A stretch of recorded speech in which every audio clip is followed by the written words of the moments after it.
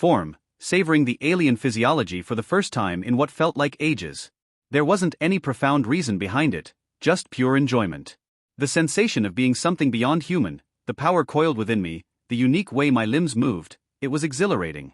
But we didn't have time to waste on personal indulgence. We worked swiftly, tearing through the arena's corridors, knocking out guards, freeing captives, and rallying gladiators to our cause. Most of them were eager for freedom, but a handful of so-called loyalists, fighters who had willingly joined the games, decided to oppose us. A poor decision on their part. Those guys ended up embedded in a wall. As we advanced, I reunited with X and Craven, who quickly filled me in on how they had tracked me down. X and Craven stood ankle-deep in a flooded rice paddy, their eyes locked on the city looming in the distance. Unlike typical urban settlements, this one pulsed with life in an unusual way. Its towering structures of stone and vine seemed to grow in harmony with the surrounding jungle, blending seamlessly with the prehistoric landscape. The streets bustled with figures, beings neither fully human nor fully dinosaur, but something in between. Their forms varied wildly, some resembling towering carnivores with razor-sharp teeth, others smaller, sleeker, built for speed rather than raw power. A biologist would have given their life's work to study them. Craven wiped the sweat from his brow. So, Dial was captured. He grinned. That simplifies things. X turned his head slightly. Simplifies. Craven let out a chuckle. Cities are different when it comes to the hunt. The wilderness has trails, scents, and dens. Here, the trails become alleys and hallways. The nests are marked, apartments, homes, even cardboard boxes. But in the city, prey gains an advantage. X waited. Craven smirked. Here, the prey has laws and enforcers to protect them. X exhaled, if an AI could exhale. That's called law enforcement. Craven scowled. I was speaking metaphorically. No, you weren't. The hunter huffed, shaking his head. Fine. I just don't like how you point these things out. His expression hardened. The point is, we're close. I may have to leave you behind now. X didn't need to ask why. The city had humans, many in chains, but some were free. A few bore attire similar to Craven's, their rugged leather armor and weapons marking them as warriors, though none looked as formidable as him. They were likely lower-ranking hunters or mercenaries, men who lived off the jungle but lacked his skill. X adjusted his stance. Do you have your radio? Craven tapped his ear. I'll enter the city and track where prisoners are taken. Even if Dial's scent is masked by the urban stench, I still remember it. His nostrils flared. You should stay out here. X was about to respond when something in the reeds stirred. Craven noticed as well, his posture shifting slightly. It seems we have visitors. They turned, ripples disturbing the still water around their ankles. A young boy and girl stood frozen behind them. The two children were saurian hybrids, their forms resembling the great Apatosaurus and Diplodocus that once roamed prehistoric Earth. Despite standing at human teenage height, their youthful features and wide-eyed curiosity suggested otherwise. The boy, smaller and vibrant with purple and pink skin, clung to the girl's skirt. She, taller and brown-scaled, clutched a rusted shovel, her knuckles white. She said something, tentative, questioning. X analyzed her speech, breaking it down. Grammatical structure similar to East Asian languages. Syntax borrowed from multiple sources, ***. Good. The more she spoke, the more data he could collect. His ability to instinctively process languages was unusual. An anomaly. He had long suspected that this gift, this instinct, wasn't just a result of his AI programming. It wasn't a skill he had developed like hacking or strategy. It felt innate. Perhaps it was a side effect of the Omnitrix, lingering in his code like a fragment of something larger. The girl spoke again, her voice cautious. Are you from the city? Why are you standing in our field?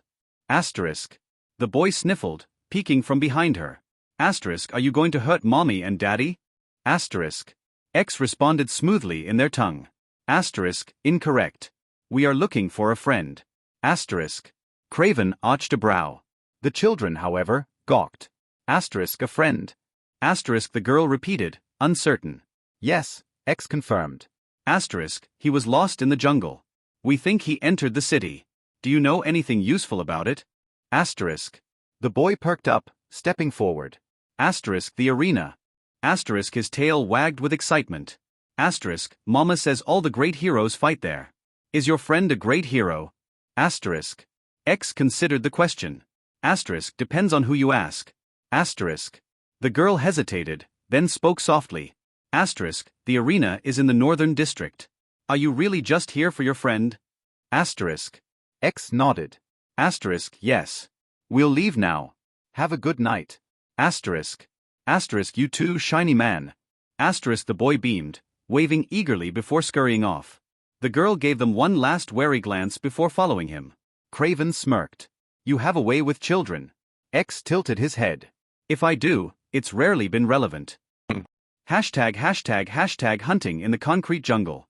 Craven made his way through the city of dinosaurs. Unlike the steel and glass towers of human cities, this place felt alive. Vines curled around stone pillars, wooden bridges connected rooftops, and creatures perched on ledges like ancient gods watching over their domain. But Craven didn't have time to admire the scenery.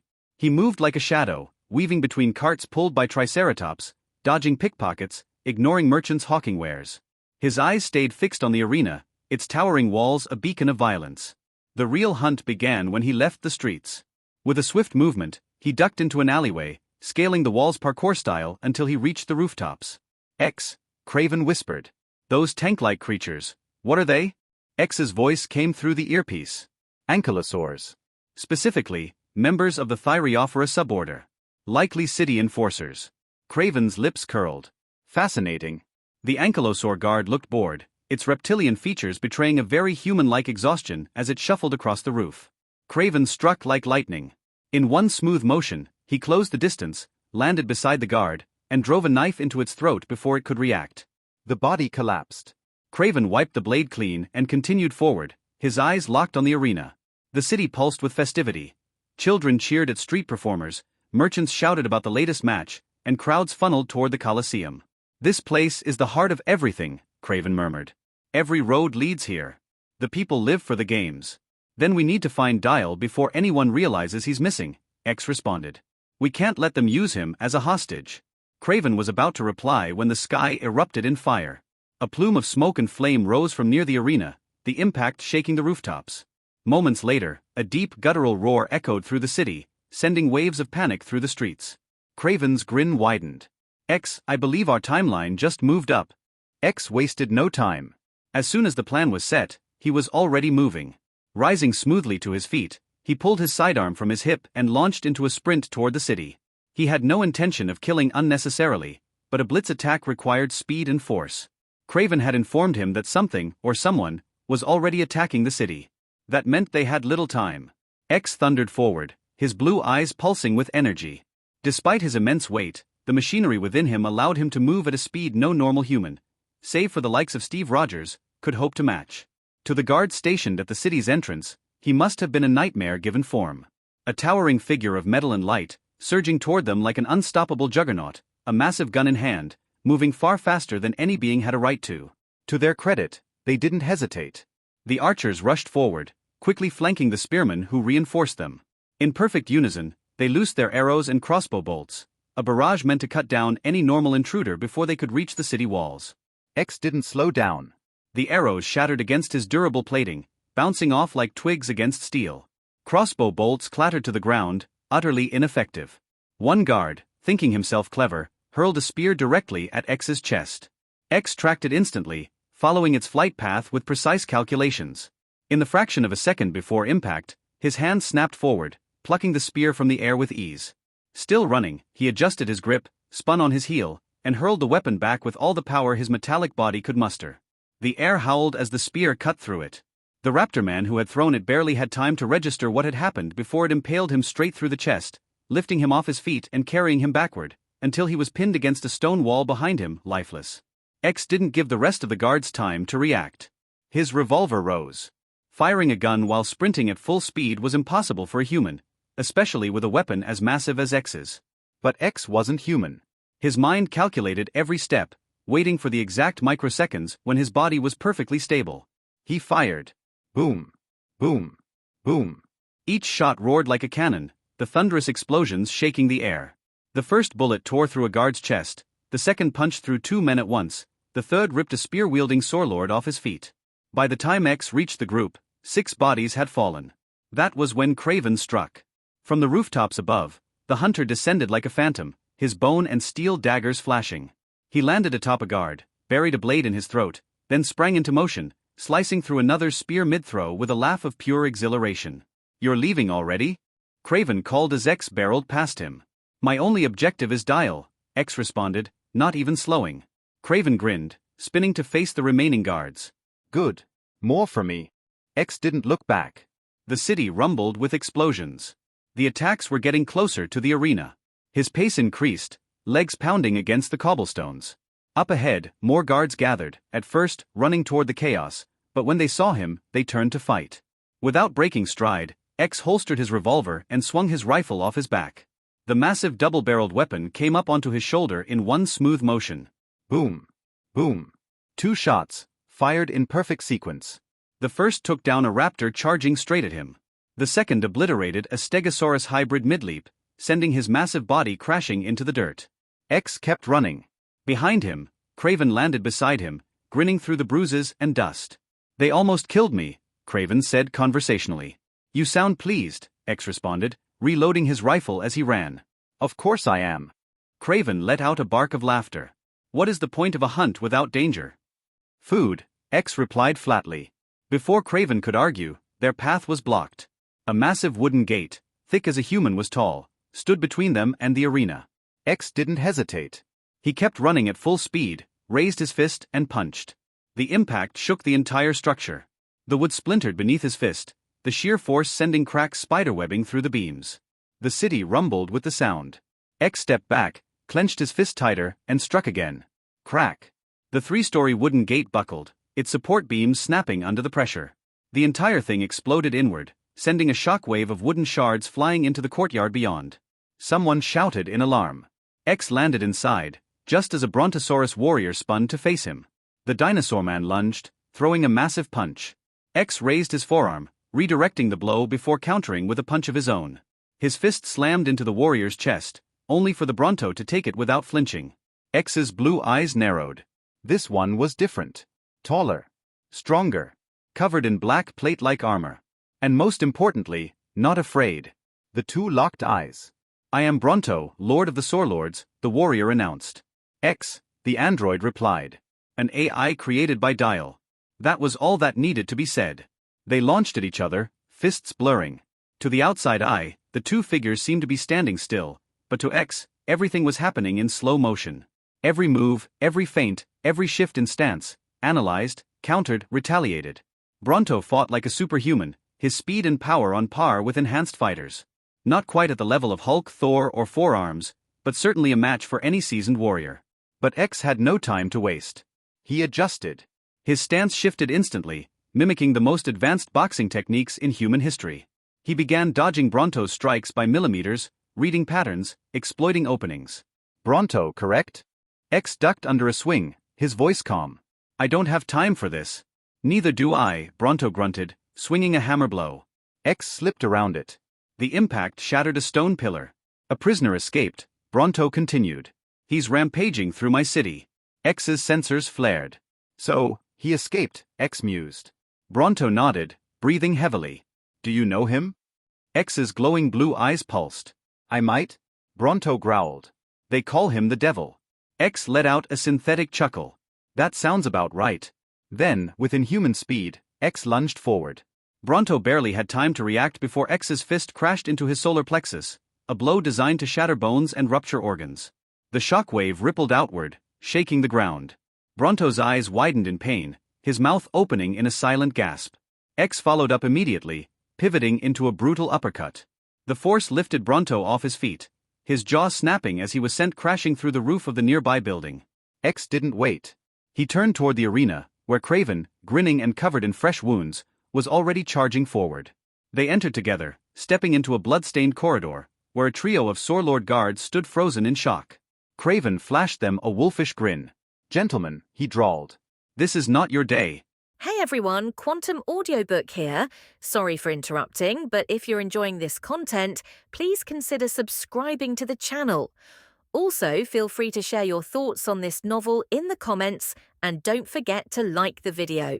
Mahmoud Sheikh/Dial. I stood in the doorway to the kitchen, watching the carnage before me. The roof had been torn off, leaving room for the behemoth to continue his feast. His long flashing teeth sliced through meat, red liquid dripping to the ground. He growled as he filled his stomach with flesh. Good thing it was already dead. Yo, I said to the big dragon/dino that was currently devouring a side of some herbivore dinosaur about the size and weight of an elephant, looked up to glare at me. It's almost time, man. He swallowed a big chunk of meat, looking down at my insectoid form. He growled something. While the Omnitrix was hopefully back to normal, Hauser still wasn't speaking any sort of language I could understand. I didn't know if that was because he was less sentient than I thought he was, because he was just magic enough to muddle the Omnitrix up, similar in some way to Wild Mutt's species, or just because he was refusing to speak at all, but that was the situation. Are you full? I asked while scuttling forward on my 6 legs, dodging around the many things that had fallen on the ground. Because we have a fight soon. He growled. Yeah, you get Styro, but we have the rest to deal with. If he could have, I think he would have rolled his eyes. I let it go. Come on.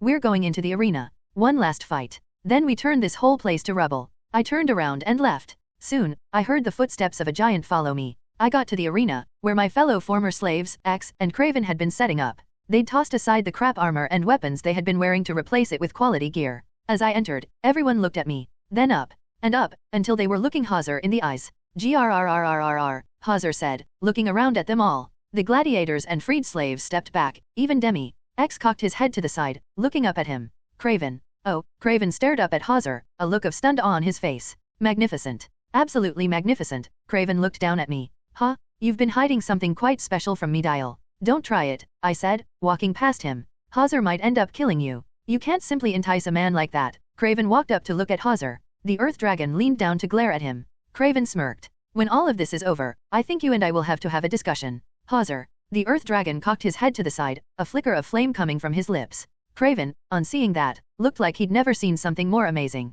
Seriously, at this point, I was pretty sure anyone who tried to pull him out of the savage land would be fighting a losing battle. I came up to X. How long until the Quinjet arrives? 4 minutes, X said. Perfect. Hey X, thanks for coming for me, man, I said quietly. The past few days were damn hard. X stared down at me. I was worried. We had no plans in place for things such as anti-metal, despite knowing of its existence. Or any secondary plans for if the Omnitrix could be damaged in some way. The Omnitrix usually was the plan, I grumbled, looking down at the symbol around my neck. I put a lot of faith in Asouth, but I should remember he isn't omniscient. Just smart enough that it seems like it. Who is Asouth? Gresh asked nearby. I ignored him. Probably shouldn't have, considering what he made of that later. Regardless of that, X said, your current plan isn't the kind I would have expected from you, especially if your hatred for this Sten person is as you said it was. It is, I would have smirked if I had lips. Sten.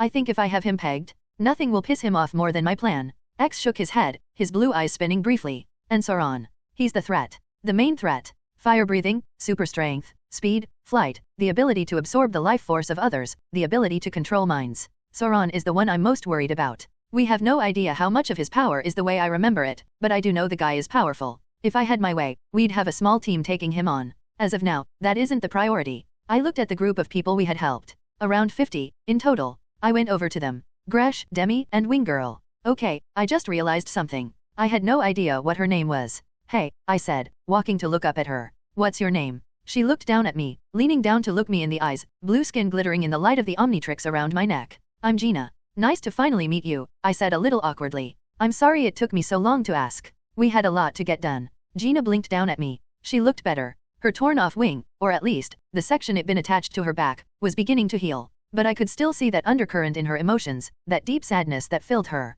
I left that thought aside, instead focusing on the moment. Demi, take the civilia dash I cut myself off. Right. I was so used to thinking of people who needed help as civilians. But in this setting, that word didn't really have as much meaning to former slaves. Take anyone who can't fight up top. Transport that can fly will come by soon. I need you to help defend them with the escort team, so you're in charge. Understood. Demi nodded, speaking in that oddly feminine voice of hers. I have no problem with that. Why is she in charge? The raptor guy grumbled. Because Sauron can breathe a fucking fire, I told the guy impatiently. How about this, if you want to block that, you can be the leader. I was just asking, raptor guy said at last, looking pretty disgruntled. You're a warrior. I narrowed my eyes at him, then at the rest. I'm taking a chance, trusting a lot of you. So stop questioning my orders. We don't have time to swing dicks around just so that you can feel better about yourself. We all get out of this place, free to eat, drink, and whatever, and I guarantee you that I can get you out. Before you guys ask how I can guarantee that, remember that I have a robot and a dragon helping me, so your arguments are invalid.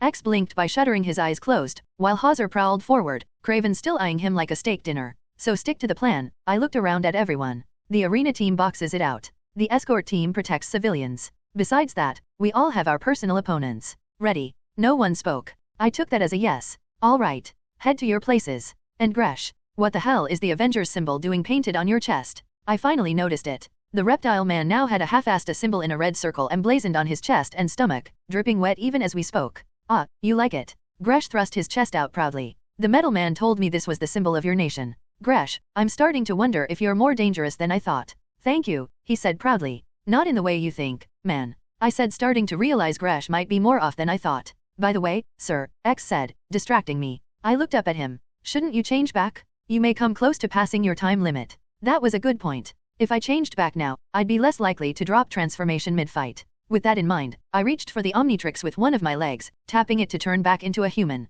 The Omnitrix beeped. Wait, what? I said, still in ball weevil form. I tapped the Omnitrix symbol again and again. It beeped each time but left me in my tiny yellow form. What? First you break because of some chump metal, and now you decide to stay in alien form. I tapped at the symbol again and again, getting nothing for my efforts. What is happening? X asked. I'm stuck, I grunted, irritated. Fine. Whatever AI or Asouth or Eunice being funny, I'll just deal with it, I said without much heat. Stuck in ball weevil form. Not that bad, really. I was just curious as to what was going on. Did this mean the Omnitrix was still repairing in the background? Whatever the case, it was time to get ready for a fight again. Places everyone, I said as badass as I could while looking like the latest adorable product of the Pokemon company. We've got bad guys to fight. We stood side by side when they entered. I was in the center, with X on my left, then Craven. On my right were Gresh and the Ankylosaur gladiator. Behind us, towering tall on the large stone platform, was Hauser, his flames dripping from his mouth like magma to scorch the rock under him. Sauron strode onto the sands of the arena with his hands behind his back, a proud smile on his face.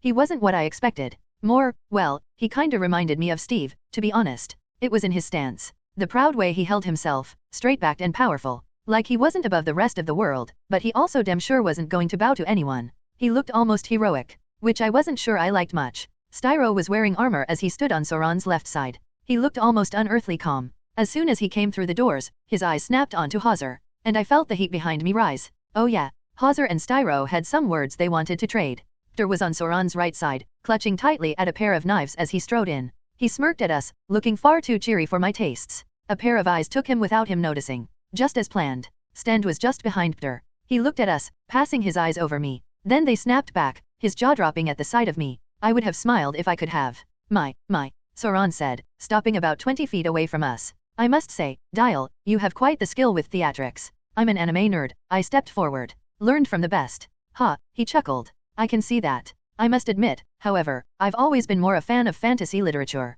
Obviously, I suppose. Can't hate a guy for taking inspiration from Lord of the Rings, I shrugged. So, we all know why we're here. Indeed, Sauron looked around. Our allies were almost silent. Craven was chuckling under his breath. Hector's clawed feet scratched at the sand. Hauser's flames continued to drip. I suppose you've already made plans for how this battle will go. Are you planning to fight me, Dial? No fear, no hesitation. Just curiosity. Yeah, I am. Everyone else has their dance partners. No, Sten growled. Sauron blinked, surprised. He looked at Sten.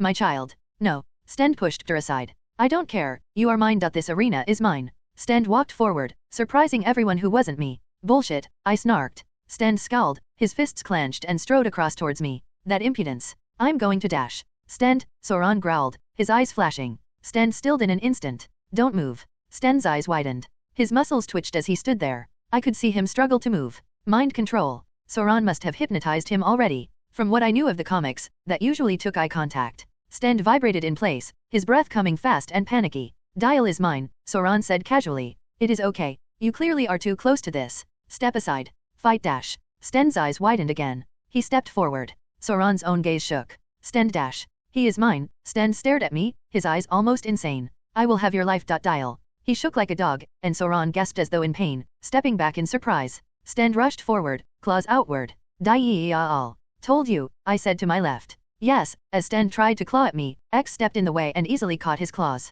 You did. Sten screamed, trying to rip into X, only to stagger when X easily lifted him off the ground. What? You wanted to learn about the modern world? I asked smugly. About all the little wonders we've created? Well, here's your chance. X, teach him about the magic of engineering. Target engaged, X said in response. His eyes flashed blue. Then he leaped forward, smashing into the walls of the arena. Before he and Sten disappeared inside, Sten got one last look at me. He looked at me in desperate rage. I turned and ignored him. When he let out a loud scream of affronted anger at that, I had lips, just so that I could grin at the satisfaction that gave. So, I said to Sauron. He looked from where Sten and X had gone, the sound of things being destroyed coming from that hole. He looked shocked. Then he slowly chuckled, before straight out laughing. Today has been the most interesting day I've had in years. He was almost crying with laughter now. Thank you, Dial. You have made things fun. His wings spread out. Saur Lords? Take them. Yes.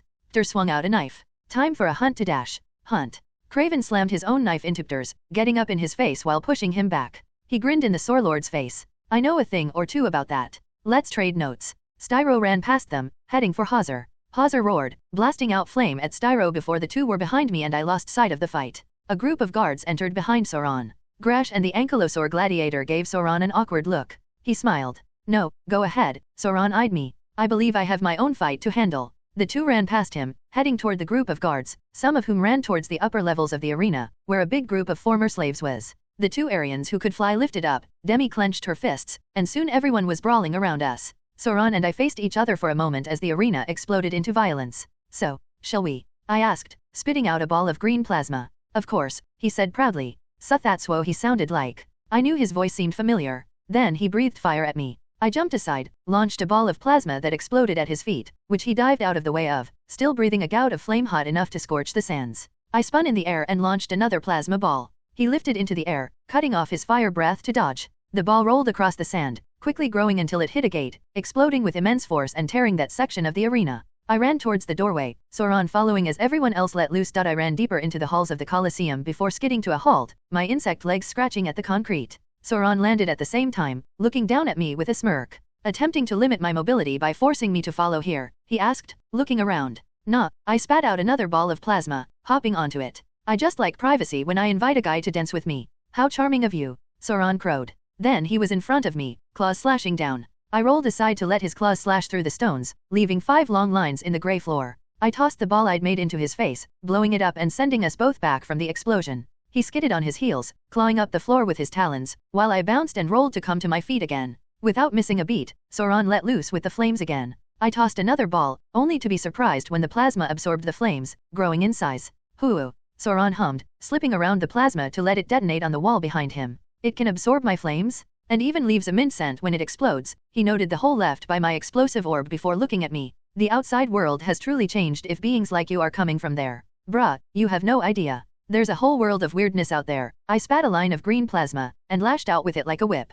He ducked underneath it, spinning aside when I brought the whip back around to snap at his leg. He brought his arms behind him and began dancing between each whip strike. I somehow controlled the 10-foot-long whip of plasma like Wonder Woman, bringing the heat, spinning, snapping, and slicing the air, as Sauron continued to dodge with the casual cool of a martial arts master fighting against a novice. A whole world, Sauron mused to himself, hopping over a spinning plasma whip. I dismissed the outside world when I came here. But I suppose I was a bit hasty. Perhaps I should dash. He was cut off when the whip lashed around his ankle. He had enough time to blink before I pulled him off his feet with surprising strength, following with letting go of the whip. The plasma pulled in around him, melding into a ball that surrounded him from neck to ankle. Explode! I shouted. The ball blew outwards, sending Sauron ricocheting off a wall. I didn't let up, tossing another pair at him, but he didn't let something like getting literally blown up stop him from spinning to his feet and rushing me. I tossed a plasma at him, but he leaped up, gliding forward and wrapping his talons around my body. Screeching like a falcon, he lifted me up in mid-flight and bashed me into a wall, my tough exoskeleton breaking the stones to free us from the arena and enter the streets. With a mighty beat of his wings that sent the dust from our exit flying, he burst up into the night sky, still carrying me in his claws. You fight well, he crowed. I twisted to look down at the ground below, getting further and further away. But I think I'd like a taste of that power of yours. I felt it then. His talons wrapped tight around me, began to absorb my energy. It felt horrible, like something clawing at my insides, pulling pieces of me out. I screamed, a grating insect sound, and instinctively lashed out a plasma whip, lashing it around his jaw and pulling hard. He let out a muffled shout as his mouth was forced closed, spinning in the air and letting me go in shock. I let go as well, letting the whip wrap around his long jaw entirely before blowing up in a green ball of smoke with incredible force as I fell towards the ground, spinning around and around. Exhilarating. Sauron shouted above me. This is what I've longed for. What is the point of having the power of gods if you can't unleash it, test its limits, to create storms? He had a point. Our fight was getting a little insane. The cracks of explosions were erupting everywhere, the sky alight in green, silver, and red as he and I traded blasts blow for blow. I spat out another ball of plasma, catching it before it could fly out of my reach, then spat out as many as I could up toward Sauron. He ducked and dodged in the air, the sky getting lit up by green explosions as each ball blew up around him. Hellzone grenade. I shouted, stealing my favorite Namekian's move as I unleashed a final barrage of plasma. Not enough. Sauron crowed. His hands glowed a bright silver that flickered with all the colors of the rainbow before he brought both up over his back then swung them down. Pulsing beams of energy flew from his hands, aiming for me. As planned, I raised the single plasma ball I'd prepared. I was surprised when, rather than coming for me, the twin beams of energy shot around me. What the dash? You were planning to absorb the energy, Sauron said with a smirk. But how do you deal with this? The twin energy beams met just behind me, blowing up in an explosion of silver that sent me flying upwards. I shouted in surprise as I twisted in the air, narrowing my eyes to hold back the pain. At the same time, Sauron found himself surrounded by a field of plasma balls. He watched them all with amusement, looking down at me as we both fell. Heh, I think if you had lips you'd be smiling, wouldn't you, child? Fuck yeah, I said. Then dozens of plasma balls exploded with a thunderous sound that cracked the night sky above the city. I fell down fast and hard, propelled by the explosion. Below me, a building made of stone came up to meet me. I spun as best as I could to face my back downwards, making it just before I hit the roof. The roof cratered under me, then crumbled. I fell through it to land on the floor below in a shower of dust. I bounced upwards, then got hit by a falling piece of rock, before I finally lay on my back, looking up at the night sky full of green explosions. Ow. I took in the pain with a weird sort of happiness, if I'm being honest. I'm not a masochist or anything. It's just, I'd been worried I'd never get to fight an alien form again. Fighting against a superhuman opponent on equal ground, coming up with creative ways to use some crazy new powers. I loved it. It was good to have the Omnitrix back, for all that I felt fulfilled knowing that I could take on challenges at my weakest. I lay there watching as the explosions faded through the 5-foot-wide hole made in the roof by my impact. A shadow swept down from them, streaming smoke. He finally landed at the edge of the hole, looking down at me. That was Dash. He cut himself off, coughing. That was a big explosion. Are you going to lay there all night, child? I was just taking in the view, I replied casually. You know, for someone who literally enslaved people and forced them to fight in death battles, you're a real friendly guy. Sauron smiled down at me, not moving as I rolled over to my stomach, spitting out a ball to hop onto. I am finding myself in a bit of a good mood. Still, I do think manners are important. You should teach Sten that, then. Because he's an asshole. You know, I think he was planning to dethrone you. I'd figured that out a while ago. Sten's obsession with obtaining knowledge, the fact he was equipping his own men with Damascus steel while no other guards had it, the dissatisfaction he showed with how much Sauron hadn't shared about the outside world. Sten hated Sauron. He wanted him out of the way, wanted to replace him and steal more knowledge, to rise up. He does, doesn't he? Sauron sighed. But that is simply the way with the truly ambitious. You try to feed their greed, but it's never enough. I was hoping he'd try his revolt later in the year. It would be a good test for my Saur lords, fighting a civil war. After all, it is a testament to a father when his children show the will to surpass him, he said in that hammy as hell voice of his.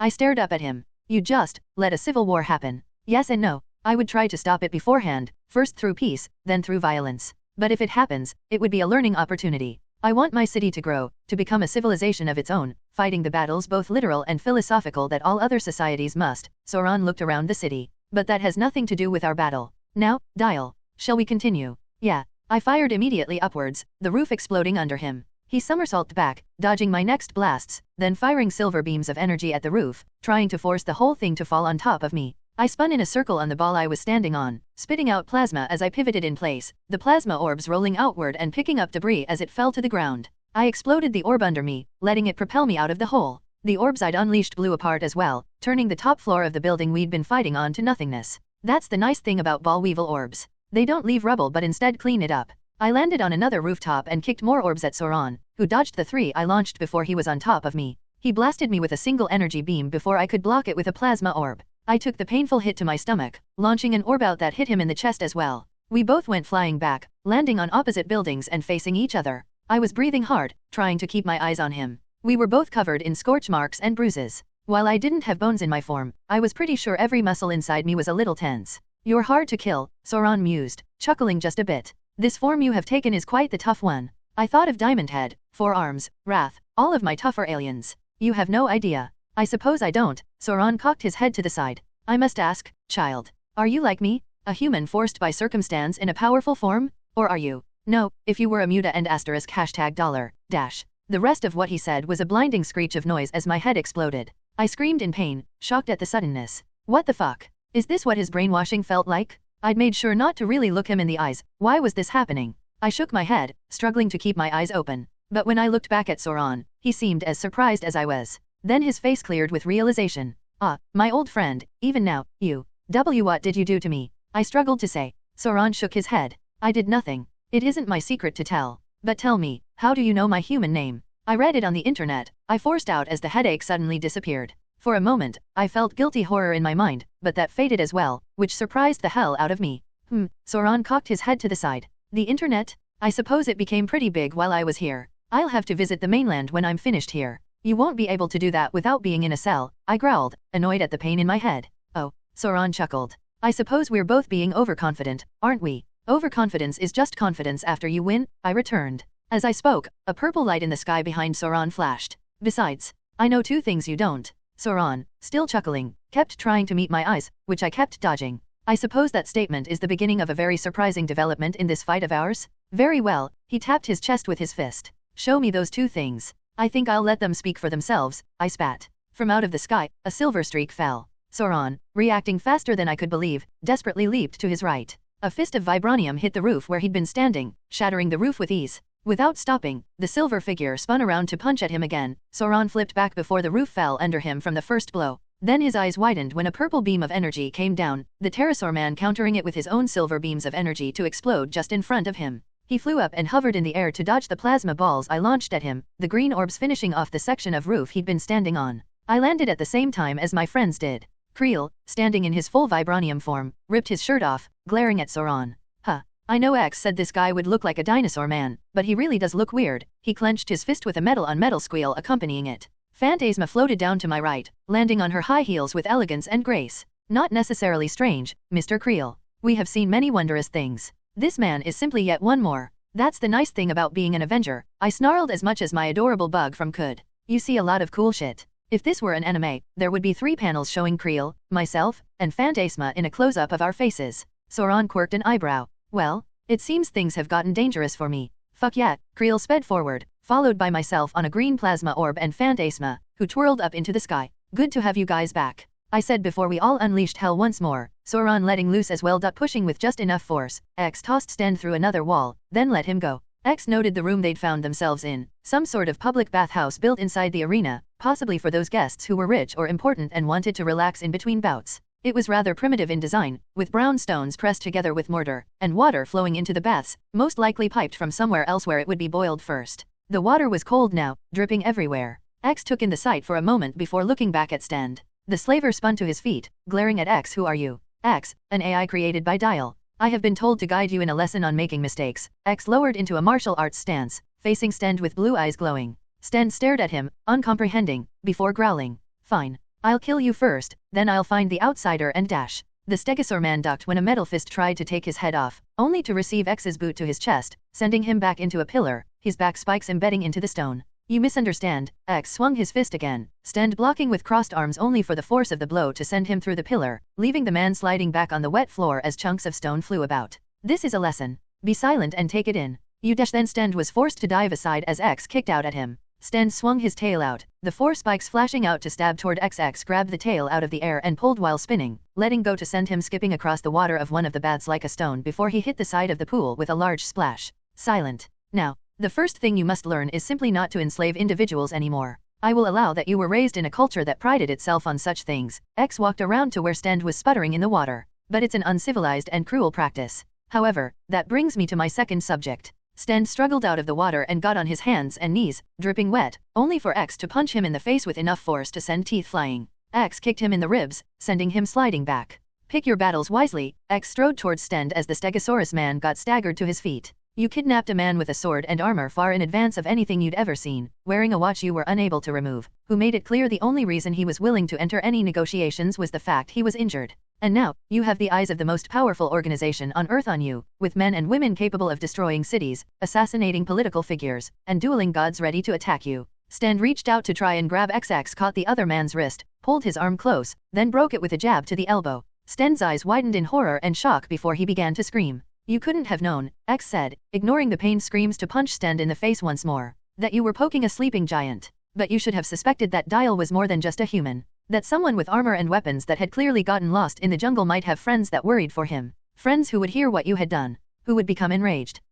Sten said, staggering back. I won't kill you, X said. In fact, if you surrender now, I'll simply place you under arrest for the numerous crimes you've committed. Sten's eyes flashed. No, X's fist took the breath from him as it slammed into his stomach. Then I suppose I must continue. As a being with enhanced durability, you will be able to sustain spectacular amounts of damage. Sten's tail flashed forward. X let the spikes hit him this time, the sharpened bones bouncing off his metal body. I would like to apologize in advance. If you continue to refuse to surrender peacefully while continuing to fight back, you will be significantly hurt. But I will admit, after hearing how you treat those under your care, that is more of a bonus for me than anything. Sten responded by grabbing at X's claws scratched against a metal body, and he tried to lift X off the ground. The android responded by headbutting Sten. As he did so, he continued to communicate with the incoming Quinjet. 4 minutes until reinforcements arrived.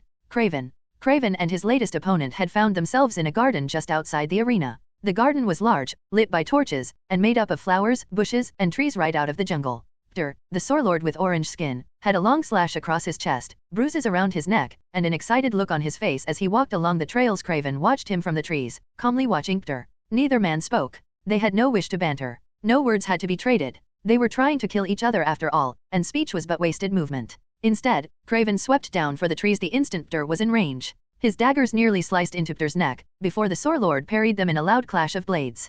Craven landed on the ground and pressed the attack. Pter spun his daggers around and fought back. Lit by the fires of the torches around them, shadows dancing across Craven's tan skin and Pter's orange scales, the two men tried to kill each other. Their blades clashed in a spray of sparks from the speed and strength of their blows. Craven's abdomen obtained a thin scratch. Pter's right shoulder was briefly stabbed. They both kept silent, continuing to clash. Craven forced Pter to back into a tree, only for the orange-skinned Sauron to backflip into the air and land among the branches. Craven followed, his boots scarring the bark as he twisted to face Pter. The two jumped from branch to branch in their quest to murder the other, the trees shaking loose leaves from the violence of their attacks. Craven ducked under a stab, landing on a lower branch, and bouncing back up with an uppercut slice.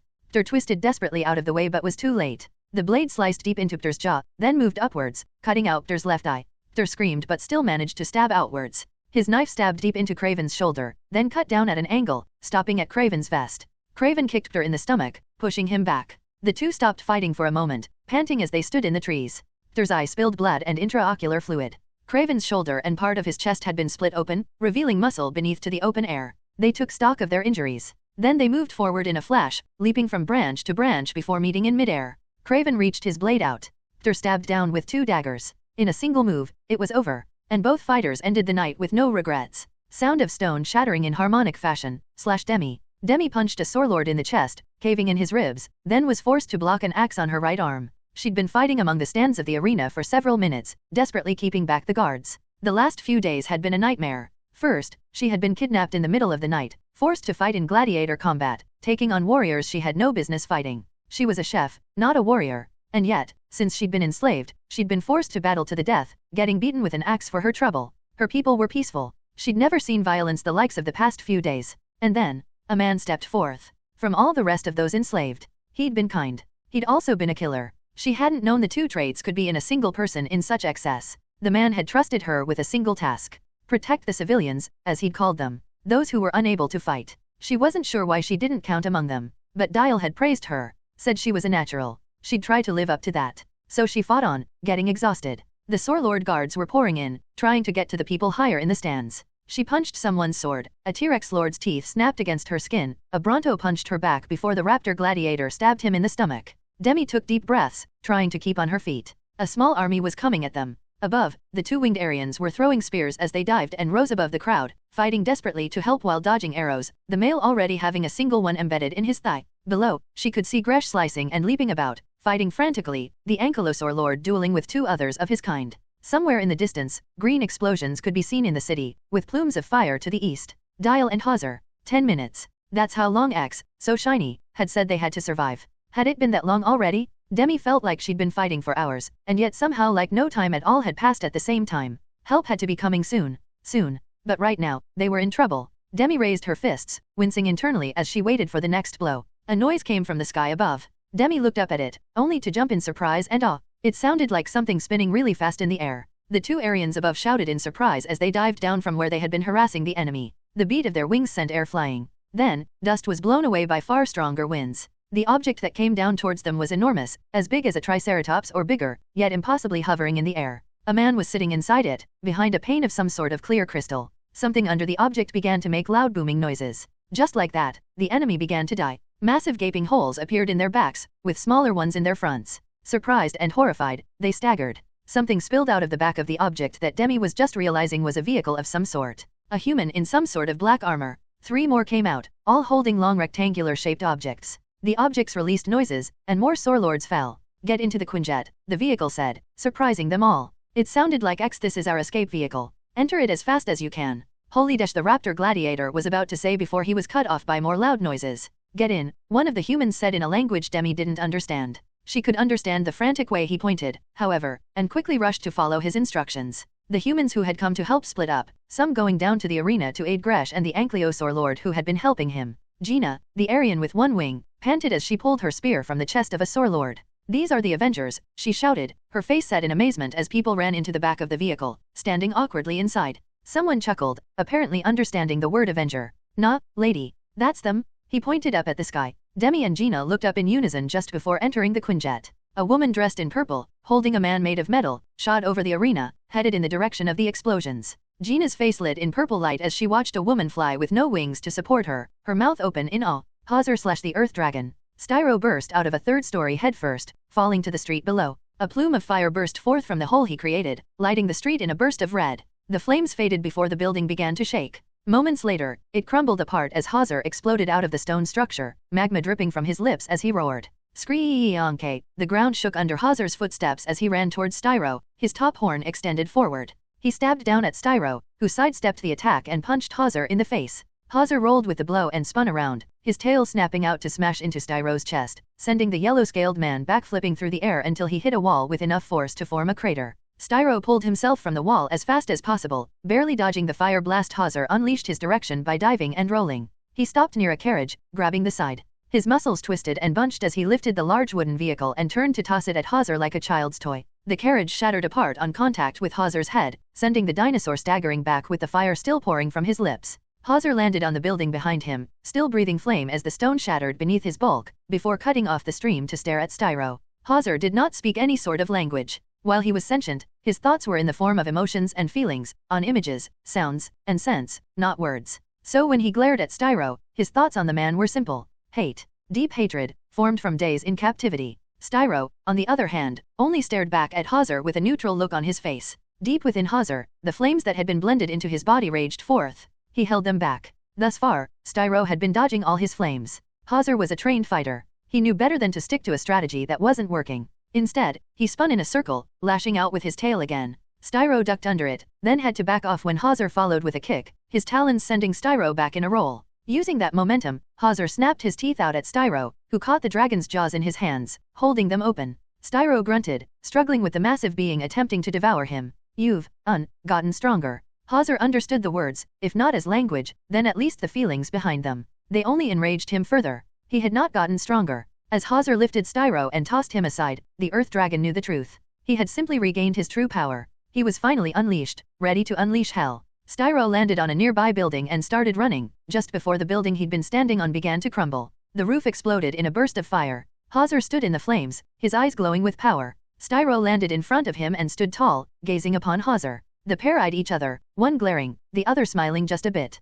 Then they rushed towards each other, slamming together with explosive force. Yeah, the fight was gonna take a while. Carl Lycos/Sauron. My name is Carl Lycos. When I was a child, my father, a famed paleontologist, took me to the Antarctic Circle, a place called Tierra del Fuego, on an expedition. With us came a man named Dr. Anderson, who brought his medical skills, and his daughter, Tanya. As a young man, Tanya was everything to me. As a child, I felt so alone. I went on expeditions with my father so often that I had no chance to speak with anyone else. All I had were my books and my father. So Tanya, she changed my life. She was smart as a whip. She was brave. And she was funny. Or at least, I thought so at the time. In truth, my memories of Tanya become rather rose-colored as the years pass. But I can't help but remember those days fondly. Tanya and I in our tent, her white hair cut short, her blue eyes flashing as we talked about Lord of the Rings, dinosaurs, and shared jokes a child finds hilarious. We spent months in the Antarctic Circle, playing together, reading, making plans for the future. One day, she kissed me. Because she wanted to.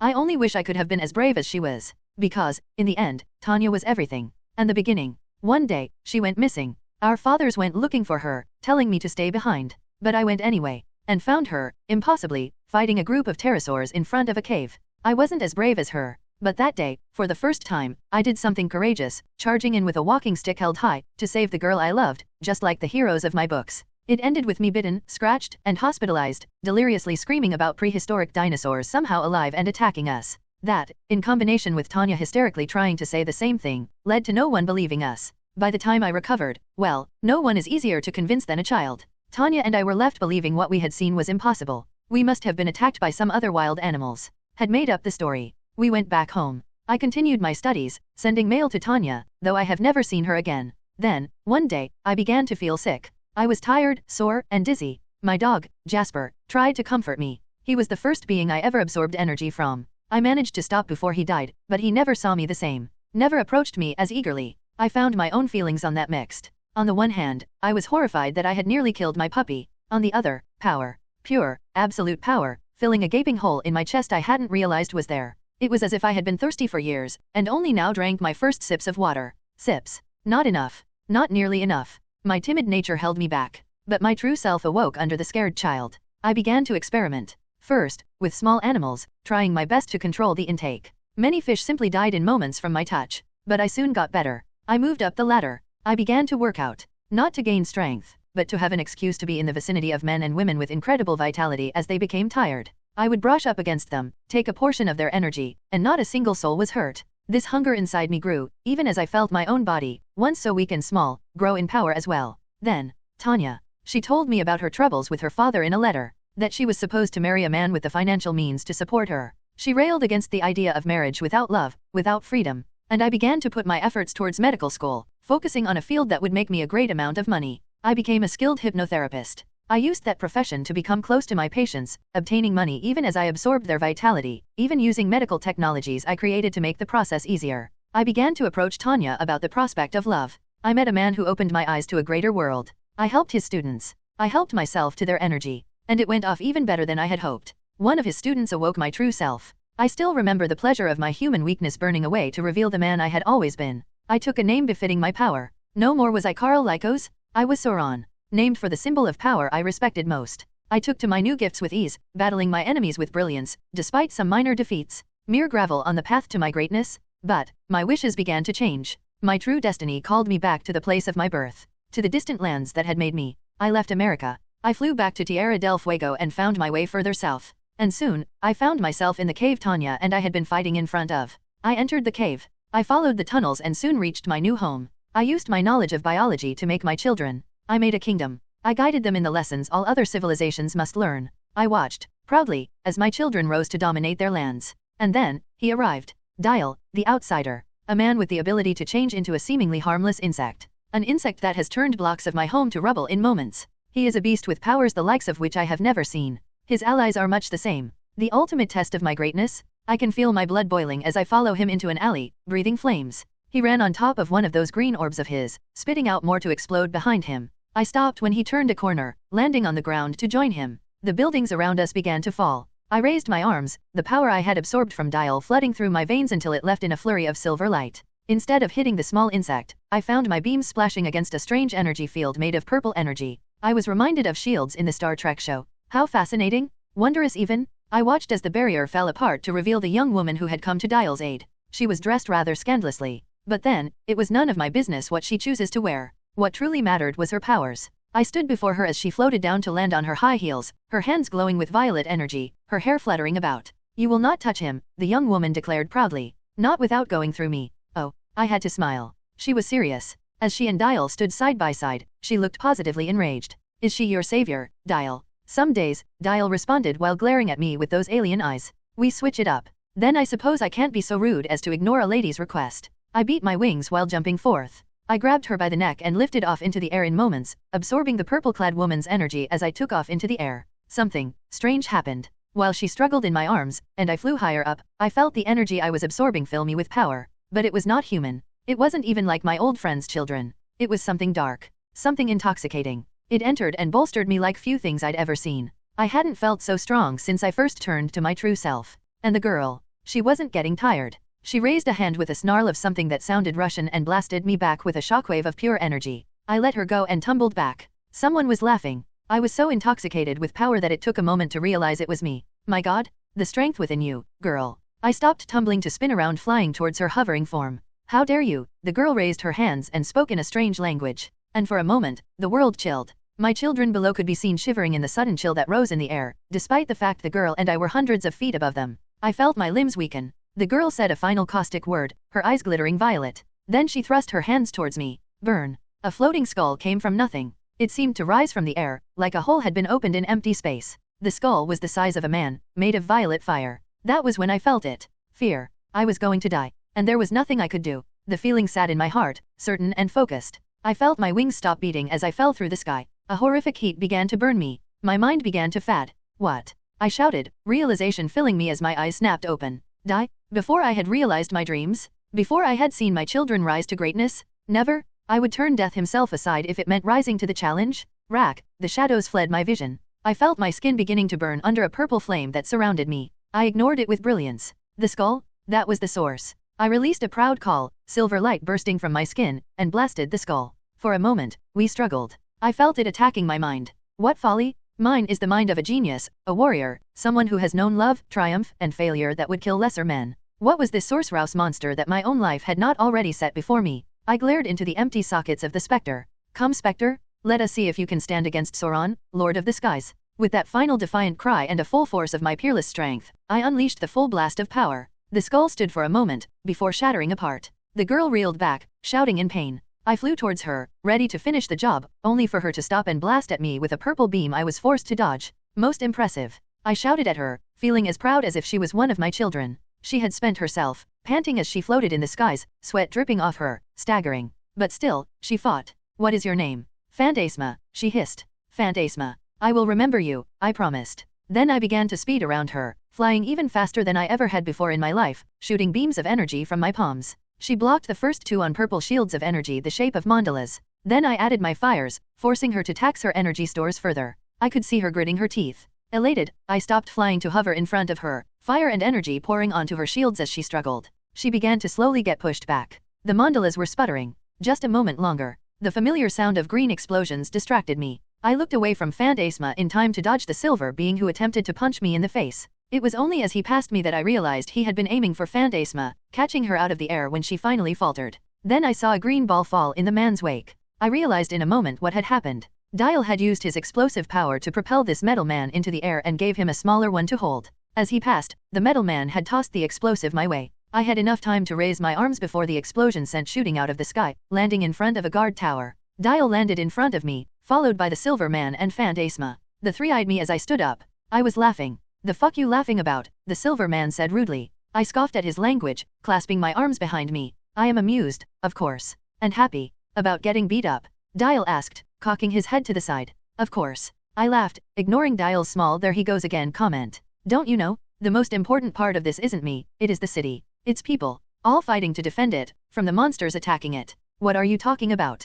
Fantasma panted. You enslave people, force them to fight in deadly battles. You've been gaslighting a city for decades, Dial growled. Never telling them the truth. I looked at the guard tower. How serendipitous that we should land here. The three before me looked at the tower. Through the windows, we could see my people watching. Saur lords, humans, Saurians, all staring at us. At them in fear. At me, with hope. They were too far to hear us speaking, but I knew what they thought we were saying. I chuckled. They have known no life but this. And now you come here. Invaders to our nation, killing and beating our guards. Trying to assassinate their leader with monstrous powers and abilities. You are villains, come to kill, rampage, and force your ideals upon us. Because you never showed them a better way. Dial shouted. And your way is best. I raised an eyebrow, my amusement fading. You could have left. This nation may have treated you incorrectly, I will admit that. But you have no need to continue fighting. Go, I nodded towards a nearby gate. Dial began to say. He stopped, staring at me. Ah, I see. Sten, I nodded slowly. You wish to kill him.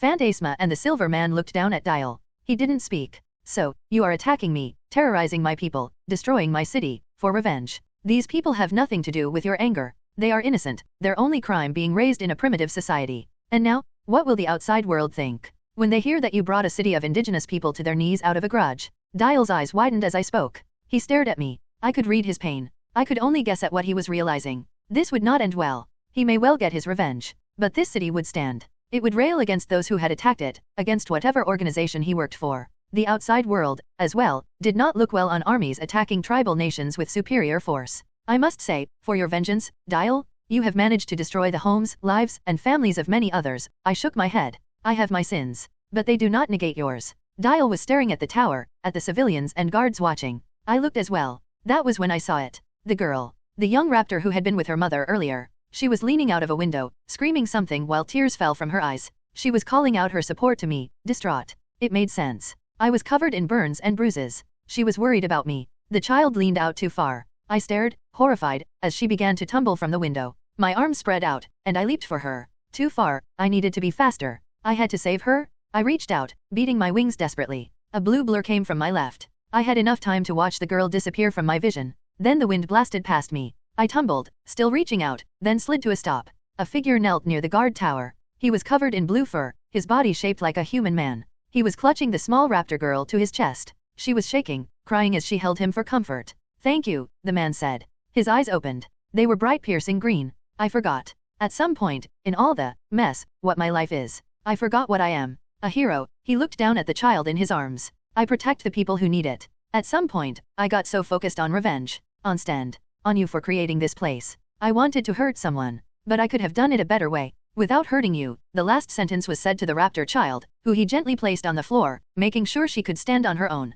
As she stopped clutching to him, I finally saw the symbol on his chest. Dial. This man was Dial. The catman he had become smiled at the girl. "You have any parents?" The raptor girl sniffed tearily. "Mommy," she said, looking at the tower. We could hear someone inside calling desperately to her as a scuffle went on. Dial nodded. "Okay," he patted her head. "Go to your mother." "And no," she sniffed. "Stop hurting Lord Sauron." He shook his head.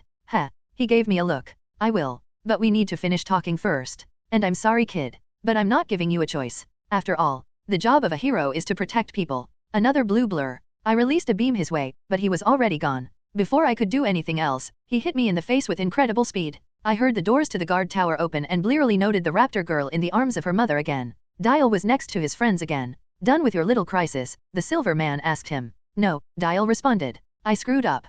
Guys, mind helping me make up for it?" Fantasma smiled. "I do not. I get the feeling it will be a regular occurrence." I rose to my full height. "So, you have more power than I thought." He chuckled. "Oh yeah," he looked down at the green symbol on his chest. "And what now?" "Dial, the outsider." I asked. Mahmoud Sheikh/Dial. I had screwed up. I'd been so obsessed with getting Sten, with destroying the center of power of the place I'd gotten stabbed and tortured in, that I had decided a whole city was worth my anger. Then, that girl. She'd been crying, reaching out for Sauron. Her mom was behind her doing the same. Then she'd slipped. And everything crystallized for me. I tried to speed towards her. Fantasma reached out.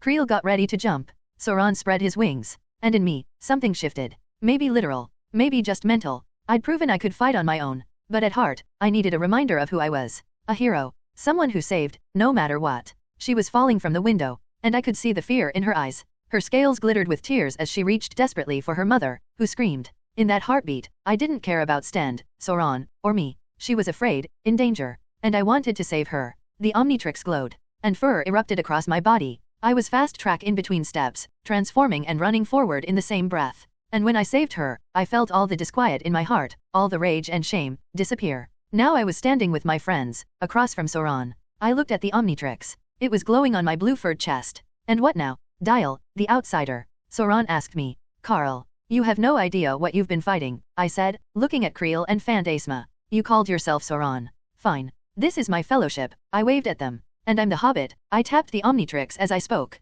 "Guess what the ring is?" Sauron, to his credit, was already flying upwards. But I had already become the wolf. As Blitz Wolfer, I howled at him. The unholy blast of sound hit him with physical force, sending him back as he screamed in pain, clutching his ears. Creel and I jumped for him, but he dived out of the way, spinning off to fly away. Fantasma followed, blasting at him, while Creel and ran on the ground. He fired beams of energy at us, which I dodged, running on all fours and returning with soundwave blasts. Creel just tanked the blasts, running through them to finally leap upwards and grab Sauron by the ankle. "Off, damn you!" Sauron shouted, lifting upwards as Creel clung to him. "Not a chance." Creel shouted back, shifting to a denser metal as Sauron struggled. Fantasma and I came in, her floating down and me jumping up to blast Sauron. He fired his silver beams and fire at us but was still sent spinning back, jarring Creel off of him at the same time. "Out of the city!" I shouted at Fantasma. She nodded while breathing hard. Then I changed back into fast-track form and ran forward. I grabbed Sauron as he was falling and blasted forth while carrying. Realizing what was happening as we approached the city limits and the jungle, he breathed flame again, blasting beams of energy from his palms.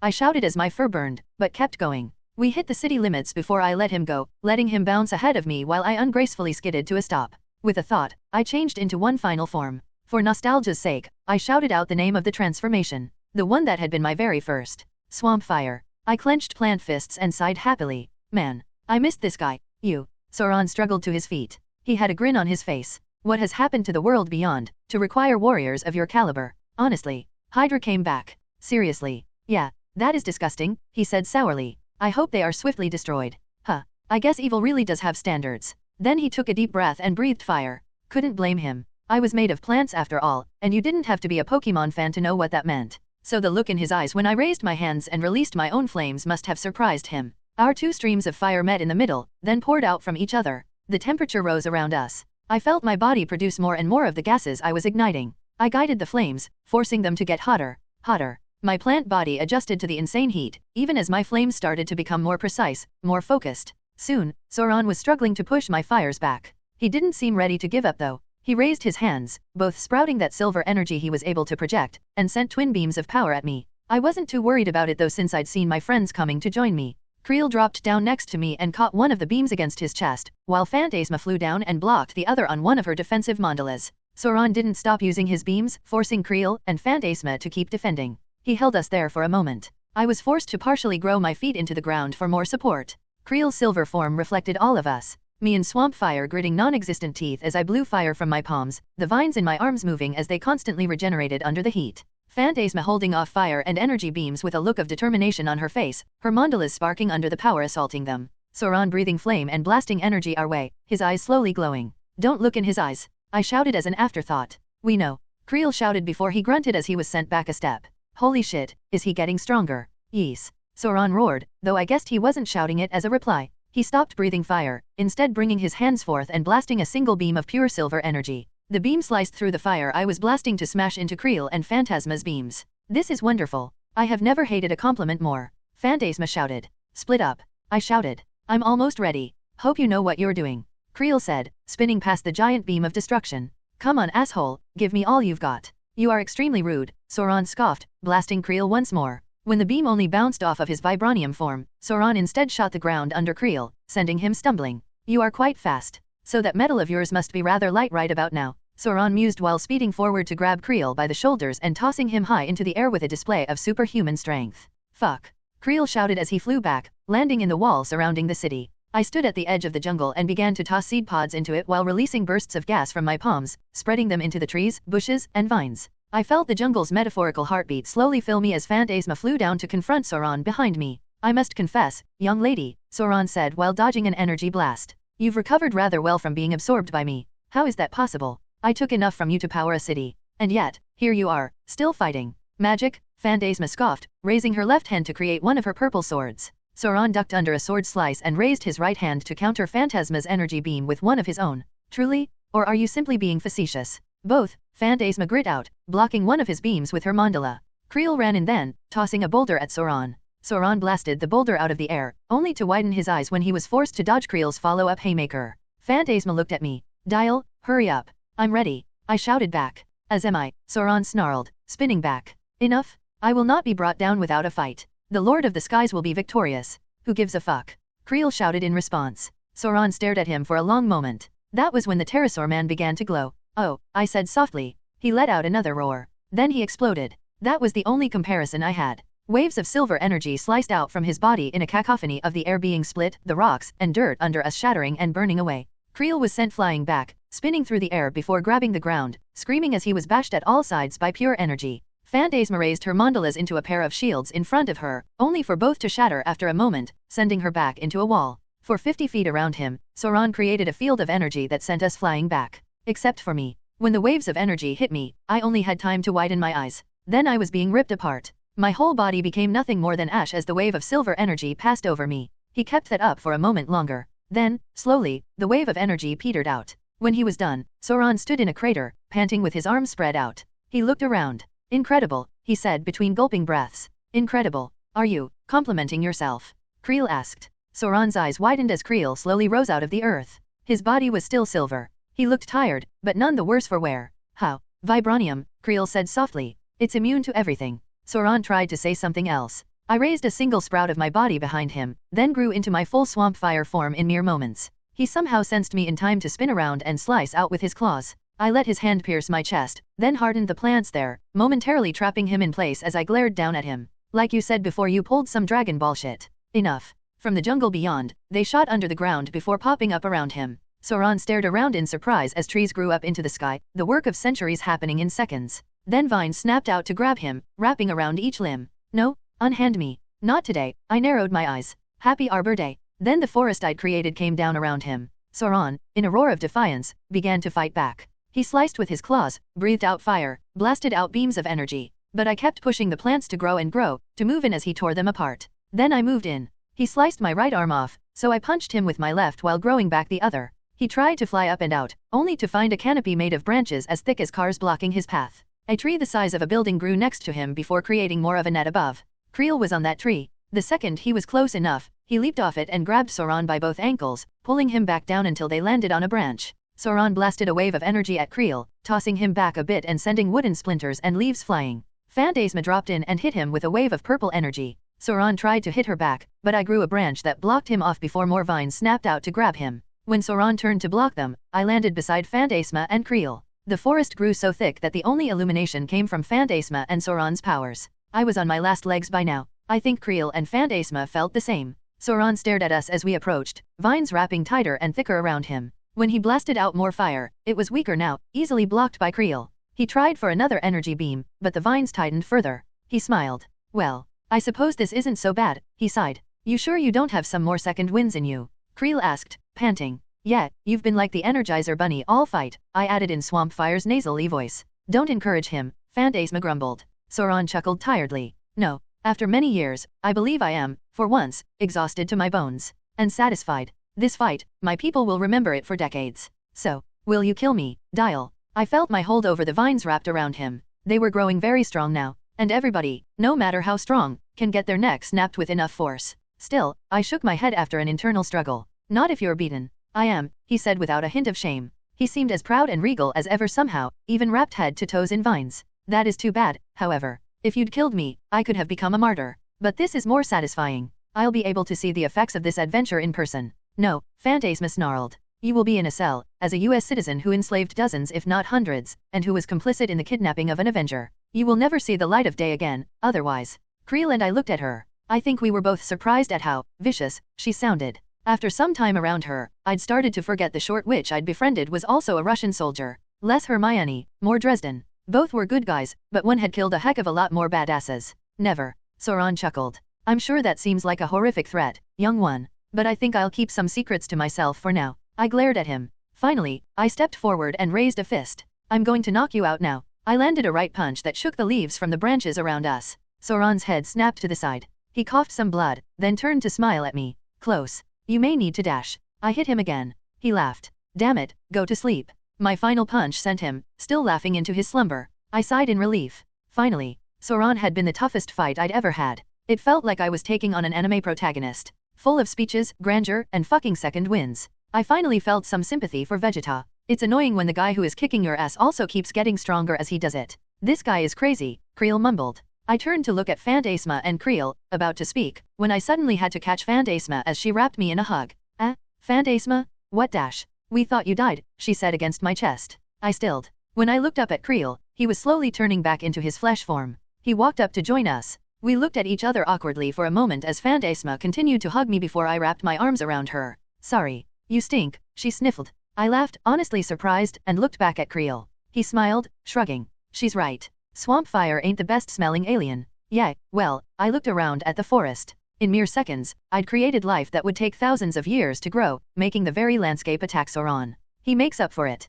Fantasma let me go, stepping back to look up at me. You were gone for so long. I'm glad you're okay, she said with a small smile. I smiled back sadly. Sorry I worried you guys. I am really damn glad to see you again. It's been a tough couple of days. Creel patted my shoulder in a manly fashion. Same here. Stop getting tossed into rivers, okay? Not like I planned on it, I grumbled. Don't let him fool you, Fantasma smirked. He spent a lot of time in the jungle yelling your name. It was so cute. Fantasma.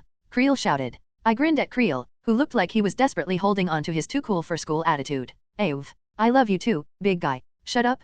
I wish you died in the jungle. Creel. Fantasma said, sounding scandalized. I grinned at the pair, then looked at the city. My smile faded when I noted the fires in the distance. We aren't done yet. Fantasma and Creel looked in the same direction, their own faces soon reflecting my seriousness. What's the plan? Creel asked. We make sure our people get out, then we get out, I said. Just like that. Creel looked at me. Don't you have someone you want to kill? Fantasma looked at me as well. The pair didn't speak as I turned to where Sauron was tied up and mentally forced the vines to cocoon around him until he had become a bundle that I then brought to my shoulder. Maybe. Would you guys stop me if I decided that was what I wanted? I asked them, finally looking in their eyes. Fantasma shook her head. I understand. I am Russian, Mahmoud. We know the importance of revenge. I looked at Creel. He hesitated. If you do it, make sure no one is around but us. We'll keep it quiet. I didn't know how to respond to that. Instead, I just mentally told a set of vines to grow into a platform for us. We got onto the platform and began lowering down to the ground as I thought of my next plans. What is Arbor Day? Fantasma asked all of a sudden, looking at me. It's a holiday where people grow trees, I said. Creel cocked his head to the side. You should have said dash. Got wood, right. I rolled my eyes, trying not to start laughing my green ass off. Thanks for the advice, Seth MacFarlane. Hawser/the Earth Dragon. Hawser and Styro had been at it for a long time. Now, Hawser's left leg was twisted slightly out of alignment, while his right arm hung dislocated. Blood dripped slowly from a series of cuts across his chest, and several of his teeth had been knocked loose, allowing magma to drip freely from the gaping holes left behind. The molten liquid scorched the earth under him, making him look less like a dragon or dinosaur, and more like a demon that had sprouted out of hell. Styro stood across from him, standing in the rubble of a building. The yellow ceratopsid's scales had been scorched off in massive patches. One of his horns had been ripped out at some point, leaving the wound to leak blood down to drip off his horn. His clothes were gone now, armor stripped. Hawser glared at Styro. Styro, on the other hand, simply took deep breaths. North. Hawser stopped glaring to blink in confusion. After this, go north, Styro said simply. He stepped forward, almost stumbling, but somehow getting back to his feet. Hawser thought about that. For less than a breath. Then he roared, breathing a plume of fire. Styro watched the burst of red heat approach. Then he ran forward, eyes narrowed against the intense heat. He dived into the intense heat with no regard for his safety. His scales, more durable than Kevlar, burned and peeled away. His muscles were charred. His wounds were sealed by the heat. And he ran forward before leaping up into the air, punching Hawser in the face. As Hawser stumbled back, Styro grabbed onto his opponent's shoulder and began to punch him in the chest. Hawser, in response, twisted around to grab Styro's leg, teeth crunching into charred flesh, then pulled him around to toss him into a building. The Sauron was no longer entirely yellow. Massive portions of his skin had been charred black. He looked like hell. And yet, his eyes still burned with fury. Styro, his burned skin ripping open, leaped forward head first, bashing his forehead into Hawser's. Hawser bulldozed forward as stars filled his eyes from the painful blow, ignoring the headache to run through a building with Styro on his held on tight as he was forced through several walls. He raised a powerful fist and punched Hawser, the cooked flesh on his knuckles scraping off to leave a dark charcoal and blood mark across Hawser's face. Hawser didn't stop running until they had based entirely through the building, leaving Styro to be thrown off of his nose. As Styro fell, Hawser roared. Skriyanke. Styro landed on his back, bounced upward. Hawser took his left arm in his mouth and raised him high before slamming him into the earth once more, cratering it. Styro punched him with his right arm with intense force, but Hawser refused to let go. As Styro grabbed and pulled at him with desperate strength, Hawser raised him up and smashed him into the earth again and again, sending shockwaves through the earth. Styro didn't laugh. But as he fought, a sickening grin grew on his face, accompanied by the crackle of burnt flesh. Hawser's rage erupted at the sight of him smiling. With another horrendous roar, he let go of Styro and moved back, before leaping onto a nearby building, leaping 2 stories. Styro continued to smile as he watched Hawser moving to finish him. Hawser leaped off the building, coming down towards Styro like a several-ton meteor. He breathed a plume of fire as he dropped, the immense flames surrounding him until he glowed red-hot. Then he landed, talons first, on top of Styro. The flaming dragons exploded on impact with Styro. The last thing Hawser saw of Styro as he landed was his hated enemy's smile fading away. Then he slowly faded to ash before the immense heat. A taloned foot smashed into his corpse, sending the ashes flying about. The flames continued to rage around him in the crater Hawser had created. He stared down at where his enemy had once laid. Hawser was intelligent. He understood revenge quite clearly. And now he had it. Weeks of imprisonment, torture, starvation, forced to fight to the death. All with Styro watching calmly, taking pleasure in what he had done. If anyone ever told Hawser that revenge was unsatisfying, he would have laughed as only a proud dragon could. Revenge was wonderful. It filled him with a fierce and enveloping glee. It had been hard-won, leaving him with bruises, shattered bones, massive wounds, his energy waning. But he had won. He had won. Hawser raised his head to the sky, staring at the moon above. He roared, the flames around him blown away by the volume of his cry, his throat vibrating with muscle as he let the world know of his dominance. And everyone in the guard towers and shelters of the city cowered in fear. Mahmoud /dial. What the fuck was that? Creel said as we walked along carrying Sauron. The sound of Godzilla mixed with a supernova split the air for a long moment. The ground shook moments before that, with a small sun showing up in the distance before it faded, and now it sounded like Blitz Wolfer, Echo, and Black Canary were having a shout-off mere feet from us. I looked at Creel and Fantasma, wincing. Oh yeah, I forgot about that. So, I made a friend. Well, ally. Of convenience, you know. We continued walking for a while. Fantasma kept looking at me like I should explain further, but I decided to leave that alone. I had another issue on my mind. I kept it to myself for now, simply circling the thought through my mind. We soon had left the city entirely. The 4 with Sauron, who was peacefully lying in my vines, walked through the jungle for several minutes. I felt tired. That was odd. I'd never felt tired in alien form, at least not to this point. But now, as Swamp Fire, I was a little weary. Physically I could probably continue to fight, but whatever my plant powers ran on, they had been strained. I'd regenerated myself from absolute destruction 3 times during Sauron's outburst, which hadn't been that much of a strain. But making an entire forest, trading blows with Sauron, blasting fire strong enough to match him, it all took a toll over time. The closest human equivalent was a long jog, which, yeah, wasn't too bad, but still weird to feel that without just turning back into human form. We finally entered into a clearing. I placed Sauron on the ground, then looked around. Nobody else is here, huh? The Quinjet is waiting to support us just in case, Creel explained. He moved over to a stump and sat down heavily. But all of those guys you wanted us to save got out. Last I know, the charges were set. Blow them, I said at last. You sure? Creel asked me. We cleared the arena, right? Creel turned away to press a finger to his ear, listening to the voice on the other side. Finally he looked up at me. All the civilians either joined us or left. And the guards left the second the Quinjet cloaked. Apparently they're trying to hunt us down in the city. He sounded amused. I couldn't blame him, since the image was kind of funny. I hesitated for a brief moment. Creel and Fantasma watched as I turned to look in the direction of the city. Then, I nodded. Blow them. Now, take it out.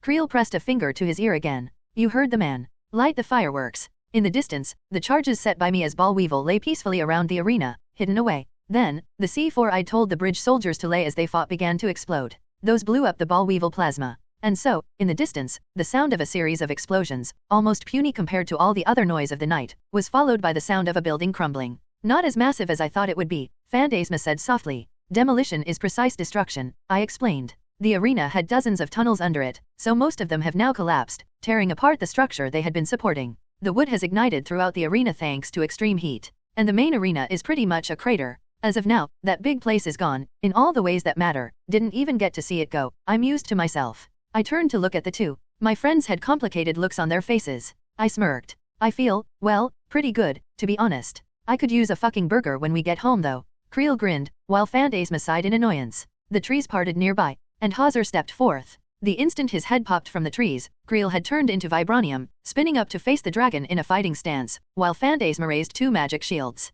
Holy shit! Creel shouted, watching Hauser slowly prowl forward. I walked up to Hauser. Hey, how'd it go? Hauser grumbled, huffing, before smirking down at me. The Omnitrix didn't translate his speech as words but as meanings. In this case, it was easy. He'd won, got his revenge, and was incredibly satisfied. He's very expressive, Fantasma noted, staring up at him in awe. Seeing that he wasn't attacking, she began to lower her arms. I subtly waved for her to keep her guard up, and she raised the mandalas again. Hauser noticed. He scoffed at the pair, then looked down at me. He wanted to know what happened now. Would I fight him as well? Try to enslave him, go back on our deal. Because it wouldn't end well if I did. I shook my head. I'm just respecting you as a possible enemy. But I don't want you as one. If you want, I can try to take you somewhere. But you can do what you want. Hauser, he stared at me questioningly. Hey, I got you your revenge, didn't I? That seemed to be enough. With a bark and a small roar, he turned to walk away. Before he did, he looked over his shoulder to growl something at me. Don't know yet, was all I could say to that question. He rolled his massive eyes, roared again, and lopped off into the jungle.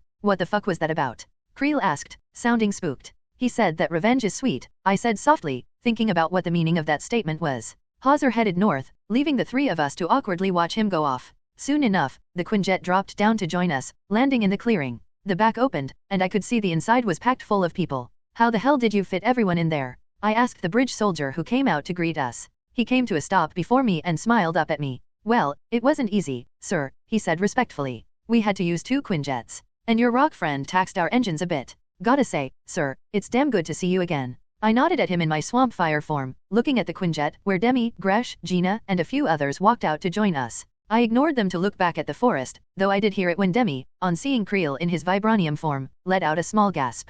Craven came from the direction of the city next. He was dragging something behind him. It took me a second to recognize the corpse of Pter. Craven was covered in cuts, bruises, grinning ear to ear through teeth soaked in blood. Hector had a hole in his chest over his heart though, so Craven looked pretty good in comparison. You have fun? Fantasma asked her fellow Russian blandly. Craven chuckled. Yes. And even in the end, so did he. Craven tossed the body forward, letting Hector's corpse flop onto the ground. The hunt is only worth the opponent. And this has been a beautiful hunt. I ignored him as well. Instead, I watched X step out of the forest next. Everyone stilled as the android came towards us dragging a body as well. This one was breathing though. Sten. His arms shattered, his tail bent oddly, blood pouring from his lips, his chest weakly rising and falling. He looked almost as dead as Hector was. Almost. Not enough. Dial, X said, finally stopping in front of me. He dropped Sten, who didn't respond. I looked him over. Still in very good shape. X had a few small marks, but nothing that couldn't be buffed out. How'd it go? He was not receptive, partner, X said, his Southern American accent a touch stronger than normal. HN. I moved to look at Sten. He met eyes with me. And slowly, carefully, he tried to reach out. He gasped weakly, pain filling his eyes. But that pain was outstripped by the hatred. Ill. He coughed. I got the gist. How pathetic is that? I sighed. You can't even. I cannot believe what a waste of time you ended up being. Sten. His hatred burned deeper in his eyes. His broken arms made clicking noises as he kept trying to reach for my throat, but could barely lift his arms. I lowered down to his level. As I did, I transformed. From swamp fire to human. I didn't pay attention to the reactions of those around me, just focused on him. I did note that my arms had healed, though they were still sore. Sten and I kept our eyes locked on each other, him hateful, me disgusted. I can't even hate something as worthless as you anymore. Sauron, the guy you wanted to replace, begged me to save you, the weakest of his children, he said, a lie, but a dig in with a knife. And honestly, if I gave a damn. I raised a hand toward the bridge soldier. Knife, please. He hesitated, looking worried. Then he took the blade from his belt and put it in my hand. I brought the blade to Sten's throat in a smooth motion, the blade cutting just a bit into his scales. Sten froze. Fear entered his gaze. A harsh and bitter part of me relished in that fear. I almost forgot who I was. I mused. I dug the blade in more. Blood spurted from the tip. All the people you hurt. The way you stabbed me, choked me. Not knowing, in truth, that the petty amount of power you had was shit. Your way of living was shit. You, in fact, are shit. I took the blade and tossed it back to the soldier, who seemed relieved. The savage landers, bridge soldiers, and my fellow Avengers watched as I stood. I'm leaving you here. Don't, I give less than a shit. But the next time you hurt someone, you don't get a day to regret it. I'll kill you. And it won't be personal, it won't be in a life or death battle. I'll come down from the sky, snap your neck, and move on with my life. Sten hissed something at me. I gave less than a shit. Come on, I headed towards the Quinjet, ignoring Sten. Mahmoud, Fantasma whispered as I passed. I looked at her. She was staring oddly at me, worried. You have scars. I blinked at her, not understanding. Then, my Omnitrix let out a series of beeps. I looked down at the half-melted device to see the entire watch, not just the dial, but even the parts that had been melted, glowing green, with black striations through it like a circuit board. I stared at it in wonder as the watch began to shift and move, the Omnitrix growing across my wrist to change its shape. I'd seen this in the cartoons. In Alien Force, when Ben put on the watch again, the Omnitrix had changed into a more streamlined version. Except, instead of becoming smaller, the Omnitrix was growing, coming up along my arm until it covered the back of my left arm like a bracer. Soon, I was standing in a loincloth, barefoot, staring down at an Omnitrix that now extended across my arm, the portion with the actual dial that was my namesake covering the center. It finished to reveal a smooth texture, like armor out of a sci-fi movie. Creel stepped forward, tapping the Omnitrix on the metal part. His arm changed to match the color, and he blinked in surprise. It's different. I mean, still made of the same stuff, but it's like the alloy has been modified somehow. Is that supposed to happen? Fantasma asked me curiously. The correct answer was, how the fuck should I know? I wasn't even sure why it had done that in Alien Force for crying out loud, let alone why it had transformed for me. My best guess was that it was reacting to the initial damage it had taken from the antimetal, and it did that by not just repairing itself, but turning into a form that was able to resist the effects. But I could feel the eyes of the savage landers on me. They all looked awed at yet another miraculous event happening, before Gresh began to look up at me. I had to remember that these guys respected me, so I couldn't just admit that I had no clue what was happening. Better to pretend the Omnitrix changing forms was part of some big plan. I only smirked and walked toward the Quinjet. Yeah, felt like a change. Fantasma and Creel hurried to follow me. She was giving me a very bland look as she whispered. You have no idea why it did that, do you? Nope, I admitted freely. I stepped fully into the Quinjet and looked back at everyone. We made it out. But now you have a choice. I looked at Demi, Gresh, and the German guy, stopping on Gina, whose single wing fluttered behind her, then at the group of around 10 savage landers behind them. You can go to your homes. Or you can come with us, and we'll make sure to help you. In fact, if you want, you can even join us. God, I was bullshitting so much right then. I had no idea if Director Hill would be down to have the Savage Landers join Bridges' team in the Savage Land. but I was pretty sure having natives help with understanding the place and acting as guides could only help. How about it, guys? I asked the group, smiling widely while raising the Omnitrix and clenching my fist. Come with us, and I'll introduce you to the wonder of guns, reality television, and badass superheroes. Can. Gresh stepped forward, looking hesitant. He looked down at the symbol he'd painted on his chest. Can we become Avengers? Huh. I'm getting pretty good at making speeches. Later, after a shower, change of clothes, and some damn good food, I stood in front of a hologram emitter in the bridge base, wearing a bridge shirt, military pants, and steel-toed boots, the Omnitrix glittering in its new form on my arm. Director Maria Hill was being projected in almost picture-perfect quality, with only a few glitches. I explained, in detail, as much as I could about the situation I'd gotten into, trying to stick to the facts the way Cap and Nat had taught me to deliver reports, but I think she noticed whenever I felt ready to punch something and had to calm down. Still, I got through the whole tale soon enough. When I finished, Director Hill just eyed me for a long moment. Finally she spoke. First, Mahmoud. It's good to have you back, she smiled. We were all worried. I had to have guards set on Ruby so that she wouldn't try to escape and find you, especially after she found X had done it. That honestly surprised me. While Ruby had seemed to be more comfortable around me, she never struck me as particularly caring. I was more of a guy to grab books from at best. Then again, that might have just been a teenager being a teenager. Regardless, I'm glad I don't have to worry about any other Avengers or bridge personnel chasing after you. Director Hill looked closer at me. Are you really okay? I've never seen you with a scar before. I touched my face. I'd forgotten that, during my battles, I'd ended up with several cuts. Now, the one I'd gained from when the pterosaur gladiator had sliced open my right cheek had healed into an ugly mark. Another one went up next to my eye on the left side of my face, though it had healed as a much cleaner line. That would take getting used to. Along with that, I had some claw marks across my ABS, a stab mark in my shoulder, some in my chest. I'd had to stop before my shower to stare in shock at the mirror when I realized what I looked like. Since arriving in this universe and finally meeting the Avengers, I'd trained, fought, and eventually ended up here. Now, I was covered in new muscles I hadn't found before. I looked like, well, like a superhero. And my new scars made me look like Conan the Barbarian's bearded brother. I think that my scars were healing already. And when I changed into Swampfire, I just, well, finished the job, I explained to her, my fingers running over the portion of smoother than normal skin that had been left. She quirked an eyebrow. So you won't get any more, as far as we know. Which means I can have it seem like you're more vulnerable than you really are. I'm pretty damn vulnerable, I said with a small snort. Not according to the rest of the world. Director Hill crossed her arms. Dial. Mahmoud. I need to be frank with you. I thought you were Maria. I joked. She wisely ignored that. I was worried about your disappearance from the perspective of a friend. But I'm also the director of Bridge. So I had to think on what your sudden disappearance could mean on a larger scale. And I'll be honest. It wasn't good. Larger scale. I'm trying to figure out how to tell you this without giving you an ego big enough to rival Tony's. That was enough to make any amusement I felt fade. She looked like she'd been dealing with a hell of a lot lately. I tried my best to joke anyways. Just hit me. I'm pretty sure one of the people I love will pop my ego soon enough. Especially Tony. Maria nodded seriously. The fact is, you've had an effect on the world. When the Avengers were formed, the world was changed. They suddenly realized that the universe was so much bigger than we thought. But we had heroes to protect us. Tony, Steve, Nat, they're not just heroes. They symbolize so much more now. She shook her head. And now, there's you. You and your aliens. Able to shift into one of dozens of beings. Mahmoud, you may not be as famous as the first Avengers team, but you're the most well-known superhero out of the ones who followed. You came out of nowhere, and suddenly you have joined nearly every superhuman mission we've got.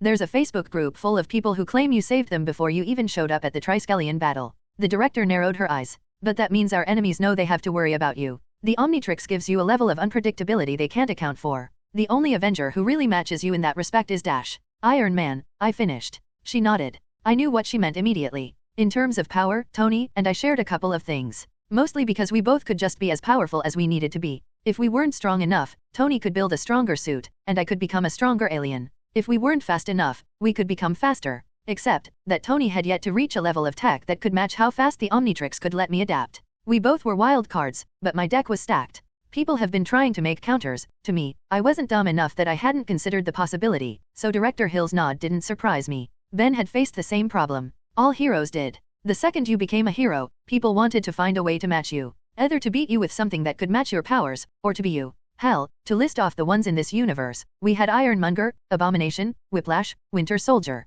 You could argue that was just comic book conventions. But the fact was, the second you realized your enemy had obtained power, the first thing you did was try to match them. If they used steel, you used steel. If they made guns, planes, and bombs, you did the same. How has that been going for them? So far, about as well as most attempts to make arc reactors, Maria said dryly. You were right. The Omnitrix is so beyond human science it might as well be magic. That doesn't mean people won't try to find other ways. The Avengers are the natural enemies of a lot of people. And a lot of them know that you can show up at the speed of sound. If you died, we'd have a lot of people ready and willing to help save everyone. I think we would be able to survive as long as someone doesn't literally make their own Omnitrix. But I have to admit, it'll be a lot easier to survive as long as you're around. She didn't give me time to think about that. Instead, she waved a hand, and a rough photo appeared. Now, Hazar. The dragon, you said. He came from the Rio incident. That's my best guess. He comes from a universe that is way different from this one. More than usual, I mean. Rio. That place is still a pain in my ass no matter how much we do to mitigate it. She looked pissed. Where is he now? In the jungle, last I checked. Think he's smart enough to consider us allies. I chuckled. I don't think he has allies. Just not enemies. I know the type.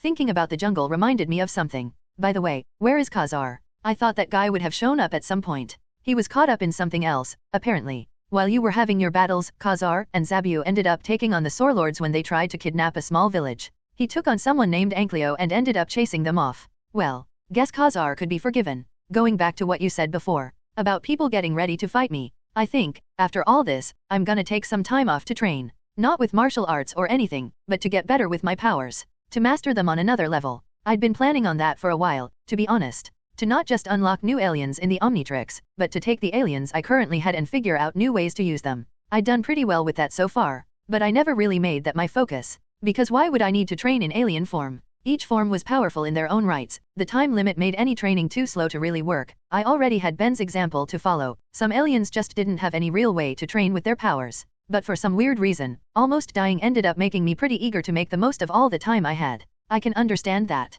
I'll make sure to give you some extra time off, Maria smiled. On the plus side, now I don't have to worry about Jen beating me with my own arms because I lost you. She cut out before I could reply. I smirked for a second. Then I scowled. So, people were trying to figure out a way to take me down. To kill me. Granted, they had been from the start, obviously, but now I had guys making their own gear to try and counter the Omnitrix. I had to plan for that. Not just for things that were possible, but the things that were impossible as well. Training. Lots of training. And weapons creation. I'd need to prepare for everything and anything. Sten, the savage land, and all I'd faced showed me I could be a hero, Omnitrix, or not. I was willing to prove that to every other asshole who showed up next. Chapter 100. I'll only be gone for a short amount of time, I said to Grash, who was staring at me uncomprehending. But while I'm gone, if you want to stay with Bridge, you'll need to listen to the rules. This means you have to listen when they tell you only authorized personnel can use an assault rifle. So please, for the love of everything I hold sacred, stop telling everyone who will listen that I'm the only king you'll follow. I tried not to sound as pained as I felt.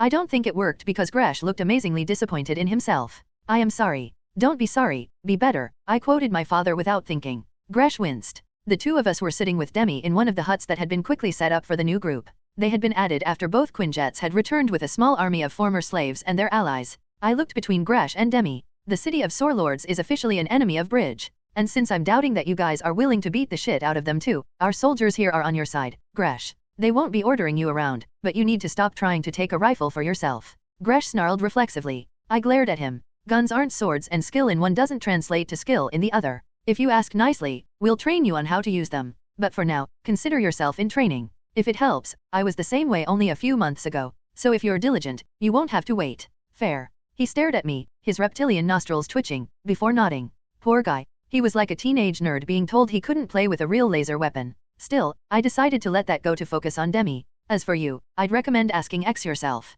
I will warn you that you two are completely different species, on so many levels. So he might say no. Demi's face fell slightly. I winced. But he's a good man. He'll either let you down easy, or he'll say yes. Just, talk to him. Straight on, tell him what you think. Demi frowned. That is not the way of my people. Our mating practices require an intermediary. I rubbed the back of my neck. All right. If that's your tradition I goose dash then I noticed Grash rolling his eyes. I took a closer look at Demi. She stared back at me as blankly as she could. As a woman made of stone, she couldn't sweat, and her facial expressions were harder to read. Unless you were a part-time alien. I noticed the nervousness in the way she shifted, the slight twitch to her eyes. She was lying. She just didn't want to talk to X herself. You are freaking adorable, I said at last. After some thought, I nodded. All right, sure. I'll be your intermediary. Meantime, let's talk about something less fun. The doors to the cafeteria opened. One by one, people filed into the room. Creel, Fantasma, Gina/Wing Girl, the Ankylosaur Lord who had decided to join us, and Dietrich/German guy, filed in, followed by the sergeant in charge of the bridge soldiers in the Savage Land, a Hispanic with a shaved head and a tattoo of an eagle on his neck by the name of Jamie Sillen, and the scientist in charge, Dr. Bernard Klaus. They moved to sit around the table as I rose up and faced them. As they sat, one more person entered. We looked over at him. He was tall, built, and tan, wearing only a vest and a loincloth. His hair was a dirty blonde, held up in a rough ponytail. He carried a single knife on his waist and moved with eerie grace. And following after him was a saber-toothed tiger. Goddamn. Nothing in the universe can prepare you for how fucking big a saber-tooth is. Even after all the time I'd spent with dinosaurs, something about a tiger in a shiny cafeteria lent the experience its own level of weird that made Zabu more intimidating. Khazar, I said politely. Zabu, it's nice to finally meet you both. Khazar nodded politely, while Zabu sat on his haunches and glared at me. Same. I apologize for not coming to your aid sooner, and I am glad you escaped. Same, I snarked a bit. As for now, I think we all should sit and talk about what's next. Namely, how we prepare. I placed my hands on the table and faced the group. Bronto and Ankleo, they might want revenge. They might want to parley. They might try to sabotage us. We also can't forget the other threats that might be possible. Corporations, scientists, or just straight evil people trying to take advantage of this place from the outside, or threats from within the Savage Land that could be hiding in the shadows. I'll visit as often as I can, as will a lot of Avengers, but we need a team ready and willing to defend the freedoms of this land's populace when we can't. I looked around. A lot of you want the same thing. A good life. The simplest thing in the world for people to want. So it's up to us to start building the framework to defend it. Now, I can't offer you guys positions in Bridge, since it's part of another organization I can't get into, and that organization might question your recruitment for way too long for us to go that route. After Hydra, the UN officials would be iffy on any recruits who weren't at least citizens of a UN nation, as screwy as I thought that was. However, as Gresh suggested, there is another organization that can work with Bridge, and thus give you the ability to work with them as well. So, in the words of one badass motherfucker, I grinned. I'm here to talk to you about the Avengers Initiative. And all the while, the Omnitrix glowed yellow. Later, X and I went with Gina to a nearby laboratory. The one-winged girl was a lot calmer than she had been in weeks, but I could still notice how the blue-skinned young girl was affected by the loss of her limb. It was in two things. First, and most notable, was in the way she walked. She was always off balance just a bit, always over or undercompensating for a weight that was gone. The second, and saddest, was in how X and I found her. Standing at the edge of the cliff I'd once fallen from, looking up at the sky. Again. She did it all the time. Staring at the blue above, her eyes shaking. So, before I left, I was going to give her something. What do you want? Gina asked me curiously as I led her into the laboratory. The Bridge logo was painted on one of the walls. Some lab equipment was placed everywhere, and the corpses of some velociraptors rested on several tables. It took me a second to realize they were the raptors I'd killed. I made a promise to myself. Well, a bunch. It's been a rough week, I said with a shrug. X stared at me blankly while Gina looked even more confused.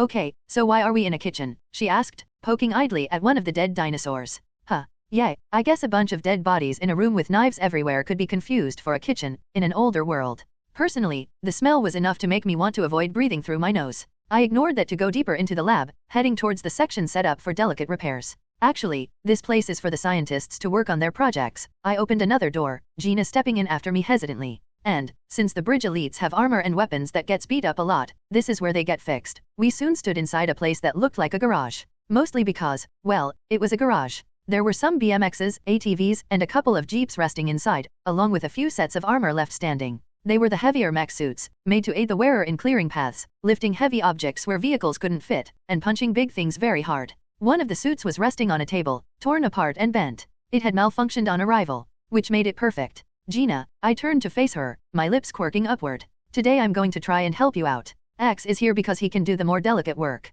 But I want to explain, first and foremost, what I'm going to do. Okay.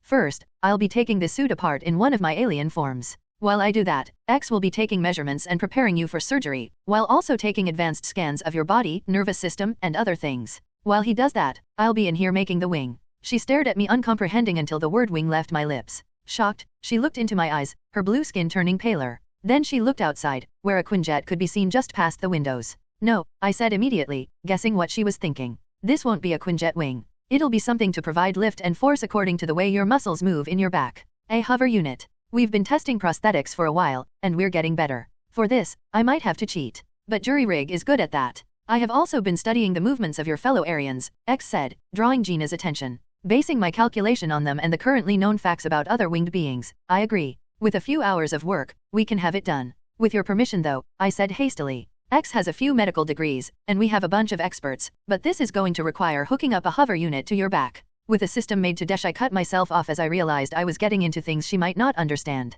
Look, it'll be a small object that will act like your other wing. Not a real one, but enough to let you dash. Yes. Gina stepped forward and grabbed my arm, her grip almost painful as she stared at me with desperate hope. I don't care what it'll look like. Just, as long as I can fly again. The last was said in almost a whisper. I gently placed a hand on her shoulder. You will. I promise. The small smile she gave me was fragile, but it was so bright that I felt myself smiling back. Come, X pulled at Gina, leading her away. Dial will need space to work. I waved them off. Then, as they closed the door, my smile faded. I felt determination in my heart as I raised my new Omnitrix and watched the dial rise without my prompting. Wadash, I stared as the dial spun to life and showed jury rig immediately. Curious, I put my hand forward and spun through the menu. Big Chill, Swamp Fire, Sandras, Wrath. Then, an Aryan form. An Ankylosaur Lord. A Saurian like Gresh. A rock person like Demi. A Saurlord Raptor, Pterosaur, and T-Rex. Man. All these forms, and yet, none of them was more useful than the ones I currently had.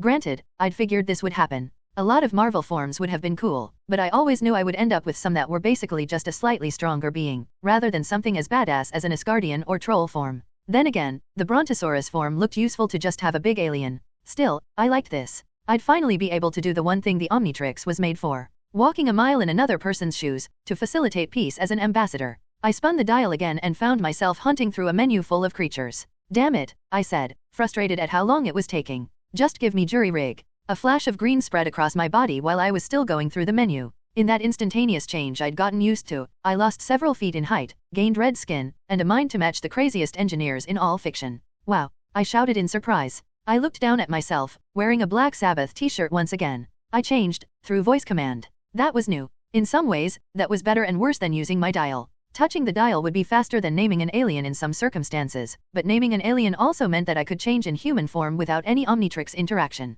What else was new? For a moment, my now genius-level intellect raced through the various implications before I focused myself with a shake of my head. Not right now. I have work to do. I ran towards the table in the center of the garage and grabbed onto the edge, climbing up to stand on it. I stared at the armor in front of me, mentally putting the pieces together. Fix, fix, fix, fix. With the loud clatter of steel being ripped apart by red alien claws, I got to work. It took an hour before I realized what else had changed. Namely, that I was still in alien form. After an hour of using my jury rig form more intensely than normal, focusing everything into making the best dem machine I could, I kept at it. I took apart the armor, pulling the pieces back together, welding them, placing the circuitry. The blueprints weren't exactly in my head. Jury rig didn't plan things out so clearly. Instead, when I took his form, I would work by intuition and instinct. Soon, after a couple of hours of work, I stopped, staring at the device I'd made. It was shaped roughly like a large water bottle, with a large portion of it glowing dark blue. Its one and only purpose was to emit force based on the various signals it received when it was inserted into a person's back.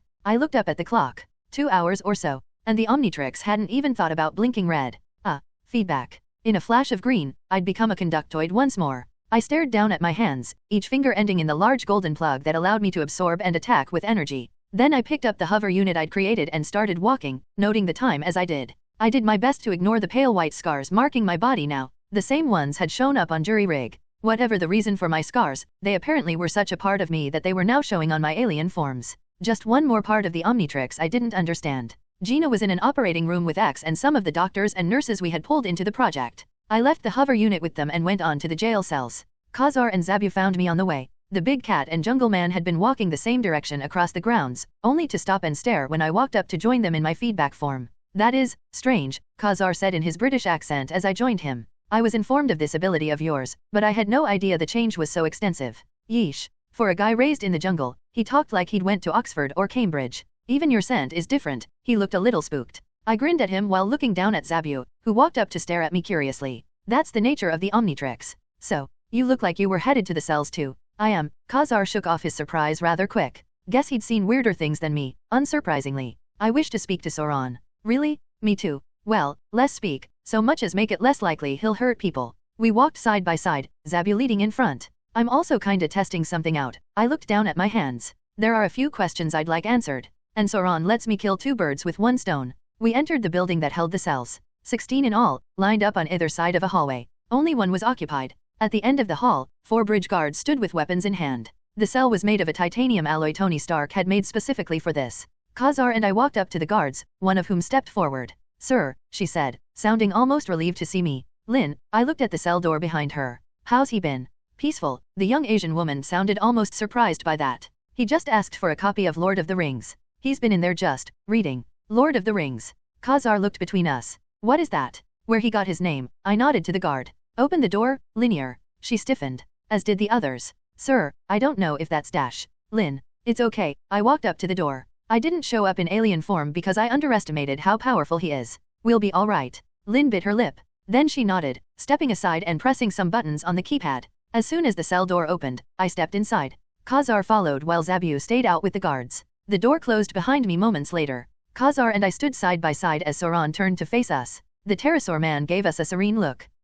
Dial. This form is new for you. And Khazar, Sauron's serenity faded. You, young man, have been quite a thorn in my side. And you have been a monster, Khazar said, sounding like he was moments from leaping forward and ripping Sauron in half. I have indeed, Sauron said without a hint of shame. But then, aren't all of us? Dial. I've heard that you left Sten alive. When I only stared at him, he gave me a leer. Interesting. So, why are you both here? Khazar looked at me. I waved for him to speak first. The future king of the savage land faced the former one. Ankleo. He attacked a small village that I was forced to defend. But that village had no use to you. It was far out of the way from your normal raiding routes, had no slaves whose races you have not already taken. In all ways, it was a useless bounty. But he fought like the devil to save something he had no reason to steal. Why? What was important about that village? Guard that village well. Sauron looked between us. The savage land has had many rulers. I suspect, many of a fantastic nature. Even stories of beings similar to the fictional world of Atlantis exist in the tales of this land's ancestors. I stiffened slightly at that, but neither man noticed. That village is said to rest on the weapon of one of those rulers. I found evidence that could not be ignored and sent Ankleo to begin an outpost there, to guard the place. Sauron looked into my single eye, which I avoided to keep from being mind-controlled, and my head tendrils waved back and forth while he continued to speak. Whatever is there, it must never be uncovered. Understood. Khazar scoffed. Why should we believe you? Why shouldn't we simply take this weapon for ourselves? We're good on weapons, I said. I'll warn Bridge. And I'll work with them to find out what is going on. You've got my word. Sauron looked satisfied. Good. You know, my hopes for the Saurlords will live on. I had dreams that they would one day grow enough to enter space. It could have been possible for them to even join the outside world. Barring some great cataclysm, I'd planned to do it in 2020. I suppose I can be happy with what I have. I decided to ruin that for him. No, I raised a single hand. I think we've had enough of Sauron. Time for Carl to come back to play. Sauron stared, uncomprehending. Then I pulled at the source of energy that had been emanating from him all the while. Silver-white streams of power flowed from him to get sucked into my body. And he panicked. Stop. The pterosaur leaped across the room and grabbed onto my arm. Let him dash. Khazar reached for his knife, ready to help me. It's fine. I held my other hand out, stopping Khazar. I could feel Sauron pulling energy through my skin, his eyes desperate. Don't do this. He kept pulling at my energy. I need to stay like this? I can't go back to Dash. Humanity. I shook my head. We all have to someday, Sauron. Not if I keep absorbing the power you're taking from me. Sauron. You don't get it. In this form, I can pull in the energy of the Big Bang. His eyes widened. The universe. Compared to that, I doubled up my absorption, and Sauron's eyes shook in horror. You're fighting a giant. He opened his mouth, probably to breath flame, while his body began to glow more intensely. But he was too weak. If this had been before my fight with him, he might have been able to run. As it was, he fell to his knees instead. I lowered myself down to him, continuing to fill myself with his power. I don't want to die, he whispered. You won't. Won't I? He looked up at me, fear in his gaze. I've been Sauron for over 2 decades. Every other time I changed back, I lost all memories of my time in this form. He looked down at his own hands. If I lose my memories again, that will be the end of me, of this Sauron. This Sauron. He's an asshole. But he's also strong, I admitted. The pterosaur man looked up at me. His red eyes were changing into a more human brown. He was a conqueror and slaver, a warrior, and to those who didn't know any better, a hero, an asshole, but a strong one. I think, that's Sauron. The guy who gave me more of a fight than anyone I'd ever met up to now. That guy wouldn't forget himself so easily. I didn't know why I said that. Why I tried to comfort him. But he seemed to breathe a little easier. Dial. If I return, I will remember you, he smirked. Let us fight again. For more honorable reasons, I hope. Then his face shrunk inwards. His green scales smoothed out to brown skin. Hair sprouted across his head, while the crest on his head sunk in. His muscular form changed until he was almost skeletally thin. With a last sigh, Sauron faded away, and a human man kneeled in his place. He stared down at his hands, before looking up at me, shock in his features. Huh, you really do look like him, I mused to myself. The face of the great Raoul Julia, one of the greatest men to ever grace a screen in my world, turned pale. Then he fainted dead away. After we got Carl Lycos squared away, Khazar and I walked out of the cells to stand at the edge of the cliff I'd fallen off of originally. I stared down at the waters below for a long moment with feedback single eyes. Surprised I had survived that, actually. What do you think? Khazar asked Zabu. The saber-tooth growled for a moment. Yeah, I think you're right, I said in response to Zabu. The pair gave me startled looks. You understand him? Khazar asked. The Omnitrix. I tapped the symbol on my chest. He may not speak actual words, but I understand what he's trying to convey. Sauron wasn't lying. Not about whatever is under that village, anyways. The Avengers are going to be needed here. I turned to face him. For a moment, I took in his features. The tall, powerful blonde man looked back at me. So, what do you think? Wanna take the invitation? Khazar crossed his arms. I suppose that having an army to aid me would be good. As long as you keep your promise. His eyes narrowed. I do not want to see the Savage Land hurt. If Bridge starts taking advantage of the Savage Land dash, then the Avengers will stop them. I cut him off. Khazar, I don't think you get it. The Avengers aren't an army of Bridge or even the world. We work with them, sure. And Bridge has been great. But the Avengers are here to protect everyone. Joining us doesn't mean you are forced to follow Bridge's every rule. It means that you will help them when they are doing the right thing. And you'll have a group of superhumans to help you whenever the bad guys need a smackdown.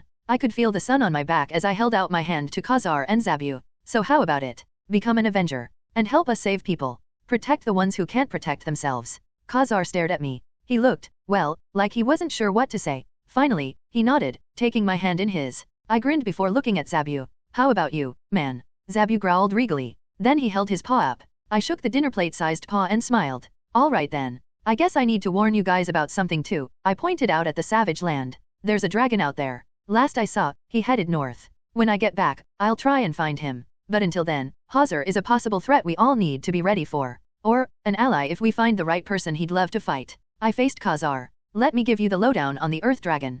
Khazar/the Earth Dragon. Khazar wasn't a being prone to deep reflection. He did what pleased him. It was the simple logic of both the dragon he had become and the dinosaur he once was. Live life in pleasure, take what was yours, and destroy those who would stop you. A simple and primitive thought process. Still, Styro's words had haunted him, on some level. Khazar was still satisfied with having killed the massive being. But why, at the point of death, had Styro told him to go north?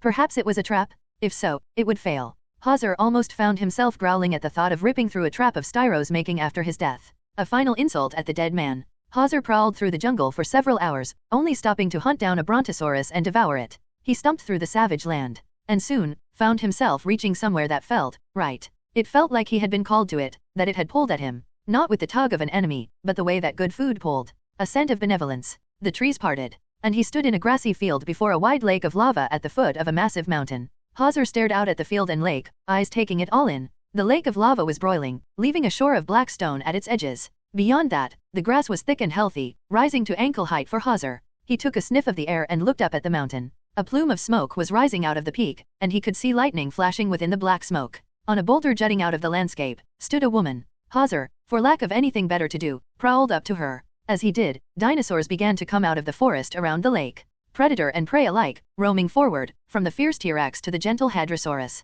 All of them came forth, ignoring one another. But they stopped well away from Khazar. Soon, Khazar stood before her. The woman was short. She was shaped like a human but had black fur covering her from her neck to her ankles, a green loincloth made of scaled skin around her waist. She was holding a long staff in her hand, leaning against it as Khazar prowled towards her, long white hair blowing in the wind. Her aged face showed no fear towards the dragon, pale white eyes somehow gazing upon him despite the lack of pupils. Khazar growled at her, questioning. The old woman nodded. Indeed. I am the one who asked Styro to send you here. Her voice, despite her age, came out with a certain vitality, power quaking through the air while she spoke. Khazar snapped his teeth. She shook her head. No, the foolish child taking you in was not my doing. I simply asked him to tell you to come. The old woman stood straighter. I, Khazar the Earth Dragon, am known as the Hag of the Pits. I have seen many things over the centuries. But months ago, an event unlike any I had ever seen shook even the great powers of the pits. She shook her head. Even the nexus of realities has been disturbed, forcing the need for a guardian there. And your arrival was but a side effect of this. Khazar let out a barking laugh. What did he care for any of this? He was here now. He was free, to eat, to fight, to do anything he wished. The woman, who called herself Hag, scoffed. Spoken like a dragon. I wish to grant you a boon, Khazar. This land, she waved her hands around her. And these subjects, the dinosaurs around them released various sounds. The hag pointed at Khazar. This place, at the foot of the most powerful mountain of the Savage Land. I protected it these many months. All for you? Khazar stared at her, then at the lands around it. When he looked back at her, she was meeting his eyes. For a moment, he felt the urge to burn her. She wanted something from him. He could tell. Permission, she said suddenly, surprising him. The hag smiled.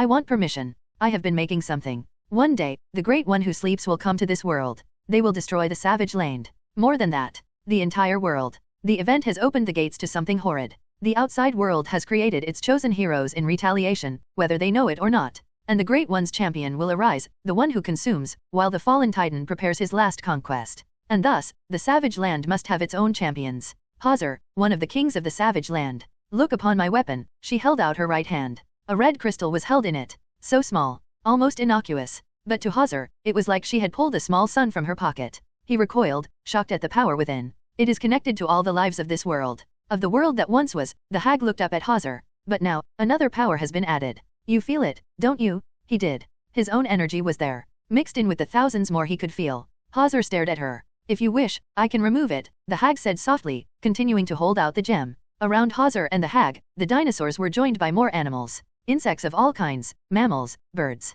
In the closest river to them, marine life gathered. I would not allow your power to be borrowed by another, she said solemnly. But our champion will be worthy of you, of all of us. So I implore you, Hazar, if you wish, you can test him. But this must be done. The world depends on it. The hag's words were not empty, because as she spoke, Hazar's mind was enveloped by a power beyond the world. He felt it resonate with his magic. And for just a moment, he understood what it was the hag feared. And fear filled him in turn. He stared at her. Then, finally, he nodded. Thank you, she said solemnly. Then she placed the gem away. I will prepare our allies. The devil and his boy. The savage ones who have just begun to form themselves. The war is coming. And if there is anything we primitives know well, it is the heartbeat of combat. Hazar's smile of grim rage and eagerness was matched by the huggy eye Mahmoud Shay/Dial. After Khazar, Demi, and Gresh all left to tell their various friends that Bridge and the Savage Avengers were reaching out for allies, I shifted into Blitz Wolfer form and got into a Quinjet with Fantasma and Creel. Then we left. Yay, I know. No sudden cheering, no incredible exit. Just getting into a ship and heading home. Real life is like that sometimes. Just boring. Thank God. I could use a bit of boring. I piloted the Quinjet personally, using Blistwolfer's claws with more dexterity than I expected. I'd never gotten the chance to really spend time as aliens outside of combat or doing something specific to them, like making tack as jury rig or lifting debris as forearms and wrath, so piloting the ship that way was new. Fantasma and Creel sat in the cockpit with me in silence. After a while, Creel finally spoke just after we finally passed the barrier between the savage land and Antarctica. X isn't coming. He asked me to head out without him, I said. He has to complete the surgery on Gina, which is going to take a while. I'll probably fly back once he sends me a message about it. But right now, Gina's surgery takes priority. That's good, Fantasma said thoughtfully. How about Craven? Creel asked the Russian witch. He's in a land of creatures that man has dreamed of hunting for centuries. Fantasma sounded annoyed. Where do you think? Creel and I shared a look. Should I be jealous that he doesn't want to hunt me anymore? I asked blandly. Oh, he still wants to, she said as though that was somehow normal. Which, it kind of was. But he'd rather fight something that won't get him in trouble for now. I turned to look at her. She only gave me the long-suffering look of a person trying to show how annoying they found their sibling. Huh. Rude, I said at last. Then I shrugged it off, though I made a note to prepare some counters for Craven just in case. Still, I'm gonna be damn happy to go back home, I said, looking out the window as snow fell about us, the Quinjet flying over the ocean. Same, Creel sighed. Skipped on a lot of sleep while I was looking for your ass. Sorry, I winced. Don't be. Fantasma smacked Creel on the head, to which he grumbled slightly. You didn't ask for all of that to happen to you. It wasn't your fault. Still, anyways, I'm actually hoping to only spend a day or so relaxing, I admitted. After that, I'm going to train my ass off. Really? Creel leaned forward to look at my face. He didn't seem perturbed about looking at the face of a wolf that could talk. You do that all the time. Not in my alien forms, I said in response. At least, not that often. Now I want to start developing my skills in these forms of mine. I raised my right hand, looking down at my clawed fingers. And keep stuff like that from happening. Creel pointed at my cheeks, where 2 lines of pale white fur marked my new scars. I think they make me look rather dashing. I gave him a grin, trying to hide my distaste for the new markings. Seriously though, I want to get stronger, more skilled. I need to start thinking outside of the box. Creel eyed me. When I looked over at him, my bald friend looked away very quickly. I looked over at Fantasma, but she was staring at her hands. Awkward. I said questioningly. You guys okay? I feel like I didn't say anything real crazy. You didn't, Fantasma agreed. I watched as she looked up at me with a strange light in her eyes, her mouth turned upside down. It's just. All my life, my spells were things I had to scrape together. I found half-written texts, knowledge from people across the world with rumors and tales. Most of what I learned was garbage I had to throw out. She clenched her small hands into angry fists. But I thought I'd learned enough. I thought I'd become a good enough sorceress on my own. Then you were lost. And I had no idea how to find you. She gave me a frustrated look. The savage land has some sort of energy that interfered with every scanning spell I had. So I kept trying to find a way around what was blocking me from finding you. I looked over at Creel, but he was staring resolutely out of the windows. I turned back to look at Fantasma and speak, but she beat me to it. It was more than that. Fantasma opened her palms, and a pair of mandalas spun to violet light over each hand. I found a way to scan someone. It requires ancient knowledge. Knowledge I don't have. From the age before, she intoned with a voice older than her years. The mandalas began to spin.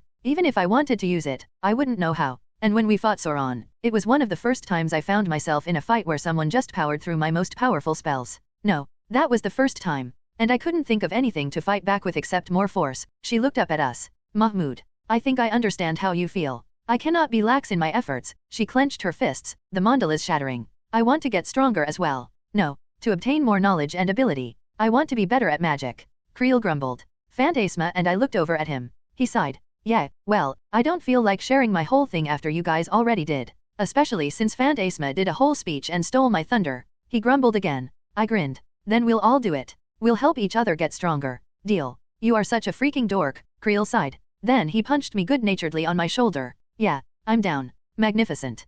Fantasma cheered. Man, I am really not avoiding the comparison between me and Ben at this point. Ah well, I had my Gwen and Kevin again. I had my Omnitrix. And it had been 4 hours since I'd turned back into a human. Time to go home. When we landed at the tower, I was in human form again. After 6 hours of being in alien form, I'd decided it was official. I had no time limit on my alien forms anymore. I didn't have master control though. A look at my Omnitrix menu revealed that while I'd obtained a variety of savage land races, like, a shit ton, I had no access to anything beyond that. No gray matter, way big, or alien win condition X. So for some reason, after repairing itself, the Omnitrix had chosen to give me voice command and unlimited transformation time. Looked like things would be getting damn interesting for me then. Still, that thought process left my mind when I saw the people waiting for us. Mahmoud. Thor rushed forward, holding his arms out. Thor, wait, don't turk. Too late. Asgardian arms wrapped around my chest and lifted me into the air, crushing me to Thor's chest as he hugged me to him while laughing boisterously. My friend? I knew you would make it out of the peril you found yourself in.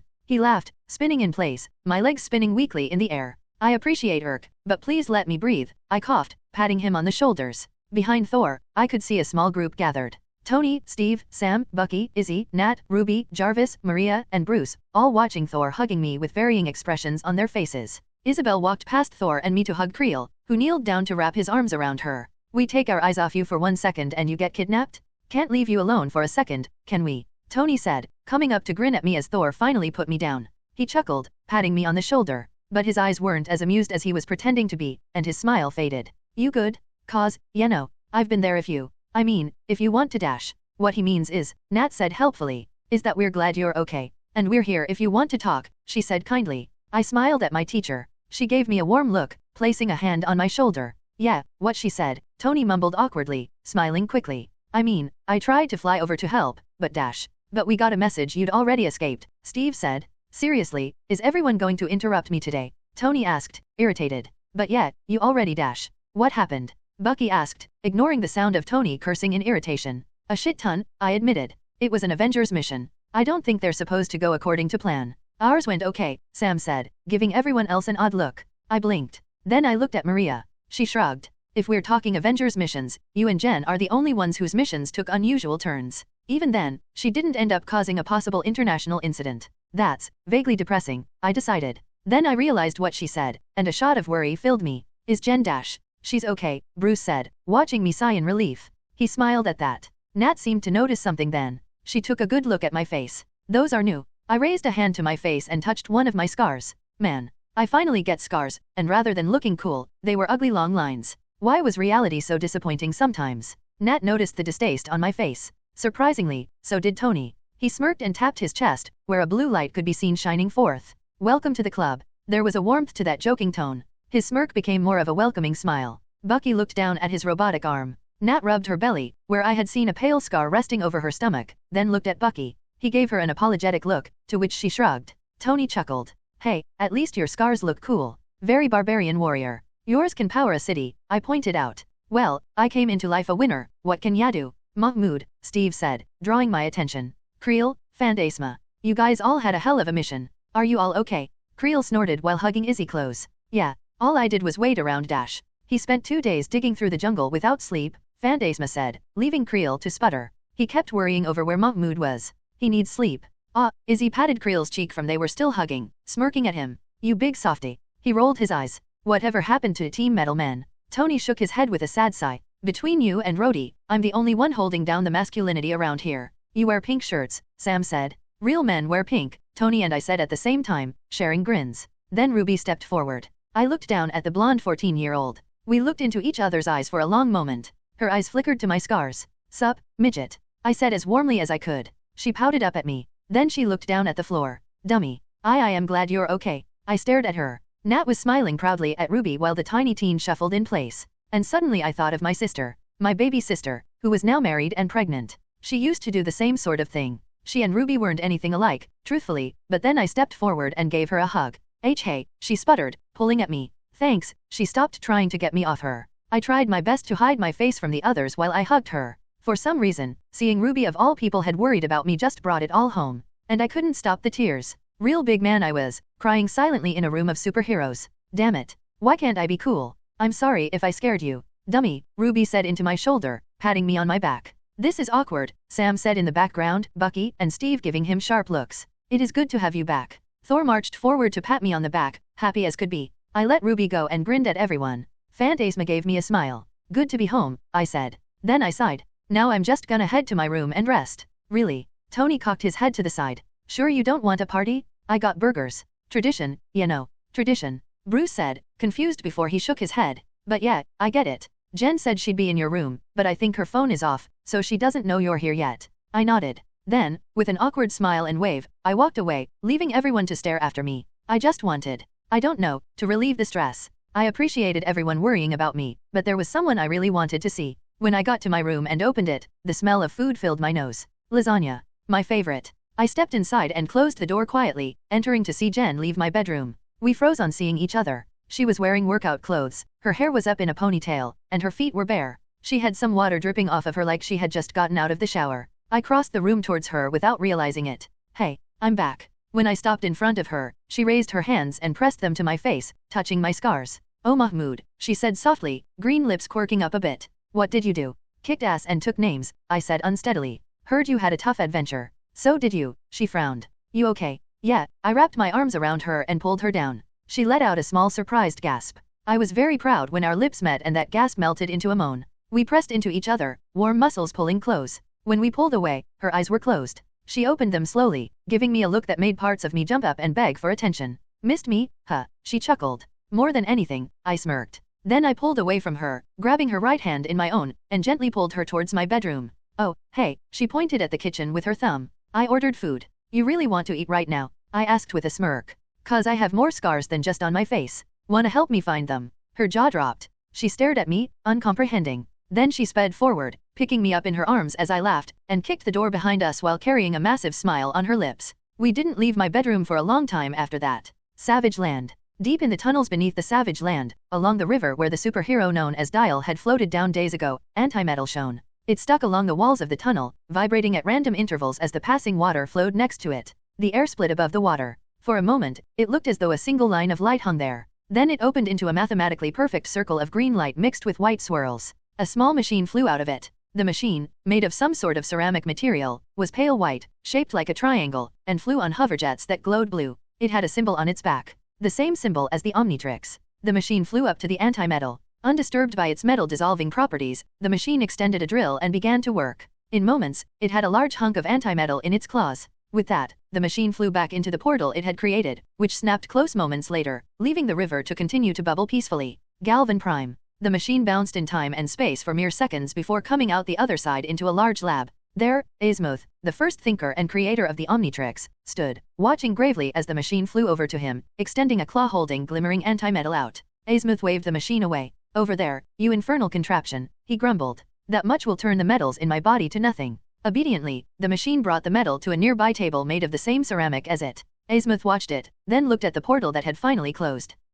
Should I? No, he shook his head. The boy has earned some freedom, I suppose. Besides, if I gave Ben master control, I suppose I can let this new one have no time limit. The machine chirped. Asouth grumbled. And what are you doing eavesdropping on an old man? Get to work. Unfazed by his anger, the machine started to chip away at the antimetal. Asouth carefully backed away, looking at the pair that walked up to join him. A blonde-haired young woman dressed in a black and white dress, and a tall green-skinned woman with tentacles about her head. Eunice, Myax. Prepare for the test, please. Yes, First Thinker, Myax said politely. Yes, Father, Eunice said in bright tones. Asouth grumbled under his breath to hide a smile, then looked over at the machine tearing apart the antimetal. Now, let's see what use you can be put to. Author's note, so, yeah, a whole lot happened this chapter, as it turns out. Where to begin? Okay, first, the Savage Land crew. They're all getting set up in different ways, but I'm trying to leave things to your imagination there. The Savage Avengers, from Craven to Khazar, to Gresh, will have their own stories, as will the bridge crew set up there. As for Sauron, he ain't dead. He's extremely imprisoned though, and I've never been a fan of the idea of revolving door prisons in comics. Meantime, Dial, Fantasma, and Alloy are all thinking about how to get stronger. The three of them have different ways to go about doing it though, and I've set up the seeds for that, obviously. Dial is going to take the My Hero Academia route, because I'm obsessed with that series, but also because I like how the creator comes up with new and interesting ways to develop the powers of the kids. Fantasma is going to take a more traditional route, which is also an excellent one to take. I doubt it's spoilers to say that it'll involve Agatha Harkness. Creel, meanwhile, well, that one is kinda a spoiler, but I guess mentioning his ball and chain isn't a spoiler in this case. Just a clue. Oh, right. And Dial and Jen had sex. Not going to write it, but be as creative as you want in imagining it. Funny how I joked dozens of chapters ago that they would do the deed in chapter 100, and it ended up being true. As for why they did it now, well, Dial's finally at a point where he feels ready. And Jen, because of the events of her own mission, is in a similar place, mentally speaking. They weren't ready before. But now that they both are, they're more than eager. They're adults, they feel like it, and they went for it. What else? What else? Oh, so, Hazar and the Hag. That's gonna be fun to talk about later. Basically, there's, I don't know, 4 references in that little conversation. If anyone guesses past 3 of them, I'll be amazed. I tried to be vague about as many as I could. Still, it's a portent of things to come. The Hag, in some ways, is just as powerful as Paradox or Harkness. Not quite, of course, but she's got a similar vibe in terms of how she sees the universe and her role in it. Then there is Asouth. Yeah, be scared. That guy may not be insane, but he's on a level of brilliance where it seems that way to everyone else. He's doing tests on anti-metal people? Run for the fucking hills? Finally, an Omake for those who haven't gotten to read it yet. Have fun. Omake, Infinite Universes 1. Greenwich Village, Spring of 2018, Earth 199,999. In a street that had been covered in debris, a confrontation was beginning. Tony Stark, Doctor Strange, Wong, and Bruce Banner strode forward together, watching as a blue beam of light is emitted from a donut-shaped ship above. The beam disappeared, revealing 2 figures. One, a thin elderly-looking being with a massive flat space where a human nose would usually be. The other, a massive and towering being carrying a hammer and covered in armor, smirked at the group of heroes. The elderly alien, a man who went by the name Ebony Maw, began to speak. As he did, none of those in the street saw a figure far above flying through the air, a green light emitting from its back as it soared on orange wings. The heroes and Ebony Maw traded quips for a moment, before the elderly man lost patience at Tony Stark. Something he shared with many people. Ebony Maw told Obsidian to charge, and with that, the battle began. No one noticed the green figure waiting above on the rooftop. Tony Stark revealed his nanomachine armor when Bruce Banner was unable to transform, blasting away Obsidian, only to be sent flying in turn. Obsidian, angered by his sudden flight, rises up to his feet and prepares to re-enter battle, launching his hammer at Tony. A familiar green flash flies past Tony, bashing the hammer out of the air before it can hit Tony, before launching forward and punching Obsidian in the face with enough force to shake the ground, sending him flying towards a nearby park. Hey, good to see you back, Bruce. Tony shouted at the green figure. In turn, the figure looked over at him, and Tony stared for a moment. You're not Bruce. What tipped you off? The green figure teased. She smirked at him, then rocketed into the air towards the park. Tony, meanwhile, focused on Ebony Maw again, firing twin beams of energy at the alien, who blocked them with pieces of rubble. Then Doctor Strange dropped from the sky to block a piece of tossed rubble on one of his shields, dropping it to let Iron Man fire another repulsor blast at Ebony Maw, whose face twisted in frustration. Bruce, meanwhile, was slapping himself in the face as he ran in the middle of a grassy field. Come on, Hulk. Come out, you're killing me, he dash. NOOO. Bruce's face morphed, half of it becoming a sickly green color, growing in size as a voice that wasn't his own screamed. Then it returned to normal, leaving him to fall back onto the grass. No, he screamed to the sky incredulously. What do you mean no? His internal struggle suddenly took a back seat to an external one when Obsidian crash landed in the park, just a few feet away from him. Bruce staggered back, staring as the massive being rose to his feet. Cole snarled something, then noticed Bruce. A sickly grin spread on the muscular alien's face.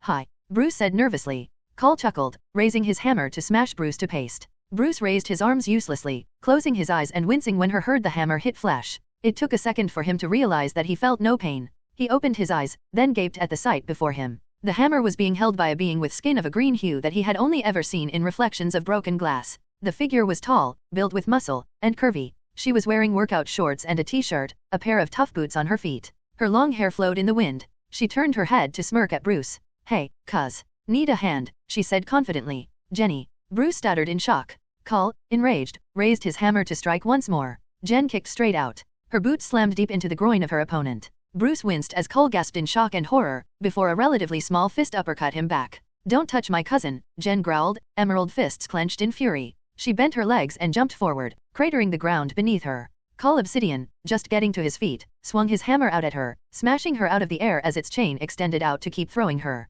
"Jenny!" Bruce shouted in two voices. Jen landed on her back, flipped back to her feet, and grabbed the chain hammer. She pulled, hard. Cole was lifted off his feet and towards her in a vicious tug, sent flying towards her. She spun around and roundhouse kicked him in the face, sending him back, before looking at Bruce. "If you can't help, hide, now." With that, Jen jumped back into the fray. Cole and her hit each other with immense force, sending shockwaves out from the impact as Bruce watched in stunned silence. Back with Tony and Doctor Strange, Ebony Maw was still throwing pieces of the street at the pair. "Will you just give up already?" Tony snarked, blocking a hail of bricks shaped into daggers with a shield made of nanobots. "You're getting your ass kicked." "I think not. Your powers are fake and mercurial things, easy enough to overcome," Ebony Maw said to the two bearded men. "Yeah, how's that working for you so far?" Strange said with a smirk, floating nearby to block an array of sharp stones from skewering him. "You wanna run, let bygones be bygones," Tony added, getting hit by a car. He rolled with the blow as Detroit steel shattered around his armored form, then flew forward to keep fighting. "I will leave, when your corpses are cooling on the stones of this filthy rock,"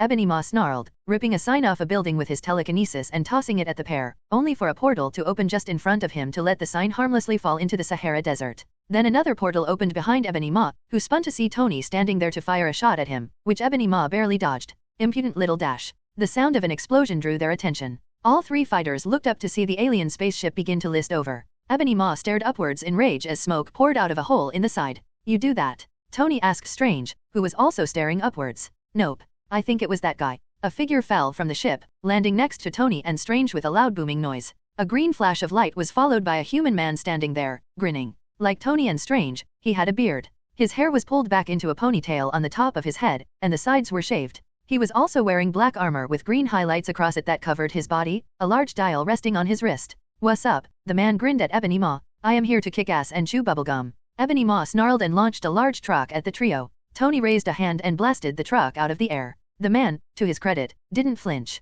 "And I'm all out of bubblegum." "Jesus, are you just a giant fanboy?" Tony asked. That made the man flinch and sigh. "Every time, Tony. Every time." Then the man raised the large green dial on his wrist and pressed down on it. In a flash of light, he became a large being made of diamond. Diamond Head. Ebony Maw tossed another car, only for the crystal being to slice it in half by turning its right hand into a sword. Then it looked over at Tony and Doctor Strange. "Am I doing this on my own, or do neither of you old guys want to help save the Earth?" "Old," Tony and Strange said in unison, sharing a sour look before raising their hands, magic and technology lighting up their palms. Ebony Maw took one look at the gathered trio, eyes narrowed, and raised his hands, several objects rising into the air around him. Then he was forced to toss aside Call Obsidian when he came falling from the sky. The giant alien crashed into a building and wearily looked around, staggering to his feet. The green woman from earlier dropped next to the diamond man, raising her fists. Wong showed up next, raising his arms to summon a magical shield. Tony's hands shifted into a pair of powerful cannons. Doctor Strange lifted into the air, and the diamond man clenched a fist of crystal with a sound like stone shattering, his sword hand slicing the air.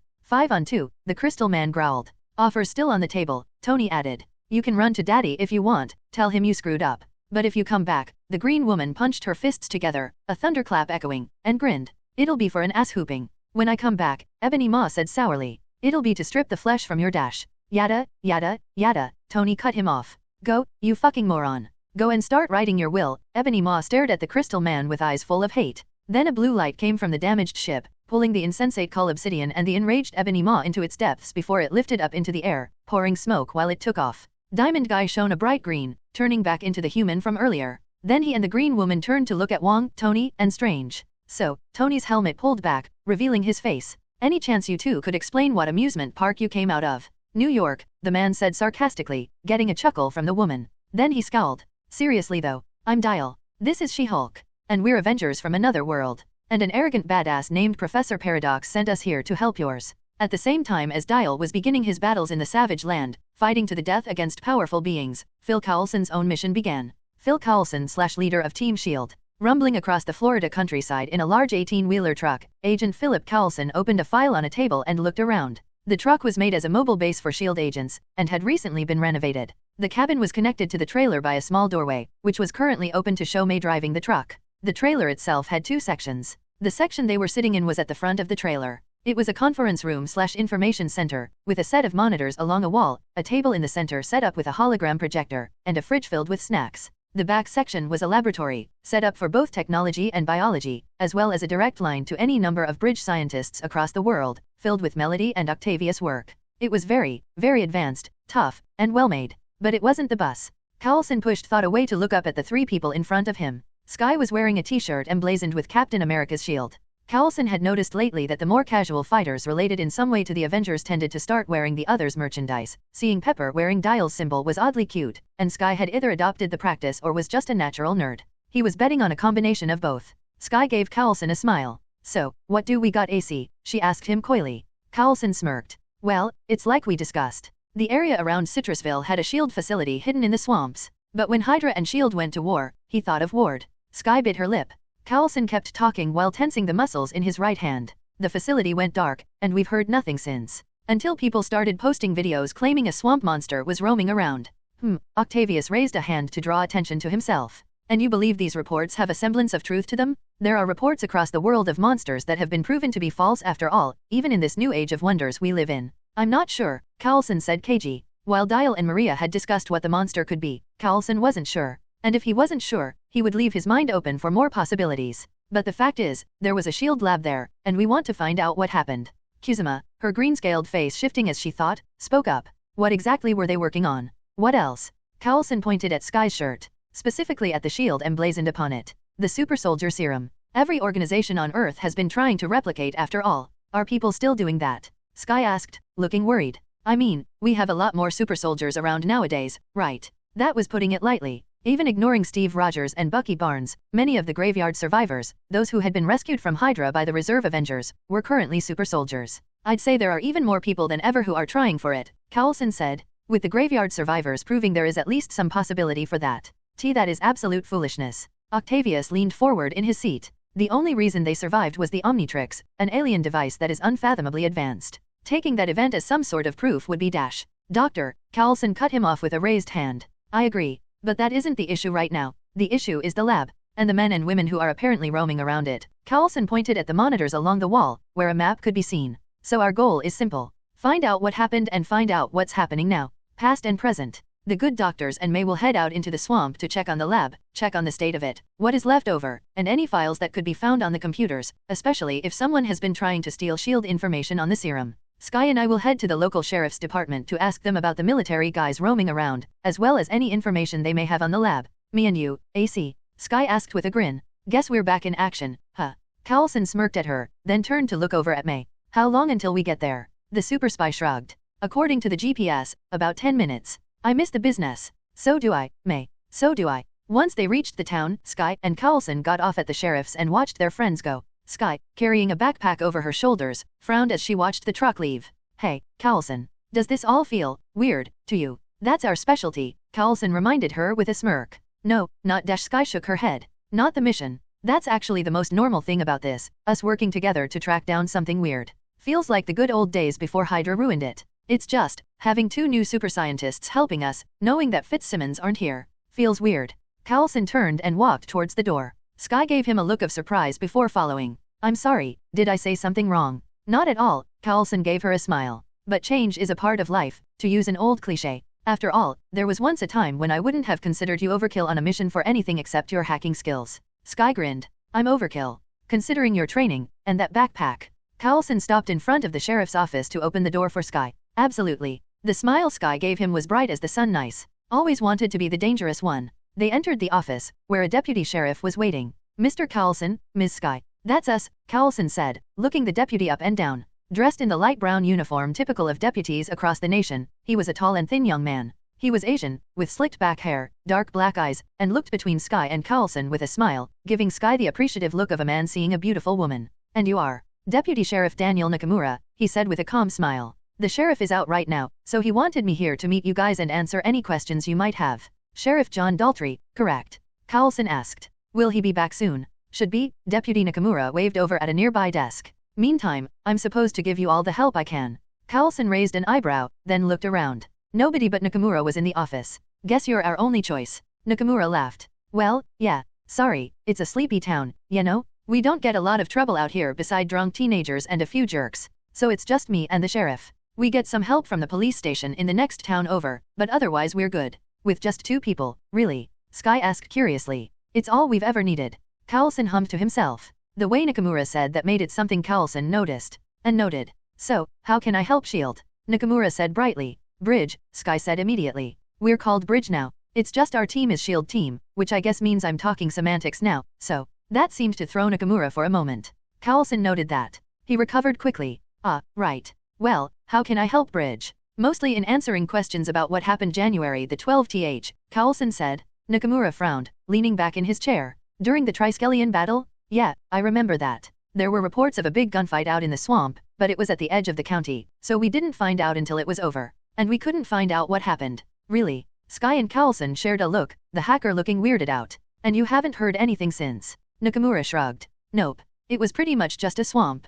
And when things were quiet for the next, what's it been, 5 months? We pretty much left it alone. No dead bodies after all. Coulson simply stared at him before nodding and rising to his feet. Well, I suppose that's all for now. Sky and Nakamura looked at him. Nakamura looked mostly neutral, while Sky seemed surprised. We are? Sky asked. Well, it just seems we'll have to find out the truth from scratch. Unless you can think of anything else. Coulson said pointedly. For a moment, Coulson was worried Sky wouldn't understand. But she very quickly nodded and rose up from her chair as well. Yeah, guess you have a point. It was nice meeting you, Daniel, she said with a smile to Nakamura. He rose up as well and held a hand out to her, his focus almost entirely on Sky. Why yeah, same to you Sky, he said happily. Then he hurriedly reached for his desk and picked up a card, passing it to her. That's my office number, but my cell number and Facebook is on the back. In case you have any questions, you know. Sky chuckled, taking the business card and nodding. Sure, will do. Thanks Daniel. He gave her a very charming smile as Sky and Coulson turned to leave. Then someone else entered the room. He was a big man, not as muscular as Creel or Dial, but close, the broad chest and strong arms of a man who had done physical labor his entire life. He was wearing a similar outfit to Nakamura, only with an added jacket and hat. He had a handlebar mustache, an aged look on his face. He looked exhausted as he entered, which quickly turned to surprise when he saw Coulson and Sky. He looked like a modern cowboy, the sort of man who would have been fighting in old westerns if it had been a few decades back. Hello folks, he said with a hint of an accent, raising a hand to remove his hat. How can I help you? Coulson stepped forward. Agent Phil Coulson of Bridge, this is Agent Sky, he said, holding a hand out, which the man shook. You must be Sheriff John Daltrey. That's me, the man said, looking very surprised to see them as he shook Coulson's hand, his grip firm as steel. Bridge, the spy organization. Yeah, Sky said, blinking. You didn't know we were coming. It wasn't a question. Daltrey frowned, his craggy face full of emotion. No, I didn't. As long as you ain't damn reporters. Had to deal with morons looking for the monster in the swamps all damn day. Monster. Coulson said placid ally. Yeah, Daltrey shook his head. No idea what people have been seeing, but I think it has to do with whatever the hell gunfight was about in that lab of yours. Coulson and Sky didn't look behind them at Nakamura. It's why we're here. Deputy Nakamura told us you were out, and he didn't have a lot of information for us. Really? Daltrey scowled. Damn it, Danny, I know I told you to keep things under the belt, but not from the damned feds. No offense meant. None taken? We've heard worse, Sky added. Sorry sir, Nakamura sounded like he meant it. Coulson smirked. Look, we have a survivor, Daltrey grumbled, placing his hat back on his head. At least, that's my theory. We found her in the swamp. We have no idea where the Hell Shield's base is in the swamp, it's damn well hidden, but she was wandering the general vicinity. Spent the last few months recuperating. You want answers? My Jane Doe might have them. Jane Doe? Huh. Coulson cocked his head to the side. You haven't even seen our badges yet. Right, John chuckled, looking at Daniel. Yeah, guess I assumed that you checked out the badges, Danny. I forgot, Nakamura mumbled quietly. No problem, Coulson passed his badge over to John, who looked it over, taking Sky's and looking it over in turn. Danny, you really need to get better at this kind of thing, son, John said idly as he examined the badges.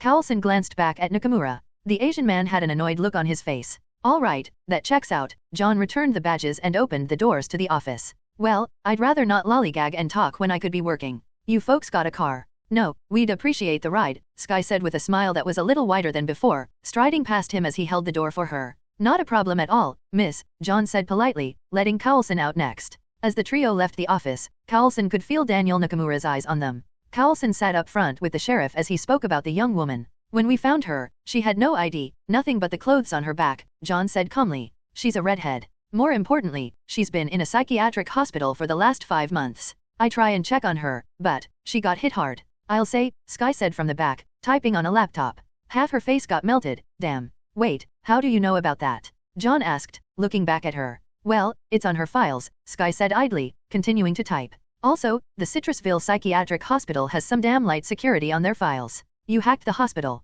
Sky looked up, staring at him. Only a little bit. John gave Coulson a look. The agent gave him a helpless shrug. She does do it a lot. She's just trying to help. Which, have you found anything interesting, Sky? Just reports that she isn't talking to any of the therapists, Sky said. I mean, she's lucid, and the doctors say they have seen her talking to patients and you, Daltrey. But she clams up the second anyone with a medical degree shows up. Gotta say, I can relate to that. But it isn't helpful, the sheriff grumbled. She'll talk about things like her favorite color, flowers, places she wants to go. But whenever we try to talk about what happened, she cries. Late at night, when the doctors make their rounds. He sounded as though he was in pain. Well, it's still worth a shot, Coulson said as they pulled into the hospital parking lot. Besides, sometimes during an interrogation, what people don't say can be as important as what they admit to. It's not going to be an interrogation, the sheriff growled. Look, she may not be a snowflake, but she's been through a lot. I know she has. Coulson looked over at the sheriff, noting how emotional he was. We'll be gentle, I promise. But we do need answers on what happened. The sheriff parked the car and got out. Wow, he really worries about her, huh? Coulson said to Sky. Yeah, he does, she said softly. This woman, we're going to meet. We'll want to be careful with her. You trying to warn me to be nice? Sky teased. I think you hang out too much with May. I'm not telling you to be nice, Coulson said. Sky's mouth snapped closed as he gave her a hard gaze. I'm telling you because there were 2 groups in that lab. Shield and Hydra. Sky's eyes light with realization. You think dash. I don't think anything yet. Coulson opened his door. I'm just warning you that this woman might not necessarily be on our side. So bring that. He nodded towards her backpack. Sky nodded, placing it on as she followed, her chipper attitude fading. Why does Hydra manage to ruin everything? Because they hate happiness, Sky. Because they hate happiness. Melinda May / the Cable agent of Team S.H.I.E.L.D. When the truck came to a stop in front of the base, May, Octavius, and Melody got to work. The 2 doctors came out of the back, wearing their lab coats over their normal clothes. Melody had chosen a red tank top and jean shorts, her clawed feet covered in specialized boots. May had noticed that Melody tended to wear clothes that showed a lot of her scaly skin to the world. She walked out of the back of the trailer with a wide smile on her lizardesque face, her tail waving happily as she shouldered her backpack. Octavius was dressed in a green wool vest over a black polo shirt, with khakis on that went down to a pair of brown Oxford shoes. So when he came out of the trailer and his feet landed on the ground, his shoes were immediately soaked in swamp muck. Otto chuckled to himself, shaking his head. I should have expected that. Even a genius has their bad days, huh? Melody teased. None of us are infallible, Otto shrugged, looking around. Then he frowned. I don't understand. I thought the lab was supposed to be here. Here was a random bit of swamp. The section they were in was particularly dark, the trees that rose up from the swamp's waters shading it from most of the sunlight. Otto stared at the ground for a moment.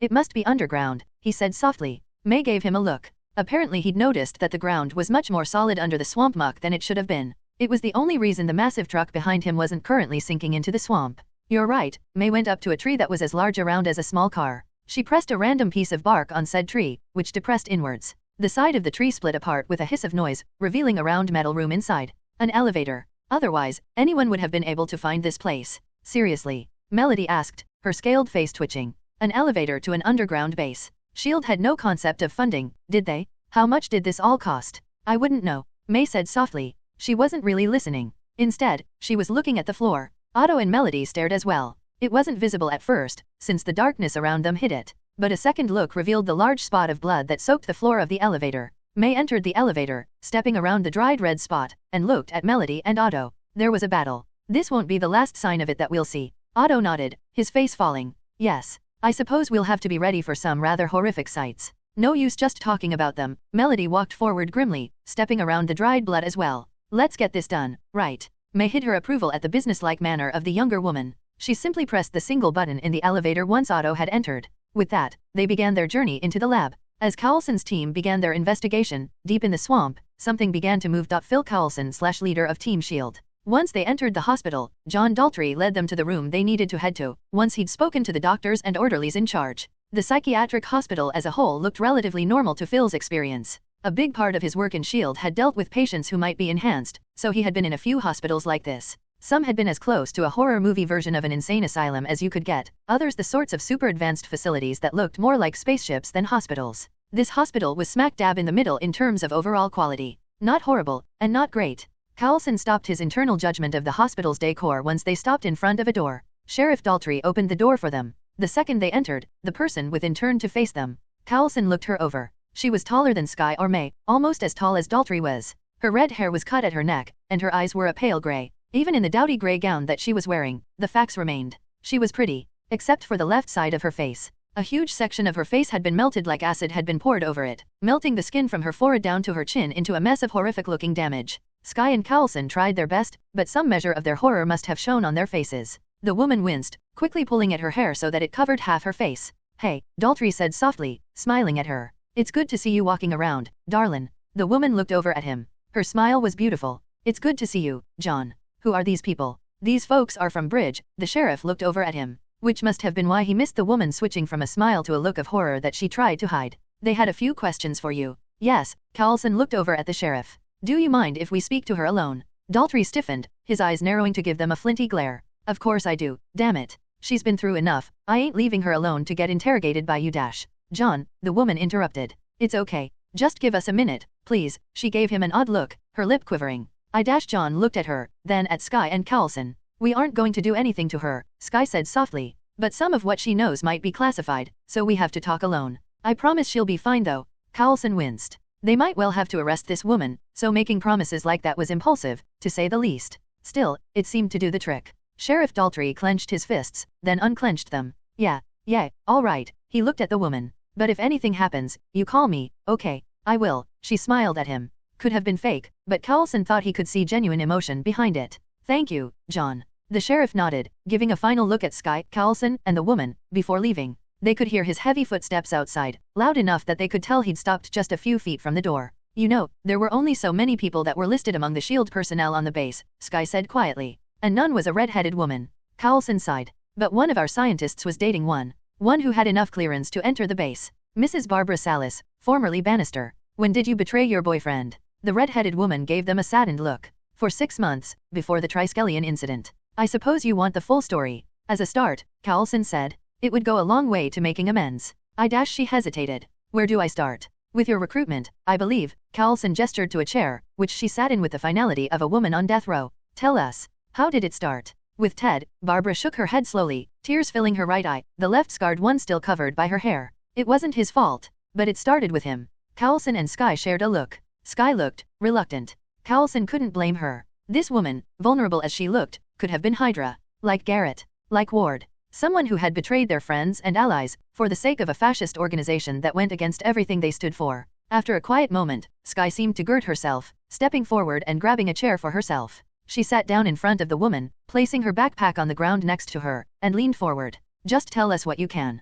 Please." Barbara looked at Sky. Her hair had fallen back, revealing her face in its entirety, the scars on her left side shiny in the sunlight, a combination of pale white and red masses of damaged skin. Sky looked her in the eyes, not flinching. Coulson had to guess Sky's ability not to be fazed after an initial look was due to her experience with far stranger-looking things. Being friends with Dial, who had aliens ranging from undead Frankenstein monsters, giant bugmen, and mummy or giant eyeless dogs probably helped. But her compassion had to help as well. Whatever the case, Coulson leaned back and listened as Barbara took a moment to think. "When Ted and I got together, he was sweet. He cared about me, about people. He was kind and thoughtful. He was amazing. And then that started to change," Sky said softly. "Yeah." Barbara shook her head. "Ted started to become obsessed. He kept staying up late, working on his serum. I didn't worry about it too much, but then he started getting distant. And I didn't mind that too much, at first. I started hanging out in town, finding my own ways to relax, to feel useful. And Ted was always there, even if he started ignoring me in favor of his research.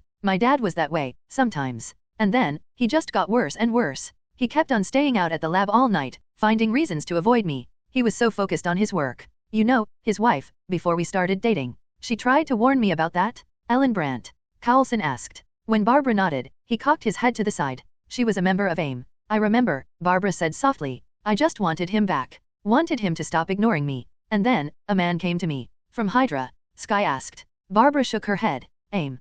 Coulson asked. After all, according to Dial, Ellen Brandt had betrayed Ted on behalf of AIM. Maybe the same was happening here? No, he was, Barbara sighed. He was from Hammer Industries. That bootleg Stark wannabe? Skye asked, blinking. Barbara winced. Why yes. Coulson held in a rough chuckle. Hammer. Thank God he hadn't let his preconceptions take over. He promised money, Barbara said softly. He said that if some other company beat S.H.I.E.L.D. to the super soldier serum, Ted wouldn't need to work on it anymore. He could take some time off. Come back to me. I'd have the money to let us be alive. I don't understand why I listened. At some point it was like it was my idea, she said softly, sounding lost and confused. The same reason why he went to you, Coulson said softly. He walked forward and crouched next to Barbara. Men like that, they are trained to prey on people, to use psychological cues to find things that will make you lean into their train of thought. They lead you into their flow, convincing you by making you convince yourself. He saw that you felt neglected, and he caught you before you could reach out to anyone else. Made it so that you weren't able to think of any option except for himself. It's insidious.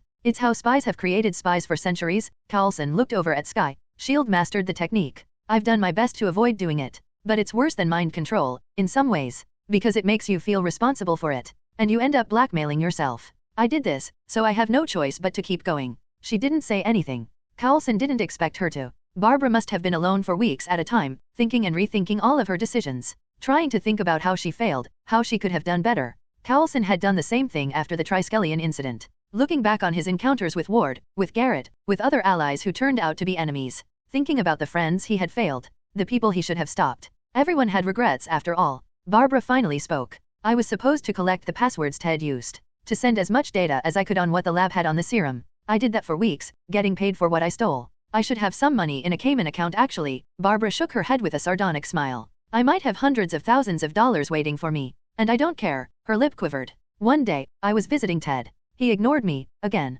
I collected some data on the serum, something about Abraham Erskine creating a diet and exercise routine that would lead to similar effects to the serum if done over a lifetime of rigorous routine. The way she said that, as though she was reading from a dictionary. How often had she gone over the events in her head? Then, early in the morning, Captain America came on the screens, Barbara said softly, and the Hercules app activated. Half the guards and some of the scientists were Hydra. And then the shooting started. Melinda May / the Cable agent of Team S.H.I.E.L.D. When the elevators opened, the first thing Melinda noticed was the smell. The horrific scent of decay had already filled the inside of the elevator, but the actual lab was so much worse. Melinda May / the Cable agent of Team S.H.I.E.L.D. When the elevators opened, the first thing Melinda noticed was the smell. The horrific scent of decay had already filled the inside of the elevator, but the actual lab was so much worse. Oh my God. Melody reeled back, clutching at her nose. Ugh. That smell, that taste, she gagged, quickly reaching for her bag and pulling out a gas mask, pulling it on hurriedly. Is it really so strong? Otto asked, not having nearly the same level of reaction. It is to me, Melody said, coughing as she finished putting on the mask. My senses are stronger than yours. May, in the meantime, stepped forward into the lab. She stared around at the area. Not sure what I expected. But this is she paused. Different. The lab was once a white pristine place. But now it was like stepping into a ruined jungle temple. The glass windows surrounding each separate section of the lab had been shattered. Concrete had been ripped through by vines as thick as May's arms. The mold was growing across the floor, walls, and ceilings. There were bullet holes everywhere, smashed equipment, portions of the place had been blown apart by explosions, and dirt was tracked throughout the facility. It was as though the swamp and lab had melded together, all while a battle had taken place. Flies and other insects buzzed around the area. The dead lay across the floor. Reduced to skeletons, they dotted the area around them. Many had vines wrapped around them. One had a small tree growing through it, separating the bones so that they hung off the branches like macabre Christmas decorations. The flies buzzed around the bodies, moving to surround May. Otto stepped forward, waving his hands in a futile attempt to brush away the flies moving towards him as his face dripped sweat. My God, there must be at least 13 bodies here. It looks like May was cut off when Otto spun away, followed by the sound of his gagging, then the splash of liquid pouring out of his mouth. That doesn't help the smell, Melody mumbled to herself. HRRRRK, Otto said in response. He stayed bent over like that, clutching at a wall with one hand. After a moment, he bent back up, still sweating, and pulled a wet wipe packet from his pocket, ripping it open with shaking fingers and wiping his lips. I am sorry, Otto stuttered, stepping away from the pile of brown-green liquid and solid he'd made. I've never really seen so much death. May didn't respond. No reason to dig at him for a natural human response. It's not that bad, Melody grumbled, stepping forward to place her backpack on a relatively clean section of floor. Yes, it is. Otto took a deep breath, taking out a small baggie and tossing his wet wipe into it. But there is something strange, I think. This amount of plant life, in a lab that should be sterile. Bodies decayed to this extent. He took another deep breath, hand still shaking. Melody, you're the expert in biology. should these bodies be in such a condition? Melody walked up to one of the bodies, leaning down to look at it. No, if this lab was sterile, there shouldn't have been enough bacteria to cause this. And the air is much too humid. It's as if something pushed the swamp into the lab. She looked around. I mean, there's no accounting for what might have happened, but no laboratory worth their salt would have such an unclean facility that it would end up like this. Even the most destroyed labs don't end up with levels of vegetation as this, not in mere months. May looked around at the lab. She tracked her eyes across the bullet holes, frowning. Dr. Octavius, can you try and pull up the footage from the lab's cameras? Yes, Otto clenched his fist, the portly man gathering himself, and walked forward just a bit shakily, giving the bodies a bit of berth as he walked. I'll see what has remained. Otto walked towards the back, May keeping a close eye on him. As he pulled out a laptop and placed it on one of the more intact tables, Melody touched a hand to one of the plants. Her claws came just short of running across the vines, coming up to a flower. After a moment, she reached into a bag and pulled on a pair of specialized gloves. Strange, this plant does grow in swamps, but not in the Florida Everglades, Melody mumbled. She took out a knife and sliced off a piece of the plant, placing it in a baggie. And this growth? It's as though something here made the plants grow years faster in only a few months. I've seen some experimental fertilizer that causes growth like this, similar to swamp fire. May asked, idly tracing her eyes across the marks of battle, noting the positions of the corpses. Something about them. Not even close, Melody said with a smile at May before she turned back to study the flowers. I still want to study that form, but this kind of growth is nowhere near that insane. It's more like extremely high-quality soil, the sorts of stuff I've only seen in labs, was spread all over the place. Hell, this might even be better than that. Melody trailed off, taking a portion of the mud and debris spread across the ground in random sections to place in more baggies. These computers are destroyed, Otto said, sounding frustrated. I'll have to take the hard drives to the truck if we want to recover anything. You can't just hack them here, Melody asked. Otto scoffed. I am not hacking them. Sky is the hacker. I'm simply attempting to recover the data. Also, I already have Shield's passwords for this data. He reached for several tools and worked at the computers for a while, finally pulling out 2 large blocks.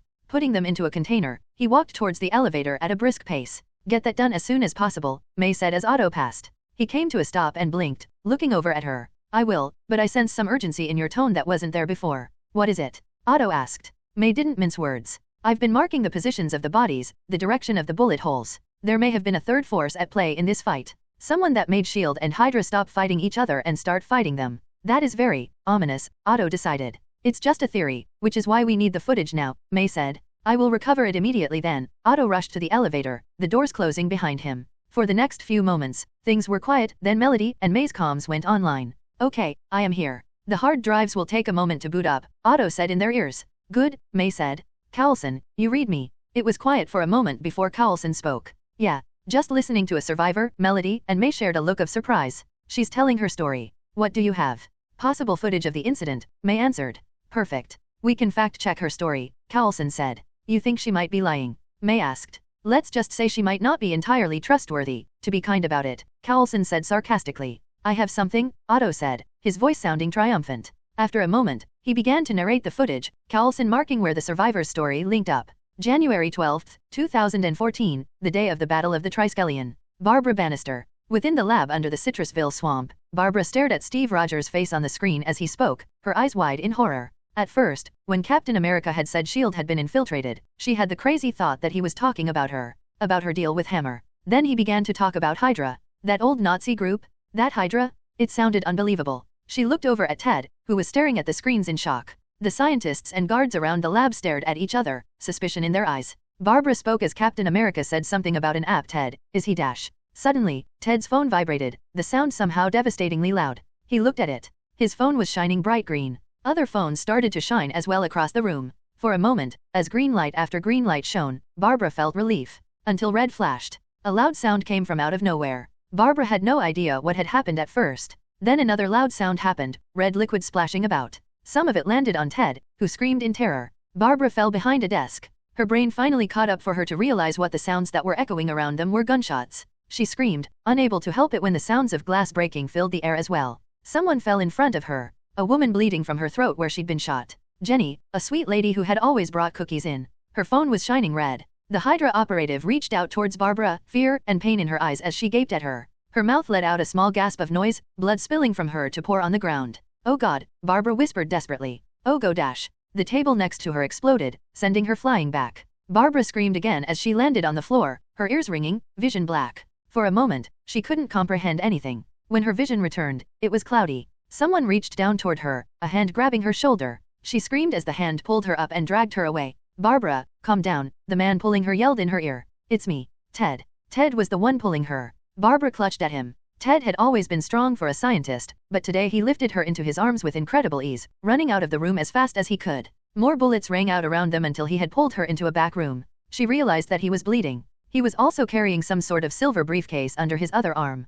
They staggered down the hallway, running towards a door in the back. Where are we going? Barbara spat out in pain. She felt blood pouring down her legs. She couldn't tell if it was hers or poor Jenny's. The back, Ted coughed, smoke in the air as he pulled her along. We need to escape through the swamp. Wadash. He stopped at a door in the back of the facility, hurriedly slapping his hand against the panel on the side. For a heart-stopping moment, the door stayed shut, bullets flying around. Someone screamed behind Barbara. She looked behind her, at the bodies of those she knew dying or killing. The door slid open. May 18, 2014. Melinda May. The door slid open. May entered through them, following the path Barbara and Ted had taken. What is this place, Doctor? She asked Octavius. Well, according to the files of Project Gladiator, that was, the name of this project. The project lead, Dr. Wilma Calvin, discovered that the Florida Everglades had several conditions ripe for materials that could be used to replicate the serum. That back room is a garden of sorts, Otto said over the comms. I'll say, May said, staring with wide eyes at the sight before her. The room was square, with glass cases all around, computers resting on the walls. In the center of the room was a pool of swamp water, apparently connected to the swamp outside. Except every inch of the room was covered in plants, even more thickly than in the other rooms. And almost all the plants were growing outward from the direction of the pool. It looked as though a garden from heaven had been grown in the center of the lab, flowers spread across the plants, some petals falling onto the pool. Melody gasped as she entered after May. God, this is just. Then she stopped speaking when she saw the bodies. 5 spread out across the floor, 3 more slumped against the wall, all with plants growing over them. What happened here? Melody said, looking around. I'm getting footage of the inside of that section, Otto said. I have the moment when Mrs. Bannister and Dr. Salis entered. January 12, 2014, the day of the Battle of the Triskelion. Barbara stared at the lab around her until Ted finally pulled her in. What is this place? The garden, Ted gasped, pulling her forward towards the pool. The water opens out into the swamp, just a few feet. He pulled her. Just a few feet, Barbara. We can dash. Blood splashed Barbara's face as a gunshot filled the air. Ted gasped. Suddenly, he wasn't carrying her. Instead, the weight of the man came down on her. She stumbled, fell to her knees. Ted stared at her. Her Ted, so big and strong, fell. His chest was red. That was strange, his shirt had been white. He looked so confused. Not cute confused, just as though he was lost. Then she realized what was happening. Ted landed in the pool, spraying water about as the briefcase in his hands fell open. Barbara heard a scream. Her throat felt raw and ripped when the scream kept getting louder. She reached out and grabbed at Ted, pulling at his lab coat. But he was sinking under the water. Ted. Barbara tried to bring him close. He reached out for her. Ted, please? Please. Someone grabbed her from behind. No. Someone punched her in the face, sending her flying back. She barely got a glimpse of Ted finally sinking into the water. Pale blue chemicals soaked the water around him, the liquids coming from the briefcase he'd been carrying. Swamp water swirled over his lips as he gasped. The chemicals and swamp water filled his mouth. He looked so scared, as blood poured from his chest. Then he sank under the depths. No, Barbara whimpered. Someone punched her again. God damn it. One of the men said. She blearily looked around, the pain in her face nearly blinding her. 3 men, all wearing heavy gear, were staring at the water. One turned from it to grab her, pulling her up. We lost the samples. We just need to take the base, one of the other men growled. We get the files, Dr. Calvin, we're set. What about her? The man grabbing her smashed her in the back of the head with his fist. First, stop being a dick, Carl, another of the men said as Barbara fell to the ground. Second, we don't need her. Kill her and be done with it. Fine, Carl said. Barbara was pulled up, a pistol pressed to her forehead. Ruin my dash. Down. 5 men rushed into the room, pointing guns at the men. Down, damn it. Back off. Carl manhandled Barbara, keeping the gun close to her. Back off or she dies. Damn it, Carl, I always knew you were an asshole, one of the men shouted. The men kept on shouting at each other. Barbara felt her arm get pulled back until it started to feel like it was breaking. She screamed. The water from the pool exploded upwards. Everyone spun around, guns were raised. They froze in fear at what they saw there. Rising from the pool, the being within screamed. Barbara stared in horror. The creature was thrashing as it screamed, fingers clutching at the air. Liquid poured off of it. Its body looked decayed, as though someone had taken a man and poured acid over it. Ribs dripped swamp water into a cavity where the stomach should have been. Muscles, white and thick, ripped apart, melted, with a sick sucking sound. The smell of plants rotting, so familiar, seemed to fill the room with a physical presence. It looked like a dead man was rising from the swamp. The stuff of nightmares. Barbara began to say. Open fire. Forgetting their fight, every soldier in the room started shooting. Bullets flew into the creature. They took chunks of its ribs out, tore into its head and teeth, sending bits of brain, muscle, and bone into the air. The creature stopped screaming. It stopped thrashing. The mouth it once had faded slowly away, swamp water flowing across it, covering the thing in muck. Its entire body was ripped apart. And still, it stood. And before all of their eyes, as the bullets finally stopped and everyone began to reload, it started to move. At least, that's what it looked like at first. Like it was standing up or bending. Until Barbara realized vines were moving up from the swamp water. Bones dissolved, replaced with thick green cords of plant matter. Muscle snapped, tore, stripped itself, as mulch and mud moved up to replace them. It grew and grew until the creature stood at its full height. Someone screamed in fear. The creature's eyes snapped open. Scarlet orbs burned in a green face, steaming in the light. It made no noise, only stared. Then it moved forward with deceptive speed, grabbing one of the men by his face. The man struggled for long enough to fire his gun. Then he began to scream. Steam rose from around the green fingers. Flesh bubbled and melted apart. The man squealed, babbling nonsensically. He grabbed at the creature, pulling and ripping at the plant monster, pieces of mulch and vines shredding apart. His fingers melted on contact with the creature, but he couldn't stop touching it, trying to escape. It didn't matter. He continued to burn under the creature's touch. He died screaming. And as he did, the creature turned to the next person. The woman he grabbed desperately pulled out a knife and tried to slice it apart where it grabbed her arm. It didn't care. This thing, this monster. It just lifted her and boiled her with its acid. The soldiers tried to fight it. It didn't matter. It swiped a man's head clean off his shoulders, boiled another's face off, and until the day she died, Barbara knew she'd remember the nightmare of a man's screams gurgling as his throat melted to mush. 7 people, dead in moments. Carl pulled back from Barbara. His grip slid off of her. The creature walked toward them. Carl began to shoot him. The creature grabbed Carl and lifted him skyward. Then, it pulled back, before slamming the man against the wall. The wall stood strong. The man, on the other hand, broke with a sound that was a combination of a crunch and a wet squelch that she'd never get out of her head. Carl gasped. The moment his mouth opened, the creature pressed his other hand to it. Carl's eyes widened. Muffled screams began, only to be replaced with the sound of hissing. Carl's throat began to melt from the inside as Barbara realized acid had poured into his mouth. His legs twitched, piss and melted flesh pouring down them. Slowly, he died. Then the creature turned to her. It let go of Carl, letting him fall, then stalked towards her. Barbara tried to crawl backward, but it was soon upon her. It placed a hand on her face. The pain that followed, it felt like she was burning and freezing all at once. She cried in horror, trying to pull back. The creature stared into her eyes. And suddenly she stopped. She would never be able to explain it. But she wasn't afraid anymore. Because one thought filled her then. Once she died, she'd be with Ted. The creature's eyes glowed scarlet. Green lids slowly fell, until its eyes closed. And the pain stopped. Barbara gasped as relief suddenly flooded her mind. The creature leaned towards her, pressing his head to hers. The sensation of pain fading away made her cry. Then, suddenly, she was in water. Barbara swam through filth for an unknown amount of time. Then, with a suddenness that shocked her, she was in the air again. In the swamp above the lab.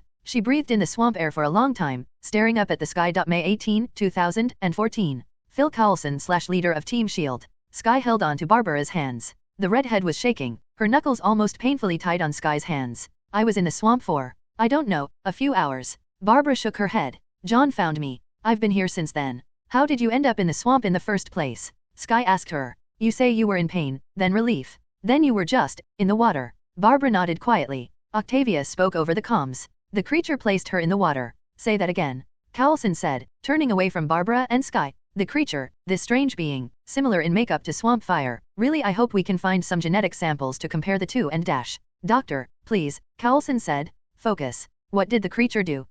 Apologies. The creature, rather than finishing the job and killing Mrs. Bannister, Otto sounded horrified, stopping to take a shuddering breath. Coulson held back a bit of frustration at that. Octavius was probably shaken from the footage he'd seen. Seeing men and women boiled alive by a creature made of plants was probably horrifying. After all, he lifted her and pushed her into the water, with a surprising amount of gentleness. And then he left the room and Otto swallowed. Well, the S.H.I.E.L.D. and Hydra agents went from fighting each other to trying to kill the creature. But it was simply unstoppable. The way the creature regenerated from attacks, killed the men. When it finished, it swam into the waterhole as well. It went into the water. May asked over the comms. Yes, after it killed Dash. May interrupted. The water that Melody and I are standing in front of. Shit. Melody said. Get out of there, now. Coulson shouted, spinning to Sky. If that creature knows the way out, it knows the way in. We need to go and back them up, Sky said quickly. She let go of Barbara and grabbed her backpack. I'm sorry, we have to dash. I understand, Barbara said quickly. Go. Sky and Coulson looked at the redhead for a moment. No time, Coulson said at last. Mrs. Bannister, we'll be seeing you as soon as possible. Coulson rushed out the door, Sky following right after.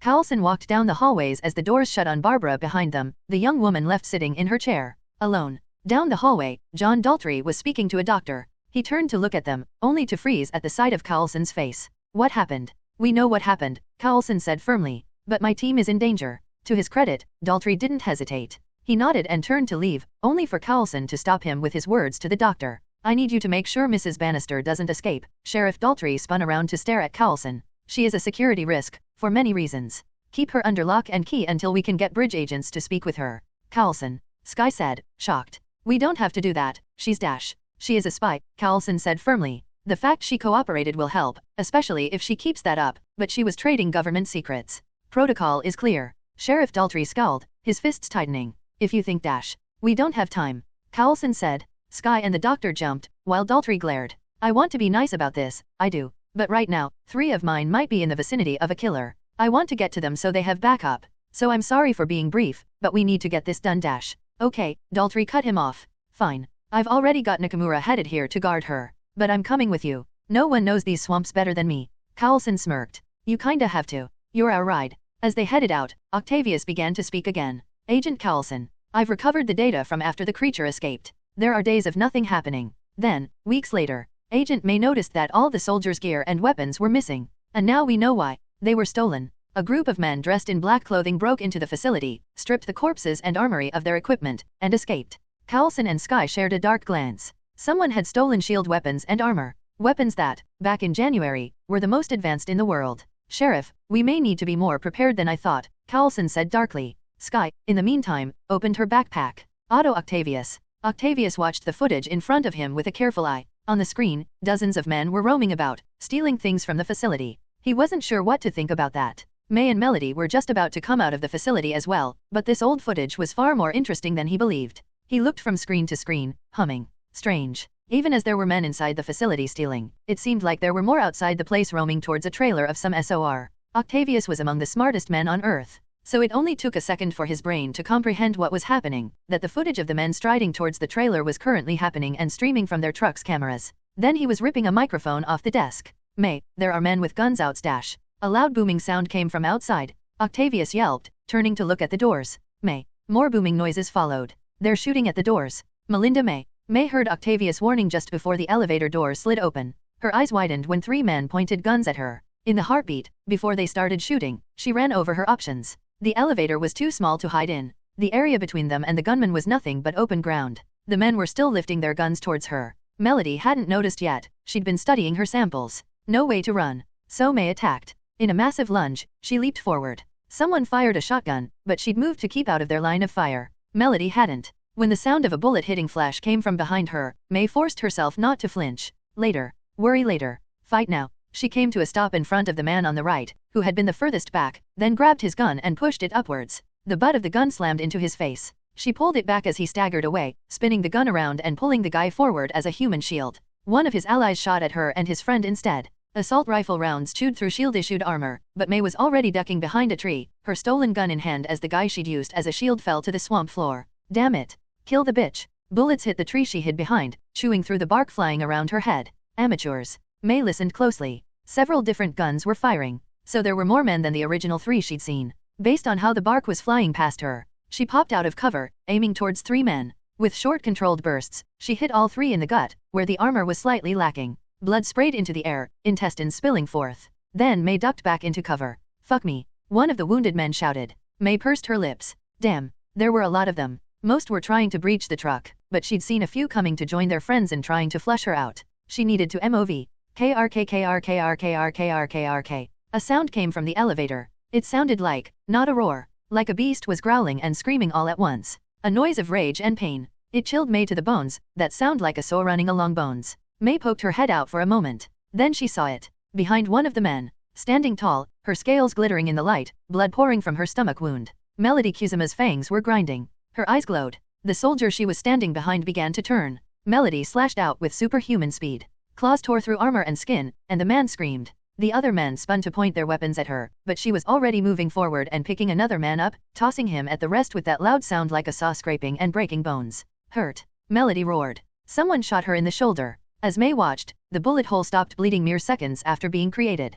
That only made Melody angrier. Hurt. She leaped forward, claws first. May circled the tree to shoot a few more men to back up the superhuman and heard the trailer's back doors break open. They were going to attack Octavius. And May couldn't stop them. Phil Coulson / leader of Team S.H.I.E.L.D. Phil clutched tightly to the door handle as the sheriff's car took the sort of drifting turn one would see in a Japanese anime. Where'd you learn to drive like this? That wasn't on purpose. Daltrey shouted, gunning the engine. I miss Lola. Sky screamed from the back. They were driving way over the speed limit over the back roads of the swamp, bouncing up and down as they went. I can slow dash. Daltrey began to yell. No. Coulson said back. If they're in a firefight, we need to help. May has 2 non-combatants to protect, they need help. Oh good, Daltrey grinned way too widely. 'Cause I always wanted to do this. Coulson was about to ask what he meant, only to clam up when he realized what was up ahead. A hill up along the road. A hill that was perfect as a ramp in some 80s action comedy show. Oh no, Sky whispered behind them. They sped up the hill and up into the air. Daltrey let out a very familiar whoop of yeehaw. Coulson's grip on the door handle turned white. Sky let out a sound that was half shriek, half shout. The sheriff's car landed almost supernaturally perfectly on the other side and kept pushing along the roads while sending up clouds of dust. Eat your heart out, Duke boys, Daltrey said. They continued for just a moment before the radio blasted forth. Sheriff, the loud sound of Nakamura's voice dragged their attention. Daltrey ripped the mouthpiece off and handed it to Coulson. I'm driving, talk to him. Coulson didn't hesitate. This is Phil Coulson. Daltrey's focused on driving but he can hear you. What is going on? He went quiet for a bit. I wanted to ask him that. Nakamura sounded worried. More so than necessary. Is he still helping you, folks? Yes, Coulson said simply. Nakamura let out a deep sigh. Damn. And I guess you folks are going to help your friends in trouble near the lab. Daltrey froze. The car began to slow. He reached over to grab the mouthpiece. Danny, how do you know they're in trouble? Sorry, John, Nakamura said. The radio cut out. Daltrey spun the wheel around on instinct when a camo-painted jeep came roaring out of the swamps down a side road. It barreled up next to them and pulled alongside. A long black tube stretched out of the side window. Down. Daltrey roared just before the shotgun roared. The side window shattered as they all ducked. Fuck. The jeep roared, and the shotgun fired again. Coulson reached for his lawgiver, the massive weapon almost comical in his hands. On grabbing it, he pulled it close to his face. High axe. The gun let out a loud beep.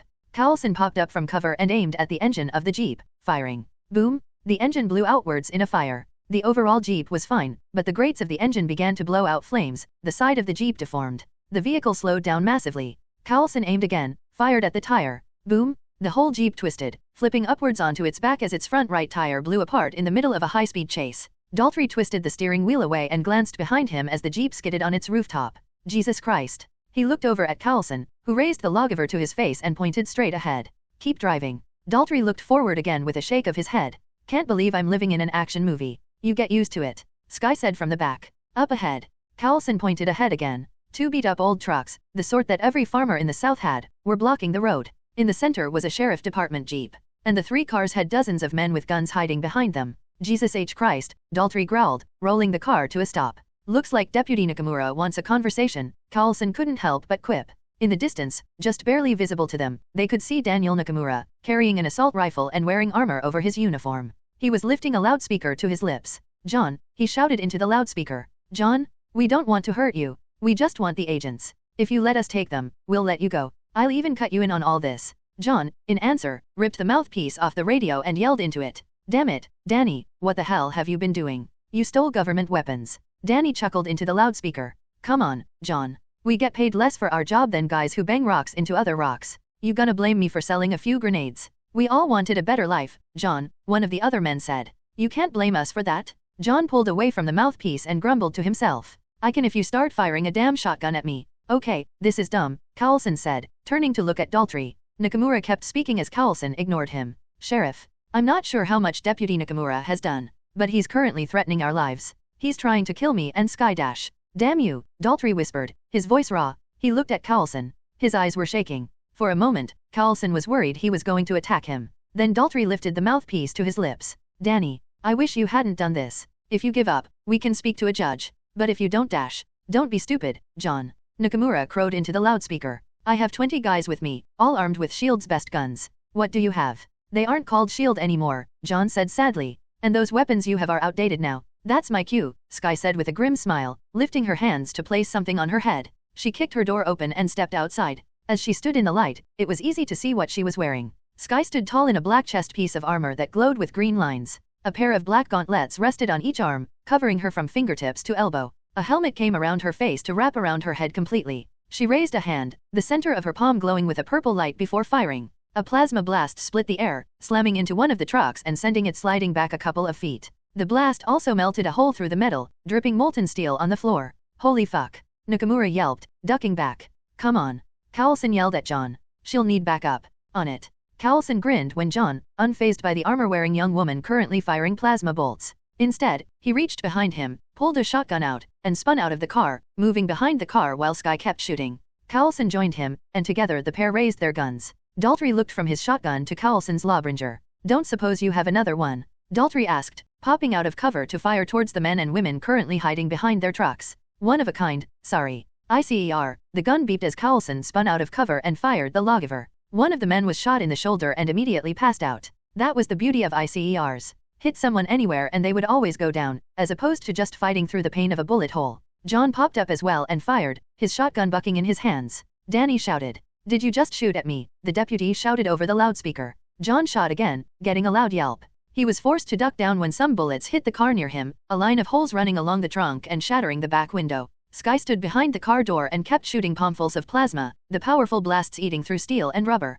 If they aren't being stupid, they'll try to flank us, Coulson shouted, spinning to his feet to fire again. He missed but caught sight of the back of Sky's hands opening up to reveal two small tubes. She aimed and fired, catching one of the women in the stomach with an ICER round. As that woman passed out, she fired again and again, only to switch to plasma when a few men began to move to flank. Sky fired the plasma rounds into the ground in front of them, sending dust and swamp water exploding upwards and driving the men back. She's good at this, John said to himself. Even in the heat of battle, Coulson had a moment to agree with the sheriff. Then he rose and kept shooting. May, we've been delayed. What's going on in your end? Otto Octavius. Otto was terrified. The doors of the trailer were buckling inwards, the entire thing shaking around him. He was desperately running around the lab, trying to figure out a way to escape. The men outside would break in soon enough. He would need to find a way to get out of the trailer. He looked at the screens displaying what the cameras outside were seeing. The men outside were fighting May and Melody. His fellow scientist kicked one man in the chest, sending him flying back to crash into a tree with bone-crushing force. Otto knew that Melody had gained a slew of powers due to her transformation.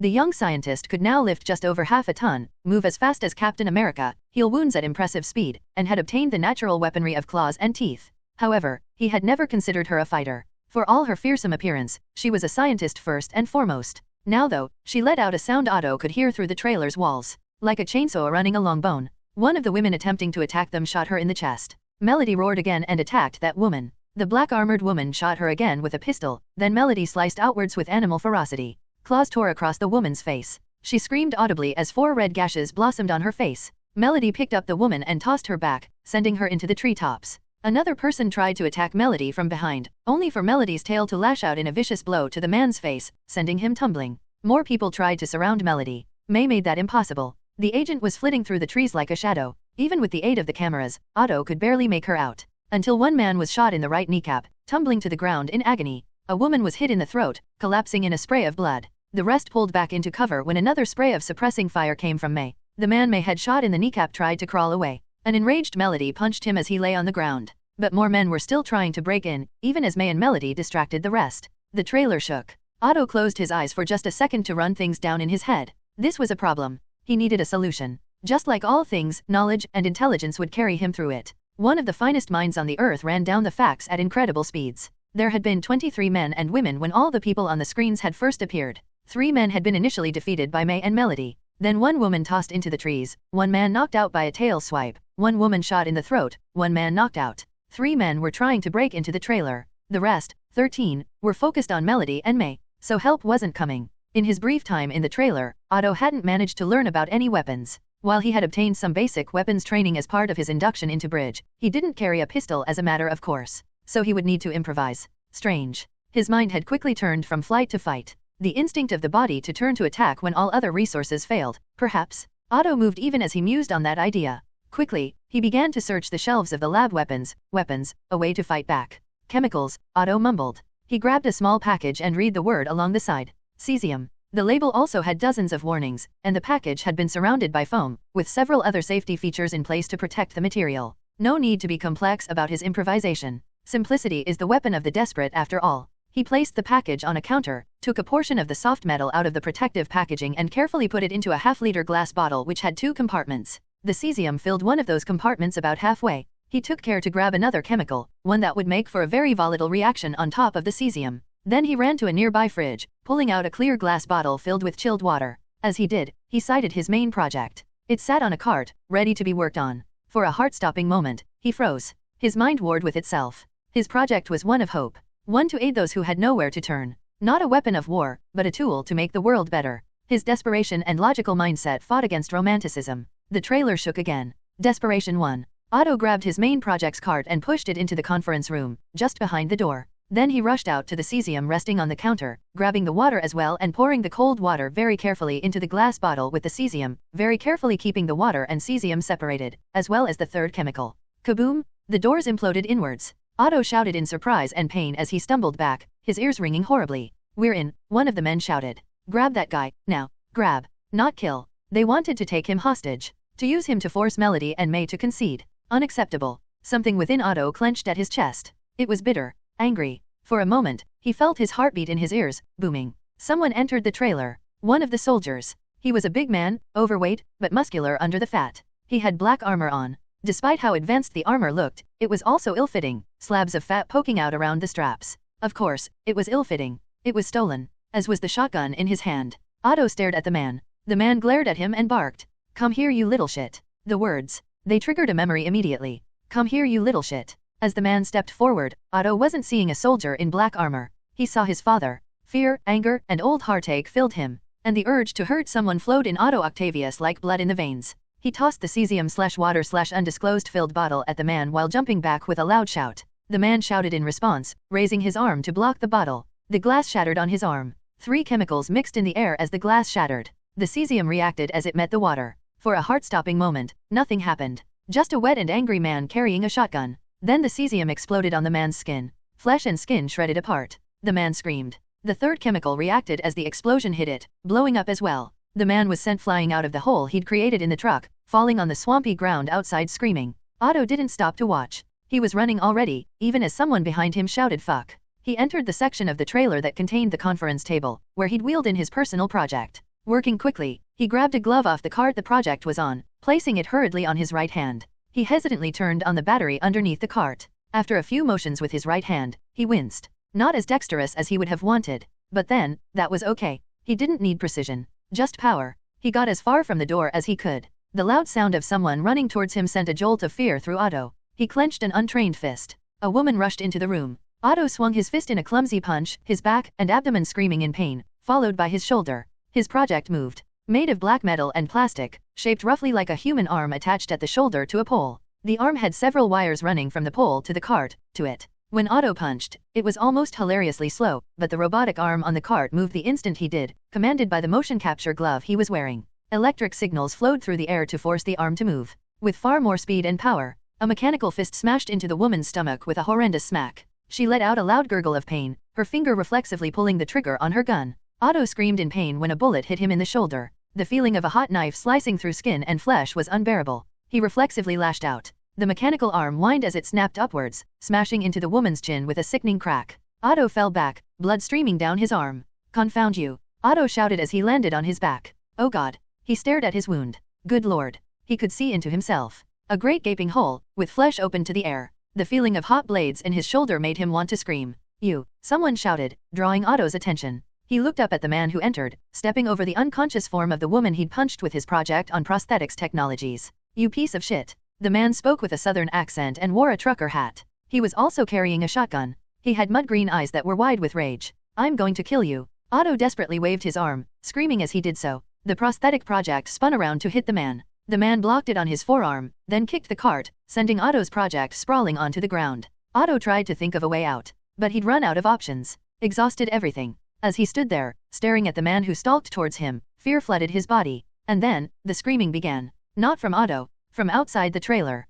Otto and the man looked at the screens in the conference room, which showed what the cameras outside were picking up. And both stopped to stare. Melinda May rolled to get behind a tree, then spun out of cover as bullets hit where she had been. She fired back at the attackers, then swept out the legs of one of them when they approached, punching him in the face when he tried to stab her with a knife. 9 people left to fight. If it wasn't for Melody, May would have had much more trouble. But the reptilian woman had lost any semblance of humanity. She was screaming in rage, her eyes blackened in fury. May raised her gun. Then someone screamed. Not like the shouts of rage or pain that had been filling the air. This one was a screech. May ducked behind a tree and poked her head out in the direction of the scream. Then she froze. One of the soldiers was shooting in the direction of the swamp. And striding towards them, was the creature. 8 feet tall, walked through the swamp with red eyes set firmly forward. There was something surreal about the sight of the creature in the daylight. The sun shone upon emerald arms as they swung back and forth. Its body was soaked in water and the swamps at its feet seemed to part in front of it. It didn't make a sound. But when the soldier that was shooting it screamed, red eyes snapped to land on him. May's own eyes widened. And the creature shifted its path. And suddenly, Melody was no longer the focus of attention. The soldiers kept shooting at the green creature, attempting to destroy it. Bullets passed through it, spurts of green ejecting out its back with every shot. It didn't care. Its eyes were on the soldier who'd screamed. The soldier who was slowly backing away, his eyes wide, his small red beard shaking as he quivered. The 8 other soldiers weren't as frozen. 3 ran to fight Melody, who snarled even as she had her stomach shot out. 2 more stayed with the scared soldier. The rest rushed the creature, switching their guns for melee weapons. May, not missing her chance, reloaded her stolen assault rifle in the meantime, ignoring the soldiers fighting the creature to aid Melody. As the 2 men ran towards the creature, one of them yelled a battle cry, lifting a machete high. He sliced the creature's right arm off in a vicious attack, sending the limb bouncing onto the ground. The man let out a victorious cry. The creature didn't spare a glance. It kept moving. The right arm it had lost sank into the swamp. And as they watched, it grew its arm back. At incredible speeds, branches, mud, and leaves flowed to reform its limb. The second attacker stabbed the creature in the chest.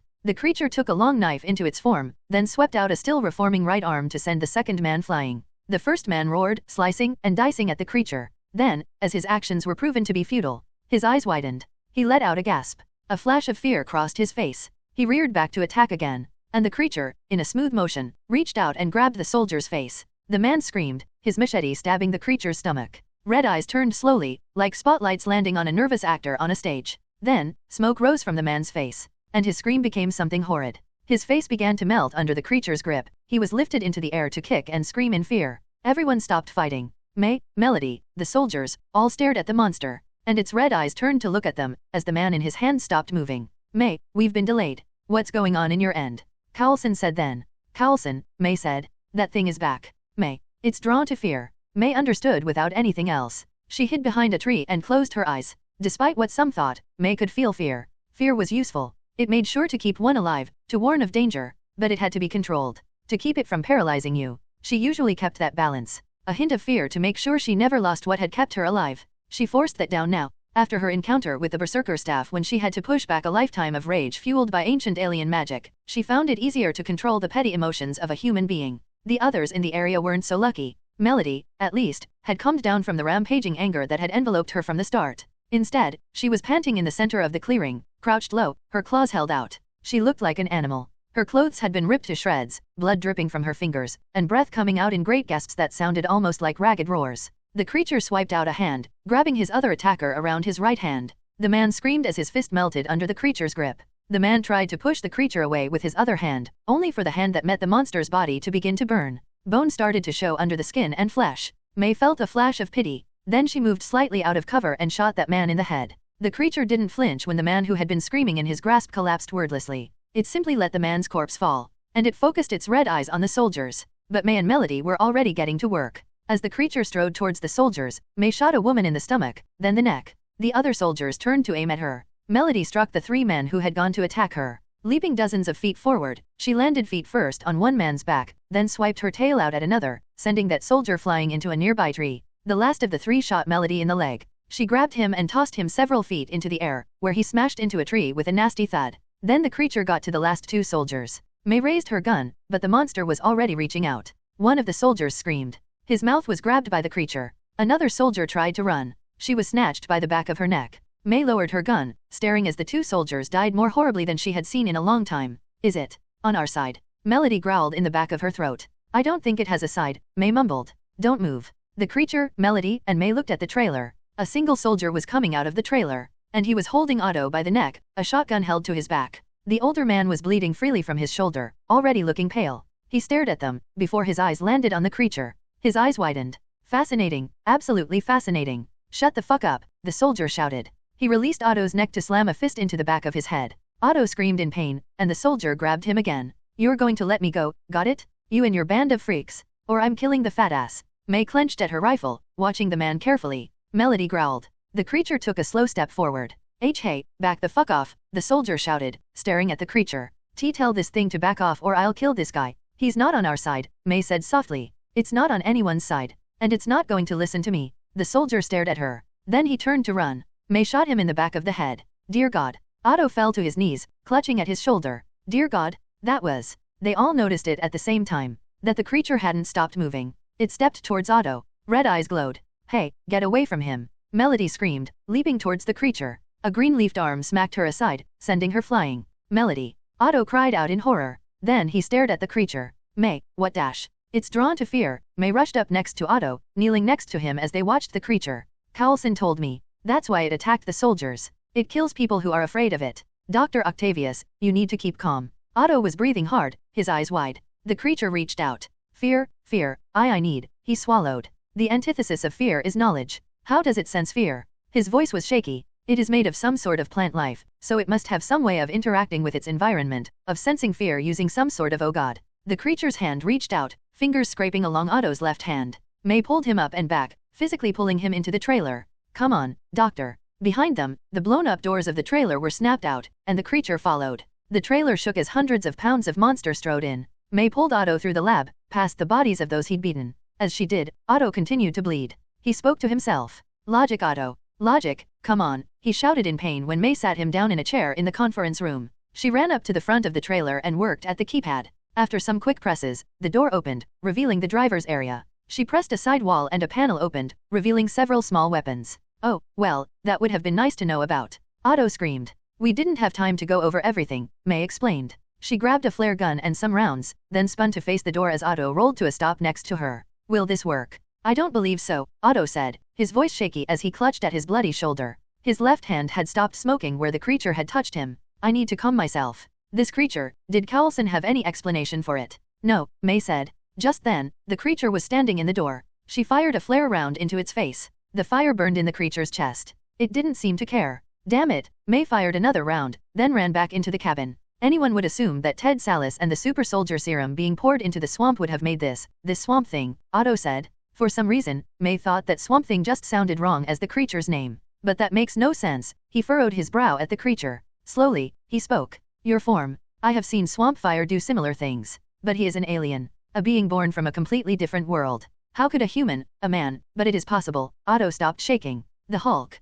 Fantasma, Thor, Dial, Abomination. So many wonders in the modern world of man. May came out of the trailer, carrying a grenade. Then she stopped. The creature had stilled. It was staring at Otto. With so many monsters and wonders, I suppose that it is not natural for a scientist to claim anything is impossible, Otto whispered. Behind the creature, Melody rushed in. May hurriedly waved at the reptile woman to stop before she could leap at the monster. Melody did so. Otto kept speaking. So, it is not a matter of, this is impossible. It is a matter of, what are the rules? What, my fascinating friend, are the rules that make you what you are? The creature stared a moment longer. Is it broken? Melody asked. As though signaled by that, it walked forward. May watched, controlling herself, as the monster's hand reached out for Otto once more. It touched the back of his left hand, still smoking. And Otto let out a surprised gasp of relief as the creature's touch left a bubbling foam. Then, slowly, it turned and began to walk out of the trailer.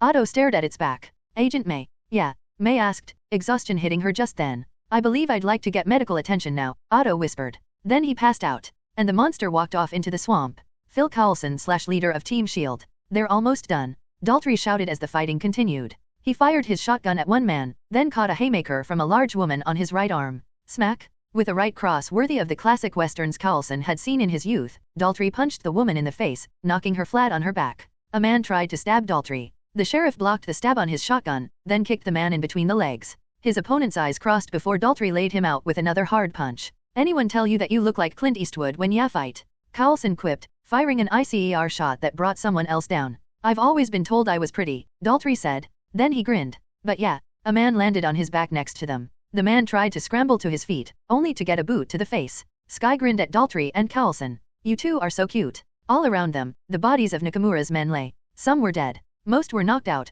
ICERs allowing them to drop the death toll significantly. Daltrey looked around, panting. He had scrapes on his face, his jacket discarded. Coulson's suit was covered in dust and blood. Sky's armor had been similarly damaged despite its enhanced durability. Daltrey, despite his exhaustion, still looked fierce and angry. Where's Danny? Sky frowned, looking around. Coulson did the same. Then he saw Danny. The man was lying in the dirt behind one of the trucks. He'd been hit in the leg and was crawling away. A trail of blood was leading from where he'd originally fallen. He'd gotten pretty far. Before he could say anything, Daltrey saw the deputy as well. Growling, Daltrey began to walk forward. Joe dash. Don't, Daltrey snarled at Coulson. He kept striding forward. This part. It's something I have to do. Sky and Coulson shared a look. Neither said anything. Daltrey was soon at Danny. The deputy, realizing he'd been caught, spun onto his back and tried to raise his gun at Daltrey. Daltrey stomped down on his arm. Aiaiaiaiaic. Danny screamed. Enough, Daltrey smirked. Danny, I always liked you, but you know how I feel about chances. You get one, Danny snarled, trying to reach for his belt for another gun. In a lightning-fast move, Daltrey's revolver was in his hand. A .44, a massive gun that shone in the light like a sword in the hand of a knight. The barrel was pointed at Danny's nose. He froze. Danny, you've been stupid. Stupid enough to steal from the government. The branch of the government that deals with superheroes, for fuck's sake. You were stupid enough to attack me, and their agents. You're already under arrest, Danny. Everything you say will be held against you in a court of law. Daltrey cocked back the hammer of his revolver. The gun seemed to vibrate. Danny's sweat was making his face shiny. You tried to kill super agents, Danny. You've been stupid for months. The gun was massive. Don't be stupid now. Danny slowly laid back. Daltrey looked up at Coulson. If y'all have people to take care of things like this, might be a good time to get them. Badass, Sky whispered nearby. Coulson chuckled, then brought a hand to his ear. May, we're okay, Coulson. But we've got a hell of a story to tell you, she said softly. Phil Coulson / leader of Team S.H.I.E.L.D. May 19, 2014 Citrusville, Florida Everglades, Louisiana. One day after the whole fiasco, Phil was standing in Sheriff John Daltrey's office. The sheriff looked exhausted. Coulson couldn't blame him. There was a lot going on. Deputy Daniel Nakamura has refused to talk to us, Coulson said. But we have enough from his people. Some of them are career criminals from all over this area. A lot were related to each other. But Nakamura was smart. Used his money to hire them, even got some idiots from out of town. All to kill us? Daltrey asked tiredly. Well, most of them didn't really know they were going to kill bridge agents, Coulson said. But they did know they were going to kill a sheriff. Coulson didn't have anything to say to that. What sort of dash? Daltrey stopped and sighed. I need to be more discerning about who I trust. Danny was like a son to me. He looked up at Coulson, and the agent felt a pang of pain. I thought he would replace me when I was done, if I didn't get voted out. And now, Coulson walked forward and sat down in front of Daltrey's desk. He placed his hands together and leaned forward. He opened his mouth to speak. Then he closed it, blinking. God, was this really so hard to talk about? I had an agent working for me a little while back, Coulson said after that false start. His name was Grant Ward. I was the one who asked him to work for me. We spent a few months working together with the rest of my team. He was my guy in the field, the man I could trust to take on almost any challenge. Coulson smiled sadly. I trusted him. Until dash. Hydra, Daltrey said, eyes widening in realization. Coulson nodded. He'd been tricking me for months. Integrating himself into the team, getting closer to us, learning our secrets. Even as I saw him as an ally, he was ready to betray us. Coulson leaned back in his seat and crossed his arms. I sometimes ask myself what was real. If he'd ever regretted it. If he really saw us as his friends. I shouldn't. The past is the past. Grant Ward is dead. And unless I get to meet him down the line, I'll never know the truth. Guess I'm glad I didn't kill Danny, Daltrey said. Even if the answer ends up being that he was always a piece of shit. I'd rather know. How do you deal with it? Coulson smiled. Grant was part of a team. And a lot of that team is still around with me. They have my back. That, having people to trust in. It helps more than you know. Hey, Daltrey smiled quickly and nodded. I suppose it does. And your team is pretty damn good. Coulson blinked. He was ready to correct Daltrey, to tell him that 2 members of that team were actually elsewhere. Then he thought about that. About Otto and Melody, and how well they had done on this mission. Of Fitzsimmons, and how they made a point to visit him every time he stopped by the tower. Or of Tony constantly bothering him. Of Sky. Of May. Yeah, I have a damn good team, he said in satisfaction. Then he chuckled. But now, we have to focus on the future. Got it, Daltrey's eyes hardened. So tell me, Coulson, what the hell do I have running around in my swamp? Coulson chuckled. When Daltrey glared at him, Coulson shook his head. Honestly, it's gonna be hard to swallow. But when Hydra and S.H.I.E.L.D. ended up fighting in that lab, a scientist Ted Sallis was shot and fell into the swamp with a case full of experimental super soldier serum. Are you even allowed to tell me about this? Daltrey asked, shocked. I have approval from my director on telling you some of this, Coulson said with a wave of his hand. Anyways, when Sallis fell into the swamp, the serums interacted with his body. My biological expert is still looking into the samples she found, and one of our experts has a theory that something may have interfered with the process. Dial had been very adamant that the nexus of all realities was probably involved with the process. Coulson still had trouble dealing with that idea. But when it was over, that creature was left in his place. The man-thing. Jesus Christ, Daltrey rubbed his forehead. Who comes up with these damn names? Coulson didn't say anything about that. So what now? Daltrey asked. Your folks come by and pick up this thing. We can't. Daltrey's eyes widened. Why the hell not? I can't have some giant plant monster running around in my backyard. Coulson winced. Daltrey, there is more going on with Man-Thing than just some monster. He's necessary. The hell does that mean? Daltrey asked furiously. It means that if he isn't in your swamp, Coulson's eyes narrowed. Then things get worse. Citrusville, and all its people, will be in big trouble. Daltrey stared at him. Coulson, what dash? We aren't going to just leave him there, Coulson said softly. I'm having one of the Avengers come by to explain things further as soon as he's available. And Bridge will be making a team to help you. A group of experts. Coulson leaned forward. John, we aren't going to leave you alone with all this. We need you to protect this town. Jesus Christ, Daltrey mumbled. What do you need me to do? Coulson smiled. There it was. Under the uncertainty was something he'd seen from Daltrey before. Stubbornness. Harsh and tough as stone. An unwillingness to back down from anything. Daltrey was meeting Coulson's eyes with that hard gaze. He didn't understand what was happening in his town. But he didn't need to. He was Citrusville's sheriff. His town needed to be protected. His own deputy, a small army, a literal plant monster, none of them changed that fact. We'll have that discussion soon, Coulson said. In the meantime, just do what you always do. Protect the town. Daltrey scoffed. As though I was going to do anything else. May 20th, 2014. Mahmoud isn't coming. Sky asked Coulson, confused. Coulson, Sky, Otto, Melody, Daltrey, and May were all standing on an airfield watching as a Quinjet started to make its descent towards them. Director Hill said he's on leave for now, Coulson explained, eyes on the Quinjet. The truck and Daltrey's sheriff car were waiting behind the small group. Apparently his trip to the Savage Land was harsh. Is he all right? Sky asked, turning to give him a worried look.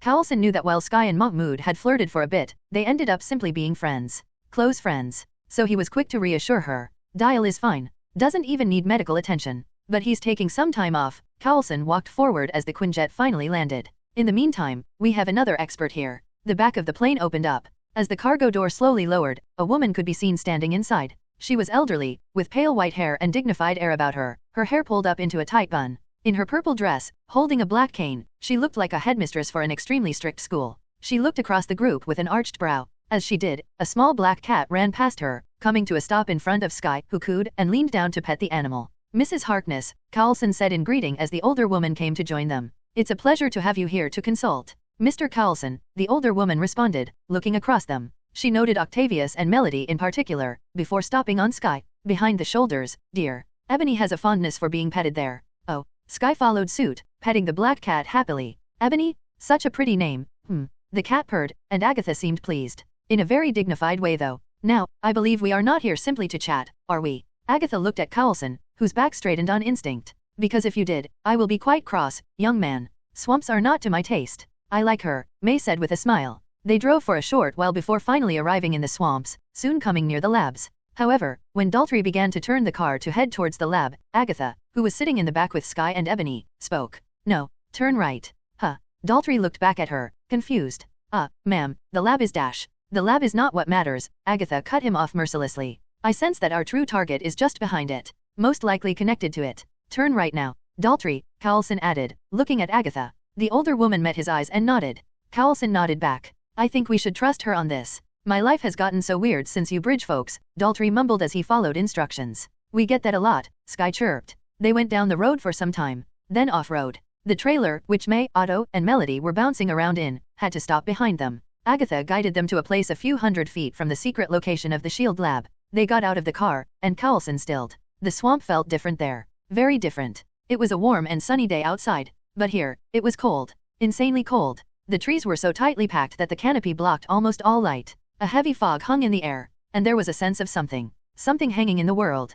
Possibility. What is this? Daltrey asked, stunned. Ebony strode forward, paws walking atop the ground of the swamp with ease. They were in front of a section of water, the area surrounded thickly in plant life. The black cat looked back at Agatha. The formidable older woman didn't say a word. She raised a hand and pressed a palm outward. The air rippled like water being hit by a rock. Jesus Christ! Daltrey shouted in shock. Not quite, Agatha snapped. Now, be silent. I am working. Daltrey gaped at her, looking at Coulson. The agent only shook his head and stepped back to watch Agatha work. For several long minutes, Agatha simply stood there, staring at nothing. Coulson, Sky, and Daltrey watched. Ebony licked herself clean. Coulson. May's voice drew their attention. Melody and Otto were following May through the swamp, the trio coming to a stop beside Daltrey's car. What's going on? Agatha is doing her study, Coulson whispered. Magic. Otto sounded skeptical, but he didn't interrupt, only watching. Wonder what she's seeing, Skye whispered. More than can be believed, Agatha answered. Ears like a bat, Skye mumbled to herself. Mind your manners, Agatha stopped and spun around. Hard eyes landed on Coulson. What lunacy caused this? She didn't shout. But in the cold and dark place they stood in, her harsh tones might as well have been a gunshot to the heart. We don't know, Coulson answered. Yes, Otto stepped forward. We did find some strange energy readings, but we're unable to detect the source, or what exactly they are doing. That is because technology, for all its incredible versatility, is not made to understand this, Agatha said grimly. Agent Coulson. Was S.H.I.E.L.D. attempting to access other worlds? Coulson shook his head, already understanding what she was getting at. Then this is a natural phenomenon, Agatha said slowly, sounding surprised. It was rumored, but to finally see after all these years, the nexus of all realities. This is way above my pay grade, Daltrey said. The nexus? Melody asked. A cross-dimensional gateway, Agatha explained. A place where all of the multiverse is connected. From here, one could travel in between all realities. Are you serious? Otto asked, stunned. The multiverse. Do you have proof? Agatha scowled at him. Don't be foolish. To try and prove it would be to open our world to the worlds beyond. I would rather not initiate another Rio or Atlantis incident. No one seemed to know what to say to that implication. This place should be guarded, Agatha said, sounding confused. Where? Oh. He rose. From out of the waters of the swamp, he slowly peeked up at them. Red eyes blinked lazily. Then he walked up to them. Jesus, Daltrey said softly. Don't be afraid, Coulson said. Not to try and console, but to warn. The instant one of them felt any fear, they were dead. The man-thing strode towards them, coming to a stop before Agatha. She stared up at the creature, undaunted by his size or appearance. Instead, she seemed sad. Oh you poor wretched creature. Agatha held out a hand and placed it on Man-Thing's chest. She shook her head. What did you do to deserve this? The Man-Thing's red eyes closed. Is there a way to change him back? Coulson asked. Agatha shook her head. No. Whatever happened? I can feel the strands of metaphysical energy tying him to the Nexus. He is its guardian. The one chosen to protect it and destroy those that would come out of it. Ted Sallis is dead then, Otto said sadly. No, Agatha shook her head. She closed her eyes and hummed to herself. I sense a human soul within this creature. Sleeping within. Perhaps that is the genius of the Nexus. Agatha turned to look at them. A human soul, so the creature cannot be possessed. Asleep, so it cannot be manipulated. But also so that it might have the strength that humanity can offer it. So we can't get rid of this thing? Daltrey asked gruffly. Absolutely not. Agatha barked. She rounded on Daltrey in an instant. This creature is tied to the Nexus, you fool. It is its guardian? The protector of our world? He must not be destroyed, moved, or controlled. Okay, damn. Daltrey stepped back in the face of the witch's fury. I get it. But I need to keep my town safe. If this thing is wandering around melting faces off the second someone gets spooked, I can't just stand by. Agatha calmed, turning to look at the man-thing. The tall creature looked around. Then it turned and began to walk away, apparently no longer interested in its visitors. I suppose that I will have to suggest some ways to aid in keeping the unwary from this swamp. This must be kept secret, however. The nexus of all realities is dangerous. Possibly more dangerous than anything else in this universe. Dial had said the same thing, Coulson mused to himself. That this thing was the equivalent of finding the Death Star in the middle of nowhere. Then it should be studied, Otto said softly. Indeed, Agatha Harkness turned her back on the swamp and the man-thing, who disappeared into the waters. In the meantime, I will begin preparing some basic wards. Something to drive off any curious minds, giving them an urgent need to be elsewhere. Like Hogwarts? Skye asked. Maybe we shouldn't make that comparison. Coulson began to say nervously. Exactly like Hogwarts, Agatha said, nodding her head. Coulson blinked. He thought she'd be offended, but she just went with it instead. Once I am done, I'll write up a proposal to your director on what should be done next, Agatha declared. Great, Coulson said. In the meantime, there's someone I need to see. A couple of hours later, the Citrusville Psychiatric Hospital. Coulson, Barbara, and Daltrey were in her room. Coulson was speaking, while Daltrey stood beside Barbara. He was looking down at her, worry on his face. Barbara wasn't speaking. Her hands were clenched tightly together, placed on her knees as she sat there. Drops of water hit the floor as Coulson spoke. Still alive, the agent said as kindly as he could. But Ted isn't there anymore. That creature. It's replaced him, turned him into a guardian. And there's no coming back from it. He will always be that way. I'm so sorry, Barbara. Stop. They sat in silence for a moment. I prayed he was somehow out there. But not like this. Barbara looked up at Coulson. Her face, still a ruined mess on half of it, was dripping wet. She rubbed her face under her nose, snorting as snot dropped from it. She winced, and let out a sob. Oh gee God, she said, shaking. Ted eyes. She cried. Openly, with no shame, she cried. It was a sad, ugly thing. Coulson and Daltrey didn't stop her. Daltrey leaned down towards her, wrapping his arms around her. She stared, unseeing, at the wall as she wailed. Coulson shut his eyes. This was the part he'd hated. The people who were left behind, when the monsters were created. When people were lost. It's okay, Daltrey lied to Barbara. It's okay. Mahmoud Sheikh/Dial. May 20, 2014 Avengers Tower, New York City, New York. When Jen and I had finally finished, it was around 6 hours later. Keep in mind, it wasn't because we were having sex the whole time. We took some moments to relax and talk. Just to hang out. But when we weren't. Damn. Just damn. After that, we both just lay down in bed, Jen lying against my chest as we stared up at the ceiling, our blankets tossed on the floor and the sun shining on our nude bodies. I just stared at the ceiling, stunned. That good, huh? Jen teased, dragging me from my thoughts. She turned her head against me, her hair tickling my chest, to give me a wide grin. Pretty much anything I say I tried to think of something to tack on, only to literally be at a loss for words. She laughed, which had an oddly calming effect on me. I grinned back at her. So, how was your mission? She rolled her eyes. Okay, really? You want to talk about that now? I want to talk about a lot, I admitted. But you looked, well, satisfied. She gave me a saucy look. I mean, like you'd had a good time on your mission. Or at least, felt good about it. I did, she said thoughtfully. Went through a lot of stuff I didn't expect. You want to talk about it? She gave me a sultry smile and grabbed me in a sensitive zone. Yeah, I'm guessing you need the rest. I chuckled, not feeling hurt by the fact she was way more energetic than I was right now.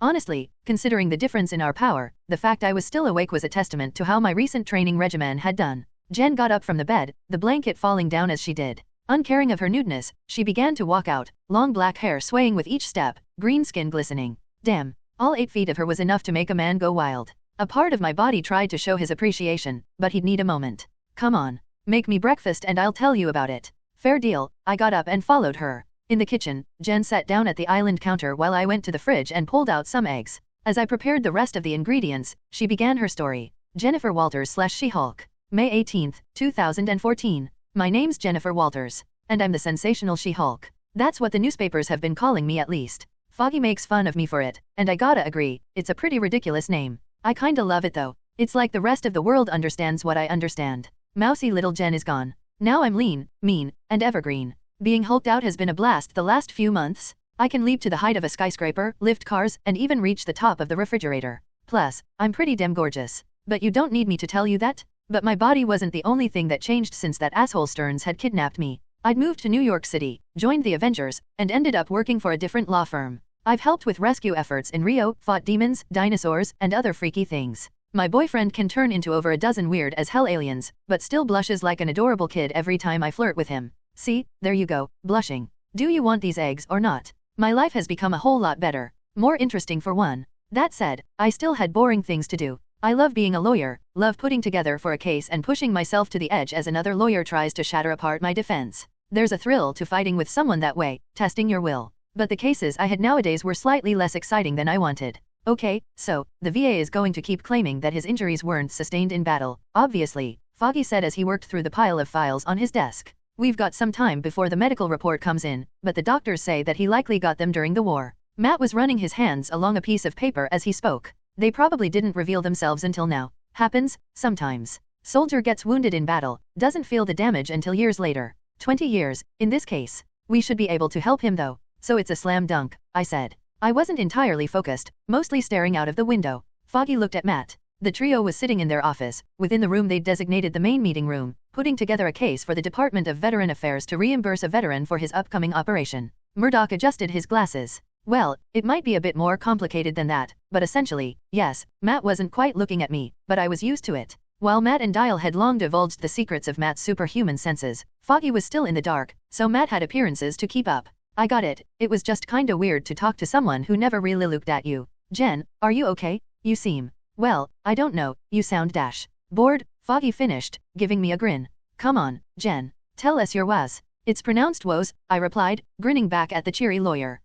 Potato, tomato, Foggy smirked, then leaned back in his chair. Seriously, you okay? Yeah, I shrugged. I don't know, I guess I just feel like I've been in a rut lately. It's been a while since I've had some excitement. I mean, it's nice that we'll be able to help Pope, I gestured to the case in front of us. But we all knew that the only reason he was having trouble was that he couldn't afford a lawyer that would want to help him. This whole thing is easy. Hey, that's what I wanted out of this job, Foggy said. Living on Easy Street, making the big bucks, taking it to the man. And helping people, Matt chided gently. I mean, sure, that's important, but come on. Money. Foggy joked. I laughed, running green fingers through my hair. Yeah, it's great. I just really want to punch people now, you know? Sparring with the Avengers is fun, but it's been a while since I've been on actual mission. Foggy blinked and shrugged. Well, not sure I can help you. I mean, I could volunteer as a punching bag, but have you seen this face? He pointed at himself helpfully. This is the moneymaker. I can't sacrifice this face, Jen. Not even to help my friend with her weird sadist dreams. Ha ha ha ha. He surprised me so much that I couldn't help the laugh. I'm not a sadist, you goof. I'm just bored, Matt said. I get it. Hey, who knows? Maybe you'll get your wish soon. I nodded, but kept my thoughts to myself. Ever since Rio, things had been quiet for me. I had some smaller missions, some sparring, but life had quickly gotten very routine. Hell, I never really got a chance to test things out. I could bench press trucks, damn it. I was getting trained by Captain Freaking America. I just wanted to see what I could really do, but it was like life wasn't giving me a chance. Yeah, I know, I'm whining. Woe is me, I have a sweet job and superpowers, why should I complain? But I was bored. An hour or so later though, I got a call. Straight from Bridge. I answered my phone and it went to video call. It was some skinny young black woman in a suit with long hair, looking a little nervous. She was so cute. Hello, Mrs. Walters, the young woman said very politely. I'm Agent Tolliver. Are you asking me or telling me? Well, she said, brushing her hair back. I'm kidding. What's up? She took a deep breath and seemed to relax a bit. Well, we have a mission that might need Avengers assistance. It was flagged for superhuman strength and I was told to ask you for help. Are you busy? Not even a little bit. I got up immediately and ran for the door, yelling back. Foggy, Matt, I've got an Avengers mission. Send me a text if anything changes. Wait, seriously. Foggy came out of his office and gave me a weird look. You wanted a mission and got one the same day. What can I say? I gave him a grin before I headed out of the door. Life loves me. May 20th, 2014. So I'm guessing you paid for tempting fate like that, huh? Mahmoud looked up at me from where he was cooking eggs. He made quite the picture. He'd let his long hair out of its ponytail, which gave him a whole barbarian vibe I was really digging, especially with the scars. My boyfriend had sadly put on a pair of sweatpants, but he hadn't put on a shirt yet. It let me get a good look at his chest flexing as he moved around, and his arms bulging just a bit as he moved. Then he turned to get something out of the refrigerator, bending at the waist. Nice. Down girl. I looked at him for a long moment, pushing down my instincts. Instead, I really looked at him. I liked Mahmoud. He was funny, smart, and brave. He told me all the time that he used to be lazy and unmotivated. You wouldn't think it. He worked out all the time, trained with Black Widow, and learned as much as he could about everything. I admire that about him. But he was keeping something from me. I could tell. He knew everything about me, about Bruce, my dad, about my career as a lawyer, my powers. But whenever we talked about his past, there were times he would just clam up. He would talk about family, sure. I knew about his 4 brothers and 1 sister, poor girl. But then he would mention something random, only to stop and change the subject. In lawyer talk, we call that evasiveness. I wanted to trust him. But how can I, when I always know he's holding back? Jen. Mahmoud said. I blinked, looking up at him. You okay? You stopped talking. Yeah, I'm good, I lied. Anyways, where was I? You were about to get your mission. He grinned at me, the dimple just to the left side of his lip deepening. I smiled back. Yeah, well, I guess I should have been careful about what I wished for. Good news though. Finally have a nemesis. May 18th, 2014. Jennifer Walters / She-Hulk. When I left the law firm of Nelson and Murdoch, even though I'm a full partner, we kept my name off to try and keep reporters at bay for a bit. A car was waiting for me outside, a big SUV with the Bridge logo on the side. The door opened for me as I stepped towards it, and I got in immediately. Inside was the cute Bridge agent from earlier. What was her name again? Agent Tinover? No, it was Agent Tolliver, right? I asked her, crossing one leg over the other. Yes, she gave me a smile. She had long black hair, black skin, and was wearing a women's business suit. She was also positively tiny, only about 5 feet tall. I'm supposed to take you, one of our specialists, and an investigator to the bank. What, am I gonna take out a loan? I quipped. Huh, she blinked at that, looking confused, before laughing. She snorted a bit, looked mortified, then hurriedly continued speaking. No, they want you to investigate a spree of bank robberies. Bank robberies. I'm a smart gal, so I figured it out pretty quickly. You guys think a superhuman is doing these? Or at least someone that needs my green ass to help with? She nodded, biting her lip slightly. Yes. Here, I have the file. She reached into a bag by her side and pulled out a manila folder. A bit more traditional than I was expecting. Bridge sometimes seemed obsessed with holograms these days. I took the folder and opened it up. Huh. Real paper and everything. There have been 2 robberies so far. The first was the Queen's Community Bank. Someone went in and ripped the ATMs out of the walls, taking hundreds of thousands of dollars. Then, yesterday, someone entered the Midtown Consolidated Bank and somehow pulled a vault door off a wall. Do you know how much force a thought takes? She sounded positively excited about that. I thought about that for a second, but she immediately started talking. The vault door was put in place back in the 1900s, so it weighs 45,000 pounds or 22.5 tons. Its pressure system applied 8 tons of pressure, and the whole thing was just ripped off the wall. I mean, the rebar reinforced concrete cracked first, but that's still a massive amount of strength. She clenched her fists in front of her, eyes practically sparkling. But there's no sign of any heavy machinery being moved into the bank. That means either a single person with the strength moved that much weight or someone created incredibly small and efficient technology that can do the same. It's incredible. I blinked at her. Damn, she was enthusiastic. I decided not to mention all the people that I had met recently who both probably had the strengths or the smarts to do the same thing. Got it. So I'm going in case there's a fight. You and one more person. She pointed at the folder. I'd been looking at pictures of the banks, one a small street bank, the other a much bigger one. We also have an investigator coming to help you both. Your role is frontline support. One of our specialists will be your backup. Okay, I'll be honest. The idea I needed backup was annoying. I could punch through steel for crying out loud. Well, maybe the specialist was another Avenger. It wasn't. Frank Castle. Tolliver tapped on the file. May 20th, 2014. HRRRRK. Mahmoud suddenly choked on nothing, coughing out of nowhere. Mahmoud. I got up to help him, but he held a hand out, waving me back as he hurriedly grabbed a glass of water from the sink and guzzled it down. I frowned. Something wrong. He took a bit. Then he turned and gave me that look again, like he was deciding how much to tell me. I didn't like that look. It made me want to hit him. Damn it, Mahmoud. What are you keeping from me? I kept those thoughts off my face while he spoke, rubbing the back of his neck. Well, Frank's a good soldier. He just never struck me as someone who would be doing a bank robbery investigation. He coughed.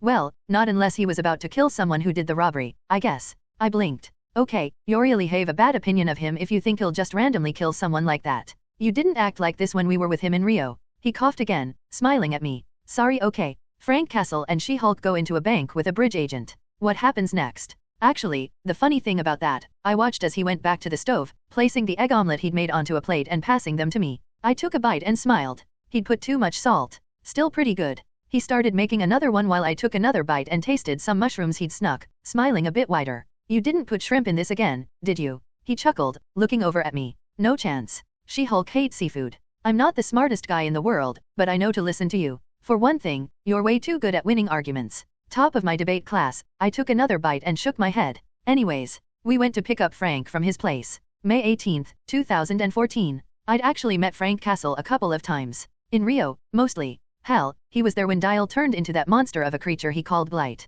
Frank had struck me as a crazy serious guy, one of those soldiers who were kinda born for it. Flat top haircut, rough looking face, always kinda about to growl. That day though, when he came out of his house, he was smiling, carrying a big duffel bag over his shoulder. Tolliver and I were standing just in front of his lawn, waiting for him as he came down towards us. He stopped smiling when he noticed me, immediately switching to a scowl. What the fuck are you doing? Huh. Nice way to say hi, Frank, I said while blinking at him. He didn't seem to care, just glaring at me. You know my neighbors don't know about what I do, right? You just going to stand outside my house all green and shit. Okay, to be honest, I didn't think it would matter that much. The second he mentioned it though I felt dumb as hell. And before you laugh, Mahmoud, I was there when you walked around in diamond head form in the middle of Times Square.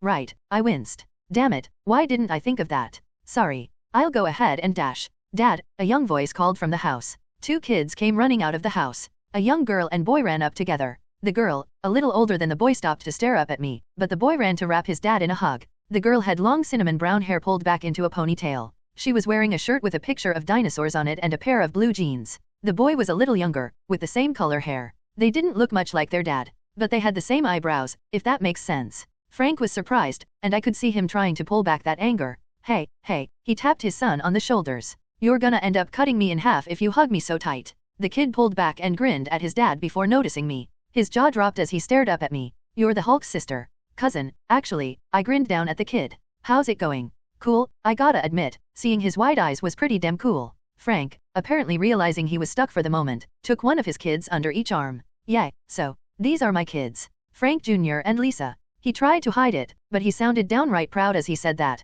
his fingers clutching tightly at their arms. The girl, Lisa, struggled out of her dad's grip and walked up to me, looking up at me. She looked almost contemplative. You're an Avenger. Some days. I'm also a lawyer when I'm not punching dinosaurs. Clearly that was the wrong thing to say. She scowled at me. You shouldn't hit dinosaurs. Oh my god. So cute. You're a fan of dinosaurs too? I asked her, kneeling down to try not to loom over her so much. It didn't work, but she wasn't fazed. She's got about a dozen in her room, Frank grumbled. And all over the house. I did too, man, did I ever. Bruce and I used to spend so much time playing with dinosaur toys. One of the coolest parts of being in Rio was seeing the big guys come to life. I asked a friend of mine to get me one as a pet. He's going to a land of dinosaurs, I whispered conspiratorially to her.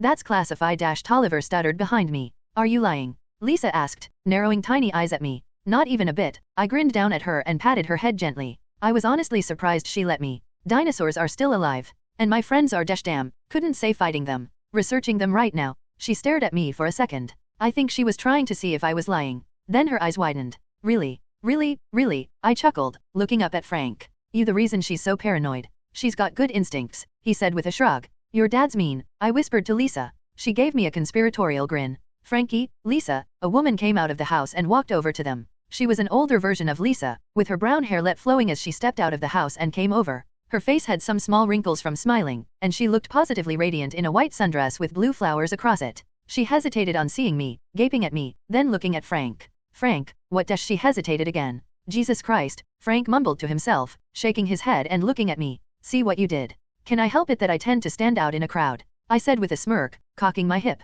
He rolled his eyes and waved at his wife to come closer. She came over with some trepidation, leaning into him as he hugged her close. Then they kissed. Ew, Frank Jr. leered, Lisa bumping him in the shoulder. Frank and his wife grinned at each other as they separated before she looked over at Tolliver and I. Her smile faltered for just a second. Hello, I'm Maria. To her credit, she held her hand out for us to shake really damn fast. I took it with a smile. Jen. Agent Tolliver. After handshakes, Frank Jr. spoke up. Dad, are you going on a mission? Frank and Maria froze. The kid sounded, well, he sounded worried. He was trying to hide it, but I could tell that he was scared of his dad. Buddy, I have to sign some paperwork, I said quickly, stepping forward. I sighed dramatically. Boring, I know, but whenever I'm not fighting monsters, I'm a lawyer. Your dad got some pretty sweet armor recently. Have you seen it? Yeah. Frank Jr.'s eyes lit up. Dad looks so cool. With a skull on the chest and everything. The older Frank shuffled slightly, looking a little uncomfortable. Well, he's gonna be signing some stuff so he'll be able to use that stuff more often. And maybe, if he's lucky, he'll be able to play around with it while we're out there. I patted the kid's shoulder, grinning when he gave his dad a proud look. We gotta go though. Yeah, Frank patted his son on the head, who grumbled as he pushed his dad's hand away playfully, then kissed his daughter on the head. Maria kissed him again, giving him a sad look so fast her kids didn't notice, before pulling her kids in. Come on guys, we better let Daddy finish his paperwork, Maria said. Okay, bye, Mrs. Hulk. Lisa cheered, Frank Jr. waving as the pair ran inside. Mrs. Hulk. What? Like that's worse than She-Hulk. Frank, slinging his bag over his shoulder, passed by me while Tolliver hesitantly followed. I'll be honest. Wasn't feeling optimistic about my teammate at the time. We sat in silence in the car. Frank listened to Tolliver give her assessment in silence, finally nodding before he started rummaging in his bag. He'd come for battle. He was wearing the casual uniform bridge soldiers wore on assignment, a black sweater and black khakis with a small bridge logo on both. He had a single handgun on his hip, but his bag also had a rifle carefully packed away in separate pieces. He wasn't putting them together or anything, just making sure he had all of them. Then he looked at me, noticing I was watching. What, you want one? I ain't one to leave an opening like that. Nah, I bought 2 of my own. I flexed both my biceps with a grin. He scoffed, though I could see him smirking a bit. Yeah, okay. He zipped up his bag. I know you can handle yourself in a fight. But we ain't fucking detectives. He looked at Tolliver. Hopefully your guy shows up. He will, Tolliver said. She looked pretty intimidated by Frank. I'm supposed to drop you off and he'll meet you there afterward. Good, he leaned back in his chair. So why am I here? You got Mrs. Hulk, you got your detective guy. Why me? Your incredible charm and wit, maybe. I teased. According to the director, we don't want any assets going out alone right now, she said. Hydra's remnants are still underground, but we don't want to have anyone get kidnapped by them again. So even though Miss Walters is superhuman, we don't want to take the chance that she could get sidelined by something that counters her. I didn't like that. The idea that I needed protecting. I hadn't met much that could take me on these days. Yeah well, let's just get there and get this done, huh? Frank looked out at New York City. Promised I'd be home for dinner. When we got to the bank, Tolliver couldn't leave fast enough. Once she was gone, Frank and I stood there awkwardly. Me, more than him. The bank was surrounded by cop cars cordoning off the place with yellow tape, which meant there were also a lot of spectators and reporters. Then my 8-foot-tall ass showed up and everyone had something else to focus on. People were staring at me. I could hear a couple calling out my name, and a few had their phones out to take pictures. I crossed my arms and looked out at them. Honestly, even after all this time, seeing how weird people acted about me was still strange. Matt and Foggy had gotten over it. None of the Avengers acted weird. Even the staff in the Avengers Tower and bridge members didn't really think I was a crazy sight anymore. But the average New Yorker still treated me like part celebrity, part freak. Hey, take off your shirt, one douchebag shouted in the crowd. There's always one idiot. Hey, can you get someone in charge? I said to one of the police officers on duty. They're on their way, ma'am, the lady said, looking apologetic. It'll just be a minute. Hey, take off your shirt, the same idiot yelled. The female cop and I shared a look. For just a moment, I felt angry. If I actually went and confronted the idiot, he'd probably scream about being abused or something. Logically I knew that hanging him on a lamppost by his underwear would end badly in terms of my reputation, but I was actively considering it. Frank, standing next to me, growled and turned towards the guy. I held out a hand in front of him. Let it go. We have actual things to deal with. He glared at the idiot, who gave Frank a smarmy smile back, before turning away. Honestly, that's the problem with guys like that. They think they win just because the people they yell at aren't supposed to punch down to them. I ignored him as he kept on yelling at us. Apparently unsatisfied with my lack of reaction, he tried to move forward. A cop who'd been cordwoning off the area shoved him back with some prejudice. Back off? This is a crime scene, chucklehead. Come one ma dash the idiot tried to argue. You want to complain, you want to get taken in for disturbing the scene, the cop warned. I didn't have time to hear what the idiot said before someone came towards us, an older woman in business suit wear. Frank Castle, She-Hulk? I'm Detective Leslie Perez. Frank took her hand gruffly. Ma'am. The black-haired woman gave me a look I was used to, one of surprise and awe, before shaking my hand as well. I was told there would be 3 of you. Our bridge investigator should be here soon, I said. Huh. Well, might as well take you in for now. She turned and walked into the bank, Frank and I following. The inside of the bank was covered in paper and pens, chunks of shattered wood scattered about. Several officers dressed in jackets that said crime scene on them were dotted about the room. The room was circular, with the various teller desks surrounding the center. A chandelier hung from the ceiling, oddly unharmed by the devastation underneath it, its glass crystals glowing in the sunlight outside. A vault door sat near the left side of the room, pieces of bent rebar and concrete hanging off of it.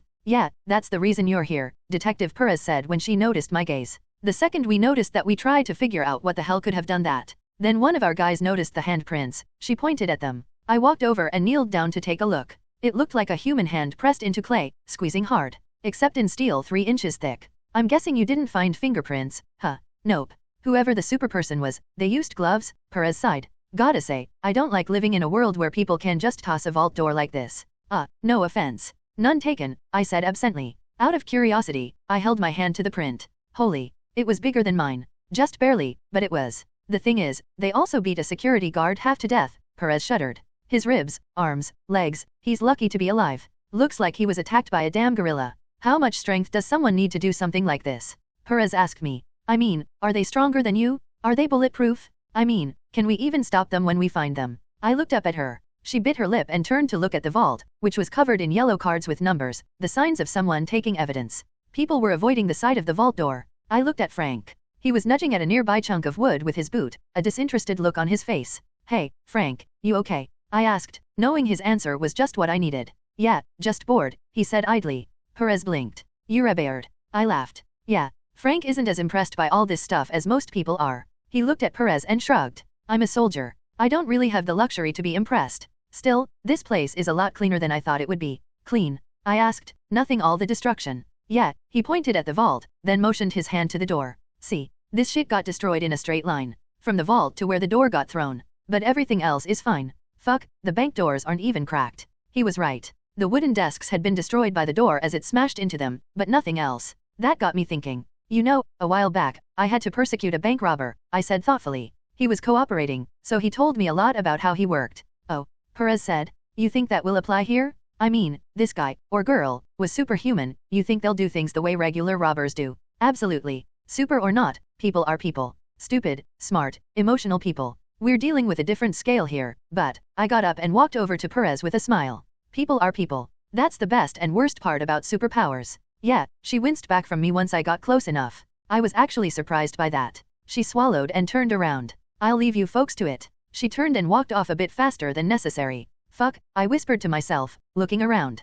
I turned to Frank. May 20, 2014. The doorbell rang, interrupting my story. Mahmoud looked over at the door, getting up to get it. I stopped him. I got it, babe. I rose up and answered the door, and was met by the sight of one of my favorite blondes. Thor. Hail, Lady Jennifer, he said with that old-school charm. May I and Natasha enter? We wish to speak with Mahmoud. Sure. I blinked at him. Wait, Nat. I'm here, said a voice behind Thor. The tiny redhead stepped around Thor with that crazy amount of grace she always had. She gave me a sexy smirk. How's it going, Jen? Great. I opened the door for them. Mahmoud perked up like a puppy when he saw them. Hey guys, what's up? You're chipper this morning, Natasha gave him a smirk. Oh, yeah, I get it. Get what? You and Lady Jennifer have affirmed your relationship at last, Thor said with a grin. Mahmoud turned bright as a tomato. Even with his dusky brown skin, I could very clearly see it start in his cheeks and go down along his neck to his pecs. What are you guys dash? I mean, we were already in a relationship. But yeah, we banged. I shared a grin with Nat, who gave me another smirk as she smoothly sat at the counter and stole Mahmoud's food.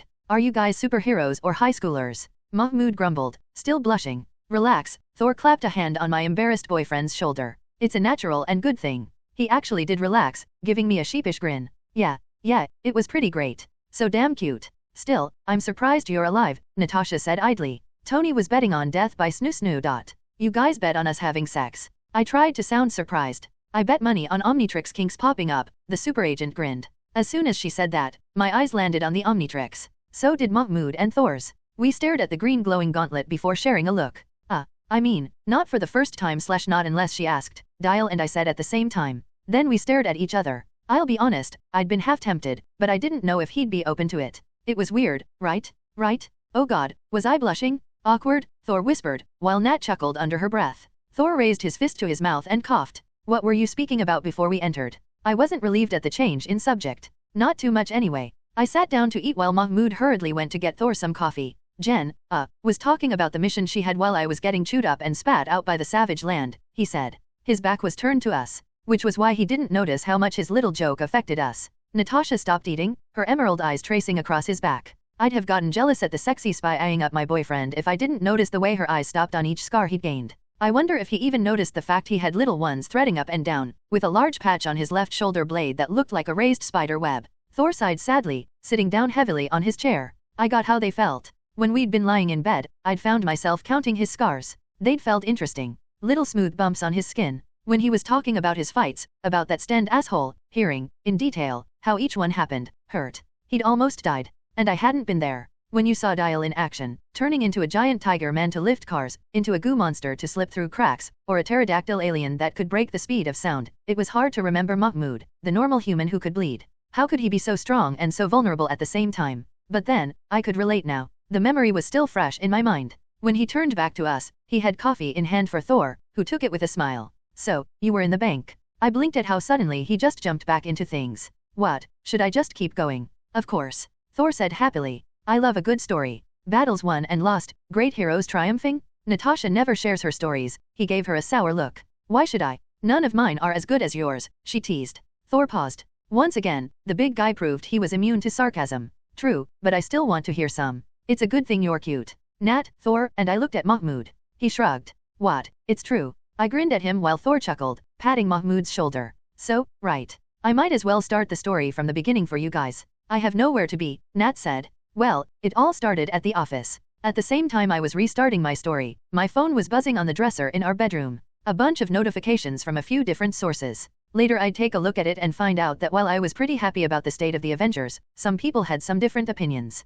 Polarizing opinions. I had to stop myself from going out and punching idiots after a few minutes of reading and watching the dumber stuff being said about us. Like the frog said, it ain't easy being green. Interlude, social media. J. Jonah Jameson here, from to talk about the events of the last few months. A bombastic man said far louder than needed. He was balding, the remains of flat top haircut starting to fade, wrinkles etched into his face. But when he spoke, it was with an energetic and aggressive manner, his wrinkles giving him the air of a dignified man who was used to righteous anger, for good or ill. He was wearing a simple suit and sitting at a black desk, the screen behind him showing the bugle logo of his news organization. Ever since Hydra revealed they've been infecting S.H.I.E.L.D. like the parasites they are, and Captain America took them down, we've been living in a damn chaotic world, damn chaotic listeners. But lucky for you, JJ is here to break it all down for you with my unbiased report. He leaned forward. Now folks, I'm not gonna sugarcoat it. Things aren't rosy in the world today. Anyone who claims we live in a better world today I lying to you. But things aren't all bad either. So let's start with the good. A picture of Captain America came up next to him, the All-American standing on top of rubble, a wide smile on his face as he carried a child in his arms and helped an injured woman stand, an older man over his shoulder. First off, we've got the greatest damn hero in the world still standing up for us. JJ pointed at the image. In a world of freaks running around claiming to be heroes, Captain America is still the leader of the Avengers. Hell, his sidekick, Falcon, the image of Sam in flight over New York showed up next to Cap is even leading their offshoot team. It's a damn good sign, to show that even when all the crazies are running around, we still have an honest American taking charge in the field. JJ's smile was temporary. But then, we have to talk about that. About the freaks we've got in the world today. Starting with this guy. An image of Dial showed up. The brown-skinned hero was scowling, dust and mud across his face, hunched over. A far less heroic image than the one shown of Captain America. Now, I love Cap. It's easy to tell why, but I have to question his judgment. Why does he trust this man? Another image, this time of Dial in Blitz wolfer form, biting into a tri-horned demon's shoulder like a vicious animal. Dial, real name Mahmoud Sheikht. He came out of nowhere with a watch that he claims holds aliens he can turn into. Inserts himself into the Avengers right when Hydra makes them desperate for allies, then starts pulling in others to join in no less. Where do I even start? JJ slammed a fist onto the desk. First off, he's too damn powerful. This guy, kid really, shows up and what? He can turn into 11 different aliens that can each be an Avenger on their own? And does anyone remember this? An image of a helicarrier appeared. An upgraded helicarrier, completely black and covered in green lines like circuitry. It spun its cannons in various directions and started firing. Green waves of energy split the skies, ripping apart Hydra forces in moments. We're dealing with someone who can turn a helicarrier into a superweapon, JJ said, his voice foreboding in tone. That's not the least of what he can do either. JJ was replaced by footage. 4 arms sparring with the Hulk, their fists sending visible shockwaves through the air. Diamond Head slicing through tanks with blades of crystal. Big Chill moving through walls before blasting bursts of ice. Men getting beaten by an invisible force before Fast Track appeared. Goop burning through a glass window with acid as a man screamed and ran away. Fast Track blasting massive waves of blue light from his tendrils. Swamp Fire blasting fire. Wrath laughing maniacally as he ripped into Hydra soldiers, screaming out slurs and taunts. Jury Rig with a sadistic smile on his face as he hefted a nightmarish gun that inflated the heads of demons like balloons until they couldn't move anymore.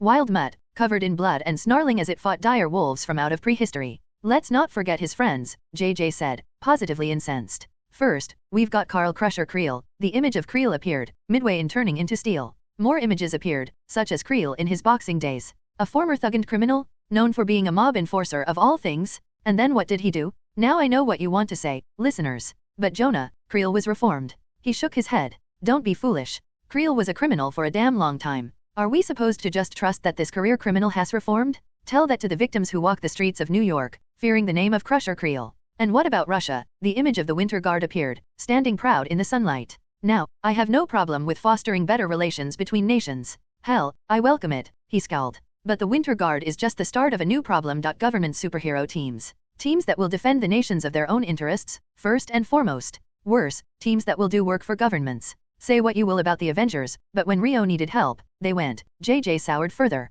I'll even give credit to Dial. That kid saved lives out there, right alongside Captain America. I didn't see a single Winter Guard member fighting out there, saving people from the rubble. He slammed a fist on the table. So why the hell is one of them an Avenger? The image of Fantasma appeared, dressed in her purple uniform, floating on a platform of magic and glowing violet. A self-proclaimed witch, JJ scoffed, showing just what he thought of that. Who we know nothing about. She has exactly one good deed to her name that we know about, and that was in service to her own country. Let's break out a hypothetical. Let's say this witch, he did some quote marks, has to help the Avengers. And Russia decides it's against their best interests. You know what she'll choose? Russia. Every time. JJ shrugged. Now, if she proves me wrong, fantastic. But I doubt it. He leaned back in his seat. I could go further. Talk about how Bridge is coming very close to becoming the strongest damn army on Earth, with a bevy of superhumans under their control called Graveyarders according to my sources. How all their soldiers are packed with tech that can rip through tanks. But I will say one thing. He tapped a single finger on the table. I am Warninja.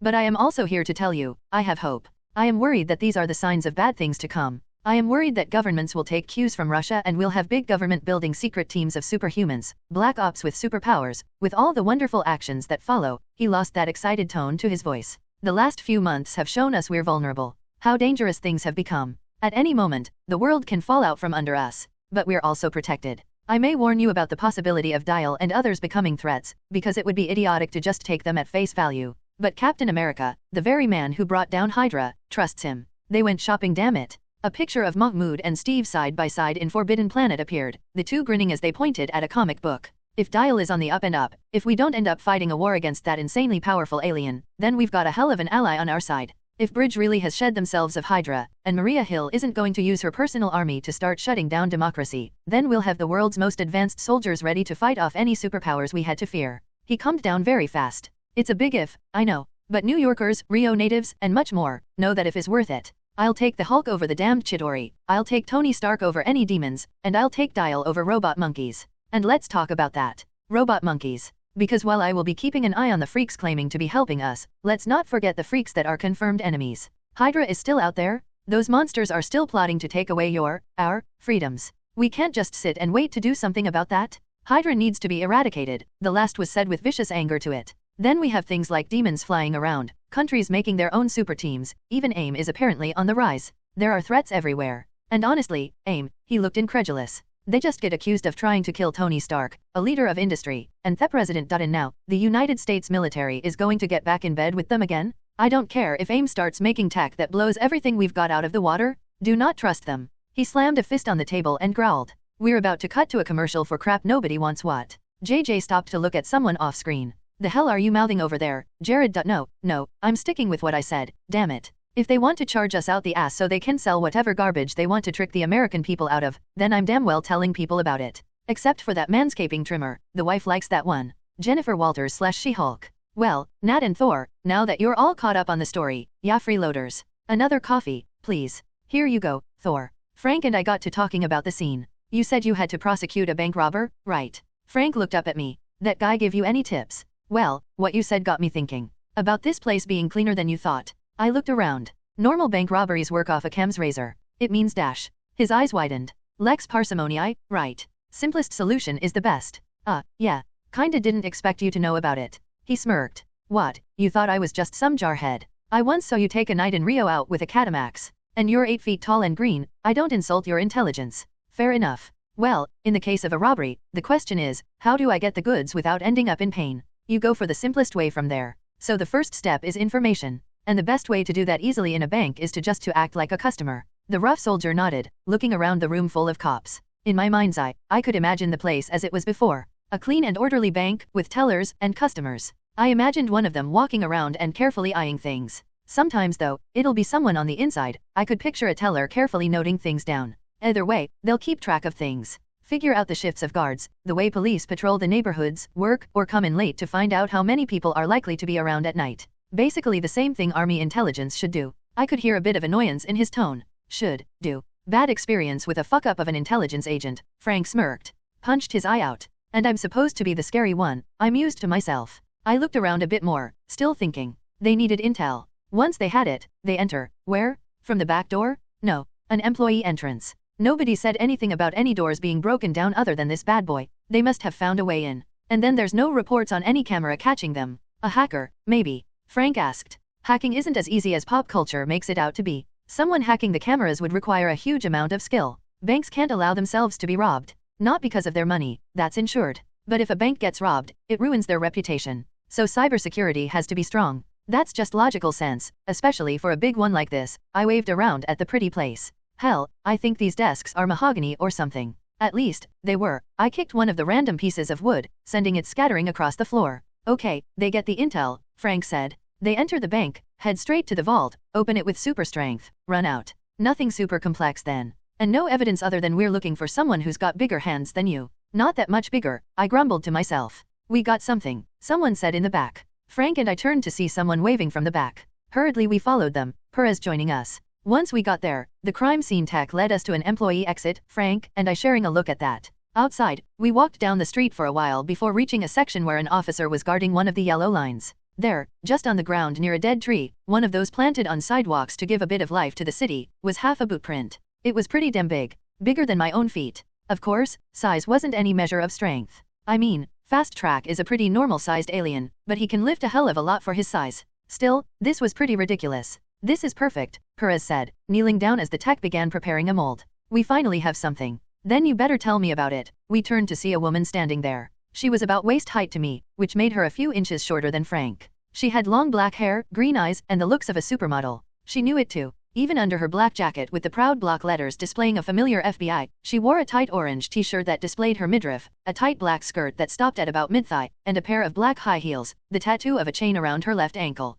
She looked like a high school student fantasy of an FBI agent. Agent Anastasia Rinaldi, FBI. Anastasia. Not Anastasia. I asked hesitantly. Seriously, spellcheck hates that name. Has a red squiggle under it and everything. She smirked, cocking her hip and placing a hand on it. What, did I stutter? What is the FBI doing here? Perez said, sounding annoyed. Asking why you're letting this freak and her friend intrude on my investigation. She glared up at me. We don't need some dumb strong women trampling around our evidence. Okay, bitch. It's not your anything, I growled. This is a bridge case. Or you haven't seen the fact that someone who can toss around cars is involved in this. You planning on taking them down with a gun? Oh, so you're just here as dumb muscle, she chuckled. That makes sense. In that case, why don't you let the professionals handle this, and we'll call you when someone needs to throw a punch. Not happening. Frank stepped up next to me, growling. This isn't a debate. I haven't memorized the rules or anything, but as far as I know, any superhuman activity means bridge has jurisdiction. Then prove it, Anastasia sighed. I mean, are you two even certified for this kind of thing?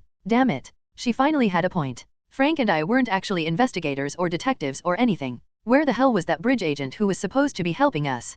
Perez looked between us awkwardly. Maybe one of you better call your superiors so I can figure who exactly I'm supposed to kick out. Good idea. The smug FBI agent flipped her hair. I'll call command. Frank looked at Anastasia, stupid damn name, like she was scum on his foot. In the meantime, if you touch any evidence what, you'll pout at me, she sighed, walking up to press a finger against his chest. You're cute, but not that cute. She ran that finger along his chest in one of the most blatant attempts at seduction I've ever seen. Perez and I shared a look of surprise. Frank, on the other hand, was unfazed. No, I'll break your fucking arm, Frank growled, slapping her hand away. He turned away without another look at her, raising his phone up to his ear. She looked startled, then pissed off. When she saw I noticed, she quickly hid it. If I see a single green handprint in there, I'm going to be speaking to your superiors. If you talk to me like that again, I'm going to shove your heels up your ass. Anastasia didn't seem to know what to say to that, so she just huffed and turned away.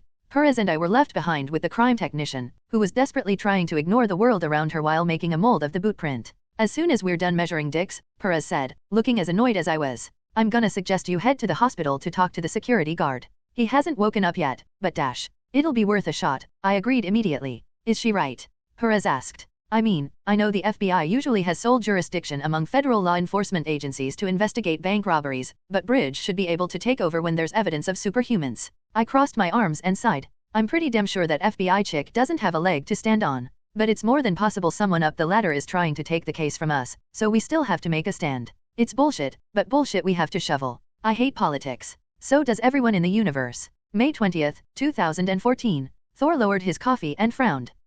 I have never had to encounter such a situation. Is it really so complicated? I guess as the crown prince, you never had to deal with that kind of stuff, Mahmoud said. Either you had jurisdiction or you were too damn strong to stop. Thor chuckled embarrassedly. Well, I have always been asked for help. I never had to worry about this organization or that deciding I wasn't allowed to aid the people. Whatever the case, she had no right to interfere. Natasha leaned back in her chair, placing one leg over the other. We do have some joint FBI and bridge operations, but nothing close to a problem of jurisdiction ever pops up. Yeah, Mahmoud rubbed the back of his neck awkwardly. I mean, the FBI is usually damn good. I'm supposed to head to one of their profiling conferences actually, but they don't have guys who can punch superhumans out just yet. Which doesn't make them useless or anything. Of course, Natasha replied. But it does mean that we're supposed to aid them. Imagine if the FBI had to hunt down a killer with an Omnitrix of their own. Mahmoud gave her a look that told me he'd had that worry once or twice, a sad and morose look. What happened to the agent who was supposed to help you, anyways? Natasha asked. Well, Frank found that out pretty quick. I got up. Come on, I wanna grab a drink. I'll tell you the rest in the rec room. May 18th, 2014. When Frank came back after 15 minutes on the phone, that Anastasia chick had disappeared at some point. Which, seriously? She's just gone. I asked Perez as we stood in front of the bank. She decided to leave after demanding we prove we have jurisdiction. That's what our officers say they saw her do. Perez looked as frustrated as I was. Well, what did Bridge have to say, anyway? I asked Frank. That we have jurisdiction, and Anastasia's superior is gonna give her a dressing down, he said simply. Fan-fucking-tastic, Perez shook her head. I'm so happy we could waste our time with all this then. First we have a robber stronger than fucking She-Hulk, now this. She turned and walked away fast, clenching a tanned fist as she did. I gaped at her. Stronger. I growled. What the hell? Because this thief had bigger hands and feet? God damn it, I could toss tanks. Why was I feeling like I had to prove myself? Also, we aren't getting back up, Frank said with some frustration to his tone. What? I asked. The bridge investigator is working on another case, one that takes priority. He shook his head. We're supposed to stand down for now. Seriously. Yeah, Frank looked frustrated. We aren't investigators, so we're just waiting on them to find someone else. We're to collect the evidence and coordinate with the NYPD if needed, but we're basically just going to sit around with our thumbs up our asses for now. Who says we need someone else? I asked. See, this is where I got reckless. Frank cocked his head to the side, but didn't say anything. I spoke quickly. I mean, we aren't investigators, but we do have some evidence, right? And we know that a security guard was sent to the hospital. He's gotta know something. I mean, if he knows even the hair color of his attackers, that can be useful. I looked around. Come on, Frank. You really wanna let this go? We were told to. He scowled up at me. Why the hell are you suddenly invested? I hesitated for a moment. I'll be honest, I wasn't sure why at first. But then, I had to remember just what kind of day I'd had. Perez being so nervous around me as well as doubting my strength. That FBI bitch. After so many years of proving myself in every conversation, showing my father, my fellow lawyers, every criminal, cop, and client that I was more than just a mousy girl, that I was strong and smart enough to take on anything that came my way, I'd gotten used to proving myself. When I became my bodacious green self, I hadn't needed to do that anymore. All the Avengers were respectful of me. Matt and Foggy treated me like what I was. A sexy, smart, super strong lawyer. But now, in the streets of New York, I was feeling that same urge I once had. People didn't think I could step up. Anastasia didn't think I was smart enough. Perez thought that the robber was stronger than me. I was feeling the burn anyone does when a challenge pops up. The burn to beat something. Yay, see. I knew you three would understand. Frank looked more annoyed than anything. Ms. Walters, the only interrogations I've ever been involved in involved a lot more violence than you might like. What do you want us to do when we get to the hospital? Ask nicely. We aren't interrogating anyone, remember? This guy got beat to hell, and we're gonna beat up the people that did it to him. You don't have to convince him to tell us anything. We go in, ask him some questions, go out. He glared up at me for a long moment. He looked left, then right. Yeah, okay, why not? Yes. I wrapped an arm around his shoulder, having to bend over to do it, and grinned at my sour ally. You won't regret this, Frankie. Get off of me, he growled. Don't be so grumpy. This will be fun. I take back everything. This sucks, I said as I stared out at a sea of reporters in front of the hospital. I already regret this, Frank growled, glaring daggers at a young man shoving a microphone against the window. We were sitting in a taxi, slowly rolling along while people were shouting at us. Dozens of flashes were going off all around, cameras getting thousands of pictures. Seriously, I was literally just sitting in a cab. What were they hoping for? The taxi driver, an older Haitian man in his 40s, looked back at me. He had a cool accent, a 43CX almost smooth. Ms. Walters, I'm really honored to drive you and everything, but these people aren't letting me go any further. It's fine, I grinned at the guy and got a bashful smile back. Thanks for everything, Samuel. Call me Sammy, miss, he said with a kind smile. Then he looked around. Will you be needing a ride after, miss? I can pull the car around back. You sure about that? I asked. Of course, Ms. Walters. His smile became a bit softer. You Avengers have been protecting us. I don't mind driving, yeah. I tell ya, that made me feel warm inside. I nodded at him, then looked at Frank. Okay, we run for the entrance. Yeah, he said, shaking his head. Damn it, I miss being able to shoot things that annoyed me. We shoved open the car doors. I tried to be gentle, but I still ended up sending a few people flying back. As soon as I stood out of the car, I towered over the crowd. For half a second, they finally quieted down. Then they started shouting questions. Jennifer? Who's that guy that was in the car with you? A new boyfriend? Any truth to the rumors that you'll be modeling in Victoria's Secret next week? Are you dating Brad Pitt? What's your favorite pizza? How was breakfast? Why aren't there nude photos of you online? What's your favorite movie? I pushed through as gently as I could. Some guys tried to get in my way. I picked up two men and placed them gently aside while speaking. I'm here for a job. Just get out of the way. The sheer amount of people ended up slowing me down. When I finally reached the entrance, Frank was there with some of the hospital's security guards. They stopped the reporters from entering at the doors, shoving them back. How the hell did they know I was here? I yelled, annoyed as hell by now. If it wasn't for the stupid questions they were asking, I'd think someone knew we came for the security guard, Frank said. That was a good point. No one seemed to know that I was here for an actual mission. Just that I was on my way here. Actually, there were a lot of paparazzi at the hospital too. More than should be here considering I didn't even know I would be at the hospital until about 30 minutes ago. Before I could think any further on that, a nurse came up to us. He was a short man in blue scrubs, with large forearms and a tight beard. Ms. She-Hulk? You're here to speak to Mr. Romero. Yeah, I said immediately, recognizing the last name of the security guard. Is he awake? He just did. The nurse turned and started walking quickly. He was pretty beat up, but the guy is damn tough.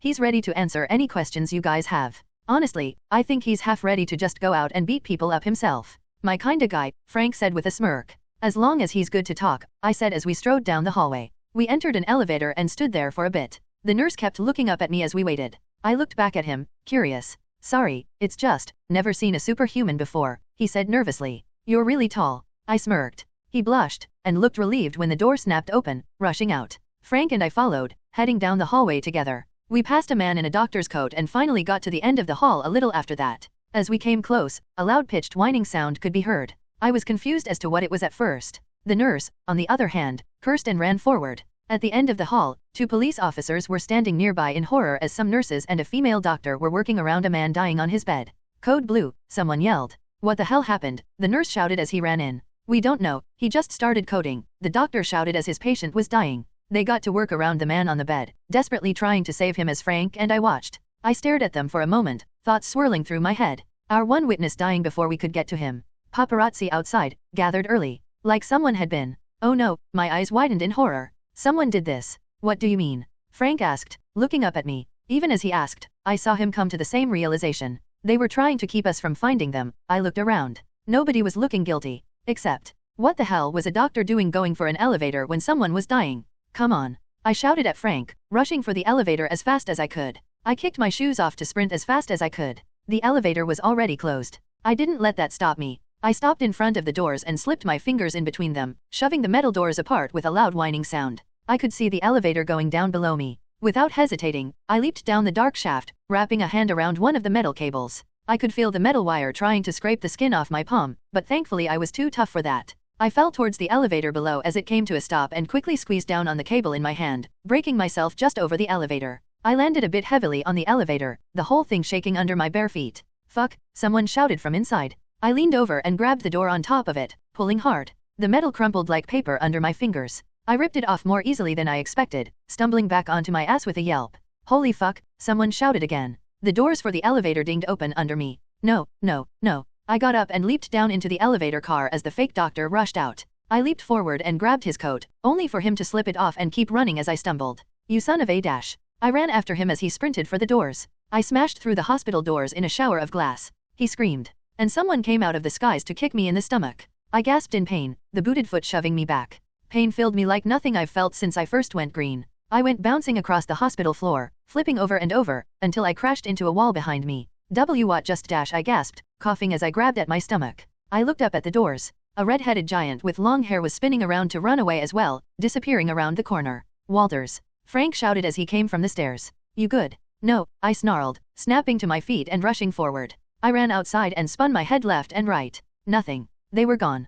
God damn it. I roared, more glass shattering behind me, and slammed a foot into the ground. Some car alarms began to sound while the ground shook, a series of cracks under my feet. I breathed hard, glaring at nothing while people screamed. Walters, I spun around. Frank was there, holding a pistol in his hand. He was staring at me like he was deciding whether to point it at me or not. Come on. We'll track them down. Still panting, I looked around. Some paparazzi were headed towards us, confused by the ruckus. I turned and walked inside, trying to hold my anger back. But it was getting harder and harder. Mr. Romero had died, and I wasn't even able to stop the people who'd done it. I reached into my pocket and pulled out my Stark rig phone. Who you calling? Frank asked as people started coming over curiously. A friend. I waited for barely a moment before the line picked up. Hello, Ms. Walters, a British accent said. How may I be of assistance? Jarvis, I looked behind me. I'm gonna need you to help me track someone done. Might need to hack some cameras. Simply inform me of where I should start, he said smoothly. May 20th, 2014. Red-haired giant.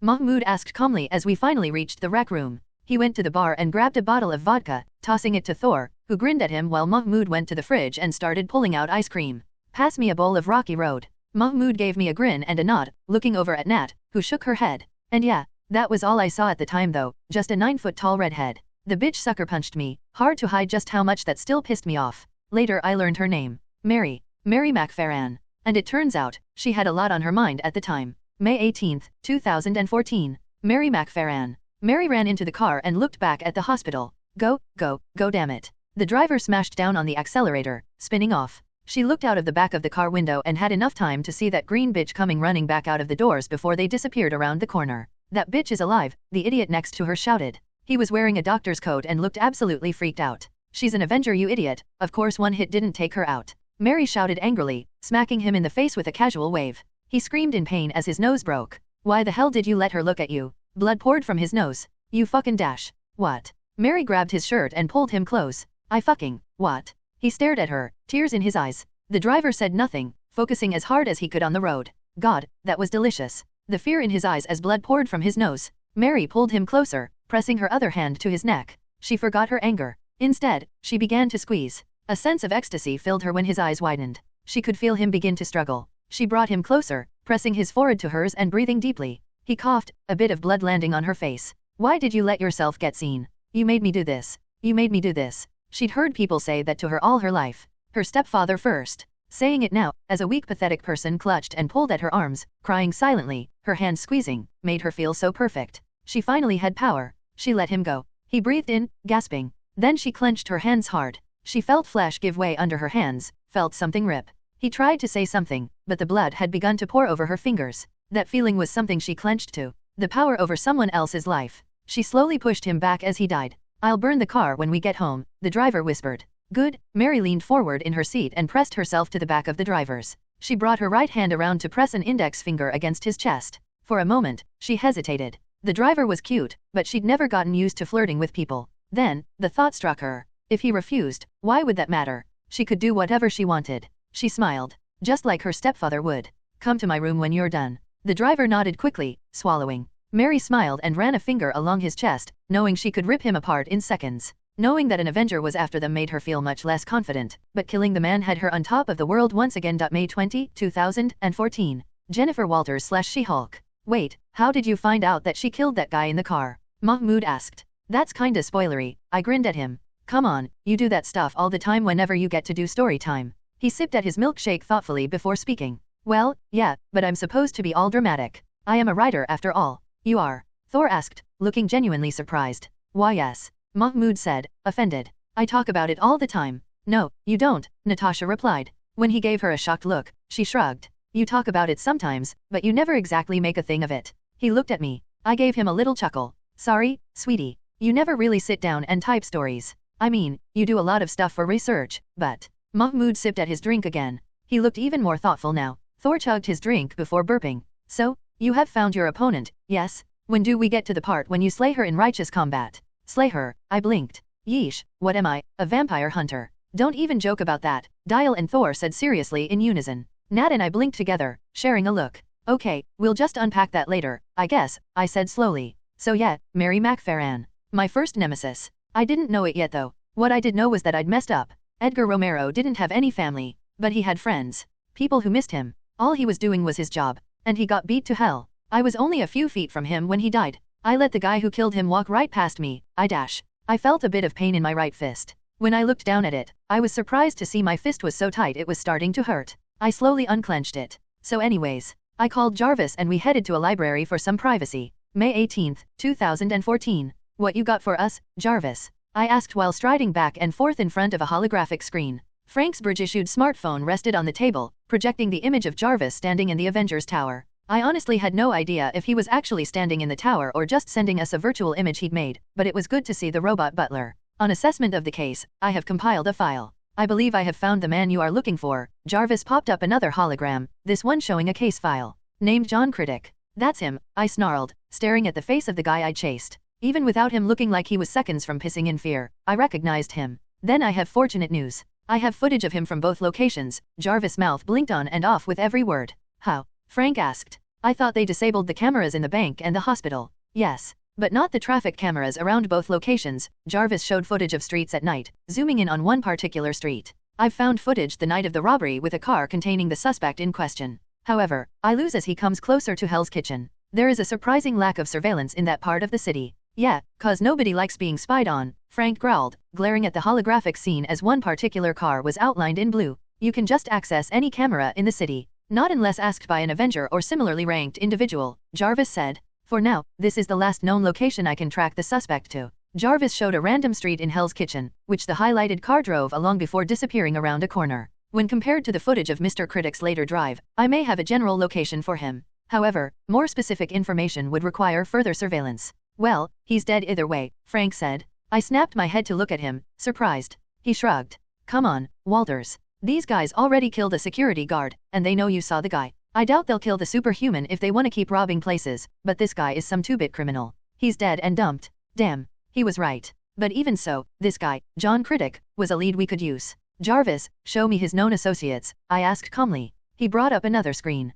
"In fact, can you compile everything we've got on him? I want to read it personally." "Yes, Ms. Walters," Jarvis said, his holographic screens quickly shuffling and rearranging. "What are you thinking?" Frank asked. "This guy has friends, enemies, favorite hangouts," I explained. "If we can find something even slightly related to this place, we've got him." Frank looked over the holograms for a moment. Then he sighed and turned around. "I'll call Maria on another phone and tell her I might be out late." I felt immediate guilt when he said that. I'd gotten so obsessed with the mission that I'd forgotten that Frank had people waiting for him. Oh, well, if you want, you can use my phone, since I'm using yours for all this holograph stuff. Frank took it from my hand with a nod before walking away, tapping at the keypad. I watched him go before turning to the screens in front of me. Okay, Jarvis, pull up the location that we lost our guy, and let's start narrowing things down. Even as I worked, I knew there was one puzzle missing. These thieves knew way too much. How had they known about the security guard's location? The only ones who should have were involved in the case. For that matter, how did those paparazzi know where I'd be going? Were those two connected? If so, how? Mary McFerran. Mary sighed, rolling her shoulders as she left her room. Her little romp with the driver had been short, but fun. He was still lying on her bed, passed out. She'd gotten a little rough. She stopped outside her door to look around. They were based in a small warehouse, rented from one of the local powers of New York, someone who was scary enough that no one even wanted to say his name. It gave them a nice place to do their work from. She'd taken a crappy office as her temporary bedroom. A few feet away from that was a table in the center of the warehouse, with a whiteboard on wheels nearby. On it was a blueprint of a bank. Some ashes were still resting on the table from the last plan. Mary walked up to the billboard and looked at it carefully. She ignored the man standing nearby, drinking coffee. Mary, the man said, looking at her shakily. Sam, Mary said levelly. Is Rajesh alive in there? Sam said, referring to the driver. Of course he is. Mary spun to face him, offended. Sam winced back. Sorry?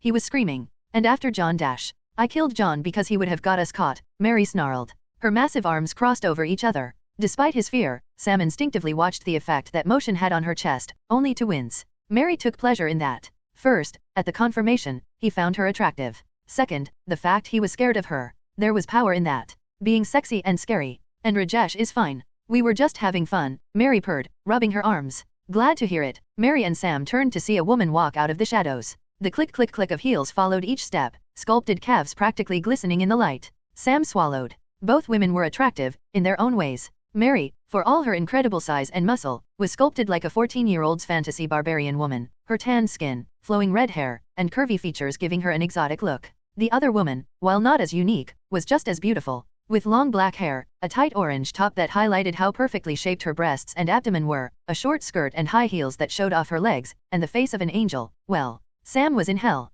Two beautiful women and both of them were as scary as fuck killers. Anna, Mary said softly, smiling down at her best friend. The elegant woman smiled back up at her, placing a black jacket onto the table. A jacket with the letters FBI written across the back. Are you okay? Perfectly fine, dear. Unlike John, apparently, Anastasia looked over at Sam. Have you already gotten rid of the body? Sam swallowed. Yeah, he's in acid now. I'll dump him into the harbor after. Good, Anastasia smirked. One more job. One more, and Mary and I will leave you forever, Sam. And you'll be rich beyond your wildest dreams. Mary smiled at that thought. Ever since she'd woken up in an empty hospital with the strength of a goddess, she'd reveled in her power. She'd fought and fucked as much as she wanted, and found nothing but happiness in that. After years as a mousy and ugly redhead who got pushed around by everyone, her new life was a dream. And Anna was part of that. Ever since they met, Anna had been the one teaching how to use her new power. Anna was supposed to arrest her for the death of her stepfather. Instead, she saw something special in Mary. In little Mary McPherson. Together, they'd begun to build something great.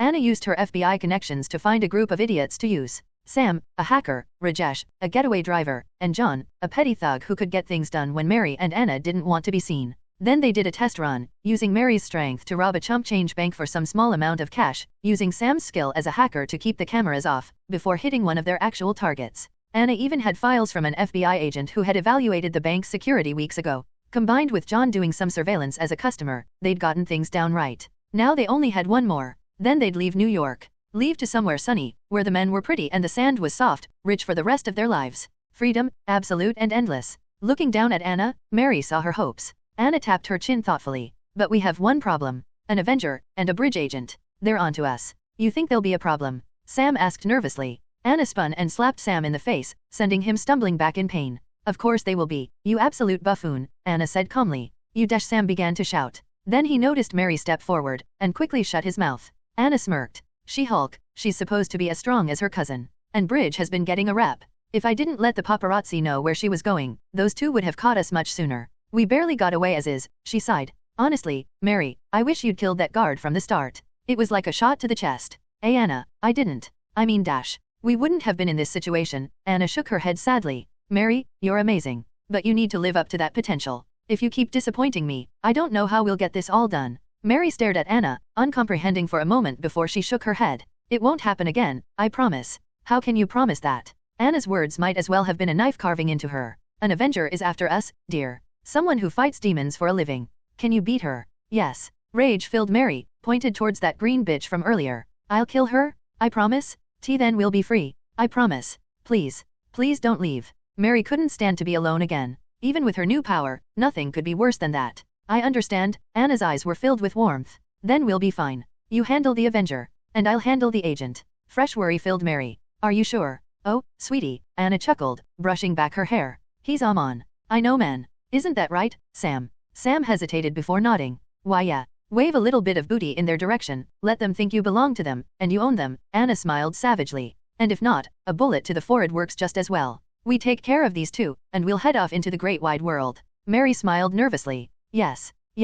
They'd rob this last bank, kill Sam and Rajesh, and leave forever. Together. It never occurred to Mary that someone so willing to betray people might want to betray her as well. Jennifer Walters / She-Hulk. I read file after file, working through them. Anytime I had something promising, I would slide it into one of the other screens. It was slow work, even with Jarvis helping. But I was beginning to understand John Critic. He was a thug, yeah, but one who was good at his job. He had been caught twice, once as a teenager for beating up a man for petty cash, and again as an adult for robbing a convenience store. Since then though, he'd managed to dodge the law. Strangely high-class lawyers, who I made sure to remember the names of, had helped him avoid a couple of convictions, but overall any cases he was involved in were more rumor than anything. But he did have a rep. And a reputation meant information. I already had a list of possible candidates for people I could see him working with.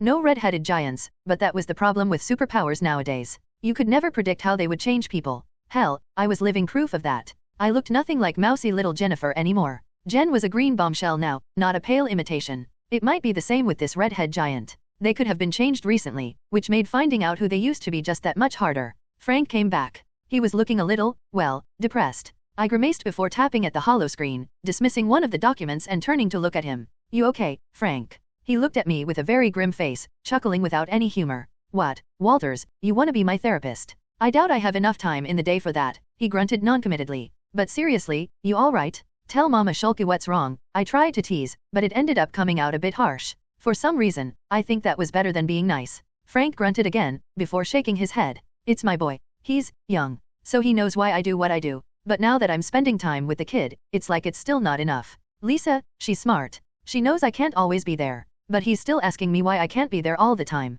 I felt guiltier. Not just because I was the one who'd insisted we keep at this, but also because a bit of relief hit me. I knew something about what he was talking about. You know my cousin? I asked Frank. Every human being on Earth knows your cousin, he snarked. Smartass. I crossed my arms and shook my head. Well, before he became the strongest thing in the world, before he was the world's smartest scientist on radiation, he was a kid. We used to hang out together a lot as kids. We'd have a lot of fun together. Pair of giant nerds, I chuckled. Can you believe we sometimes just had contests on who could memorize more random facts? This story coming to a point. Frank, that's what I love about you, your kindness and empathy. He reluctantly smiled at that. The point is, that I loved Bruce. My dad, my mom, and his mom, all loved him. The only one who didn't was his own dad. He called Bruce a monster. Every time Bruce showed how smart he was, David Banner was there with a fist to remind him he was hated. Frank's smile faded. I wasn't there for the first beatings. But I still remember the bruises on his arms, on his mom's face, the marks where he fell. The only time I ever saw it, my dad was there. Well, my dad doesn't fuck around. I clenched a fist. My dad was a 200-pound army vet who became a sheriff. David Banner was an alcoholic scientist. He never showed up around me again until he died. I grinned savagely. He probably died still worrying my dad would make good on his threats. I hope he did. I looked Frank in the eyes. David Banner was there. Almost every day. He was a constant presence in his kid's life. I think that was the worst part, for Bruce. For the rest of his life, even after David died, I think Bruce still worries he'll show up. Your kids, your wife. They don't see as much as they wish. But when you're there, they love you for it. It does matter that you're there for your kids, but it matters even more what you do for them. A little chuckle escaped me. But I know you don't like long speeches. So to keep it short. Quantity really is shit compared to quality. I looked Frank in the eye. I have to admit, I felt a little nervous. You're doing fine, Frank. And we'll get you home soon. I promise. Frank sighed, looking away from me and eyeing the holograms instead. Okay, yeah, okay. What do you got on our guy? Man, Frank is really bad at communicating. I gave him a bone and turned to look at the screens. Well, Jarvis has helped me narrow down a few things. John Critic wasn't exactly a high-class guy. We have records of his friends and family, as well as some people he worked with. He's a Hell's Kitchen native, like my buddy Matt. I took a moment to wish that I'd known they were headed to Hell's Kitchen. Matt's super senses would have been great at the time. Now though, too much time had passed, as far as I know. Maybe I should have called him in anyways, but then Jarvis caught my attention. Ms. Walters, I believe I've found our culprit using your parameters. You did? I asked, staring at all the floating blue screens. Yes. John Critic was known to frequent a certain bar. He showed me the bar, a random hole in the wall with some bikes parked in front. Thanks to you pointing out that he wouldn't have changed his eating habits, I have managed to find footage of him entering the bar. From there, I worked backward. Yes. I pumped a fist and gave Frank a grin. Nice thing about bad guys, they love routines. Yeah, I'll remember that next time I go hunting for criminals in New York. Calm down, Jolly Green, Frank said with a dismissive wave. Jarvis continued. From there, I was able to find 2 more places. One was a convenience store nearby that caught him on his cameras. I used that to narrow the search further. Do you remember, Ms. Walters, that you narrowed down his list of allies for me? Yeah, I shook my head. He had a real nice list of idiots in his past. But I figured out who he'd most likely work with. If he's the thug, and the redhead is the literal safecracker, then getaway drivers, tech experts, fences. I tried to cover as many people he knew as possible that could help with the kinds of heists we're dealing with. And that led me to this. He showed the next image. A gas station, where one of John's friends was filling up a shitty van. Which one is that? Rajesh Patel, Jarvis said. An accomplished driver, who was caught as an accomplice on several jobs. He's currently out on parole. And, from there, the pattern has emerged. Jarvis started laying out the map, showing the area Rajesh went with a blue line, and the line John followed with a red line, with them meeting in several places. They began meeting recently with a man named Sam Dane, a hacker with some expertise. Not a friend of either of them, but someone capable of blacking out the cameras in both banks and the hospital. So we have our boys. Do we know where they're coming from? I asked. Jarvis showed a warehouse by the docks. Which, honestly, felt a little cliché. I believe, based on the patterns of movement all 3 have done, this location is the most likely. I will send it to Mr. Castle's phone. Thanks, Jarvis. I looked over at Frank. You ready to rumble? Depends, you still remember how to throw a punch. Frank teased. Or are you too used to sitting behind a desk and talking to clients now? Hey, I can be a lawyer and a badass, Frank. We both turned and walked out, Frank picking up his phone. I swear to kick ass, the whole ass, and nothing but the ass, so help me God. Amen. Let's go get my guns. We showed up outside the warehouse in our Sunday best. I was wearing a purple and white muscle shirt and blue jeans, both tailored for me.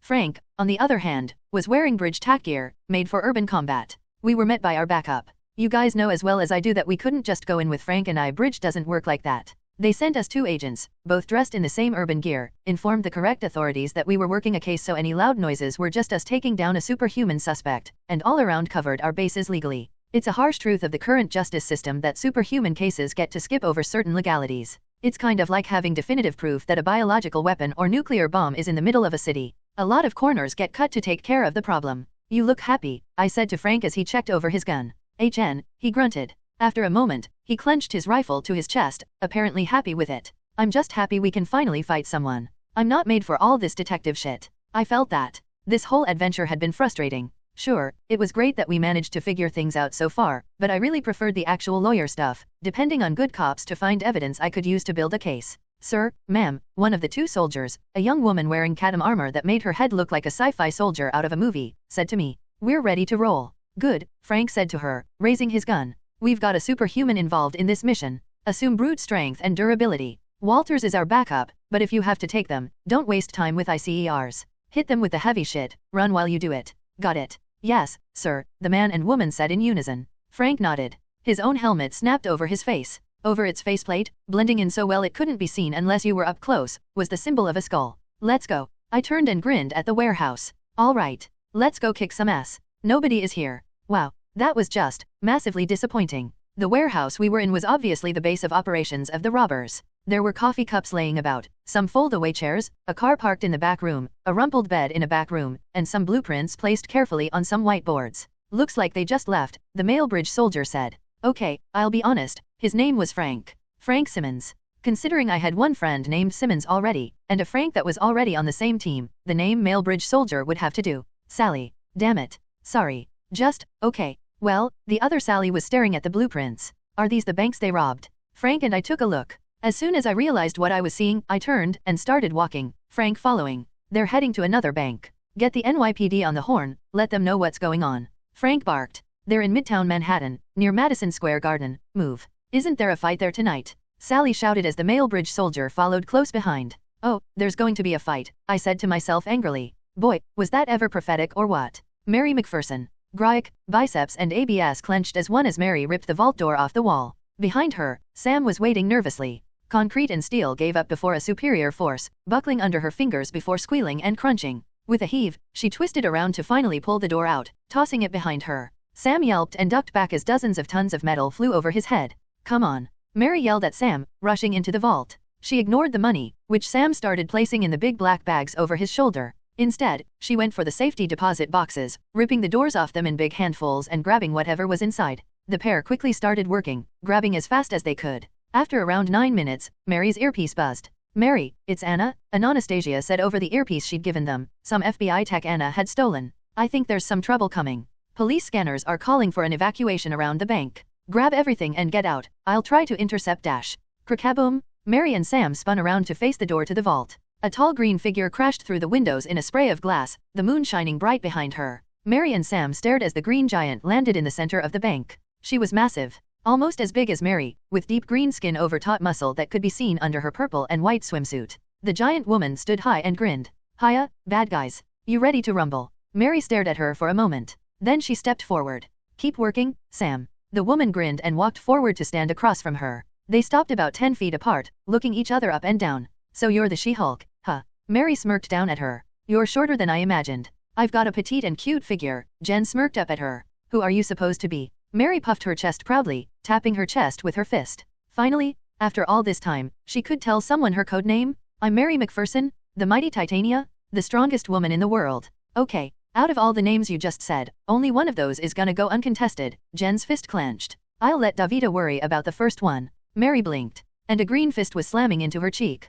Pain blossomed out from her right cheek as she screamed, sent flipping backwards into the vault, slamming into the back of it. Safety deposit boxes were crushed under her. She looked up at Jen, who was grinning with an outstretched fist. Holy shit! Sam shouted, clutching batches of cash to his chest like they were a teddy bear. Not so great when someone sucker punches you, huh? You bimbo bitch. Mary scrambled to her feet and leaped forward, smashing into She-Hulk like a train. They crashed into a teller's stand, turning it to splinters, She-Hulk landing on her back, where Mary grabbed her opponent's hair. With vicious strength, she used her grip to slam the back of She-Hulk's head into the ground. She did it over and over, cratering the marble under her head. She-Hulk screamed, a blood-curdling sound that echoed in the dark bank lobby, and punched Mary in the face. Mary roared back and elbowed her in the chin. Jen grabbed Mary by the hair, turned her head, and punched her in the face, over and over with incredible speed, until Mary was forced back. Both women scrambled to their feet and faced each other. I'm gonna kill you, you dem green bimbo. Promises, promises, cuddles. She-Hulk wiped her lips and grinned. How about you come and let Shulke show you what she can really do?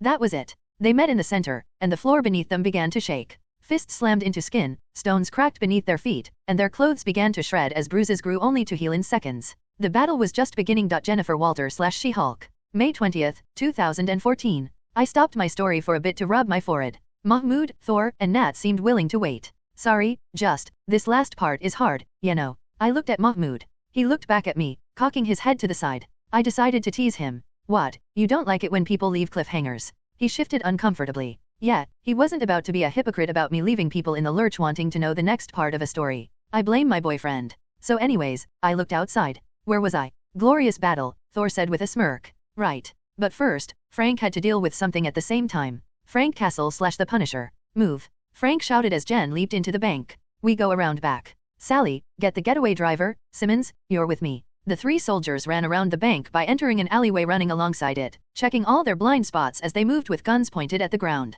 Frank switched to his thermal vision, and immediately stopped, raising a fist up. Sally and Simmons stopped as well. 20 feet ahead, Frank growled. He raised his gun high. His allies did the same. Don't shoot, someone shouted, coming out from the shadows. Her Glock was in her hand, but she had it pointed to the side. She was also wearing a tight orange top and a black skirt. You, Frank snarled. Anastasia chuckled nervously. Hi, what are you doing here? Frank said. He didn't lower his rifle entirely. I found out about where they were going to hit next. She was looking across the three soldiers, from Frank, to Sally, to Simmons. I have to impress my superiors, Frank. She lowered her gun and posed artfully, her chest thrust out, her eyes fluttering as she looked up at him. She bit her lip. Simmons coughed, swallowing nervously. Please, let me come and help.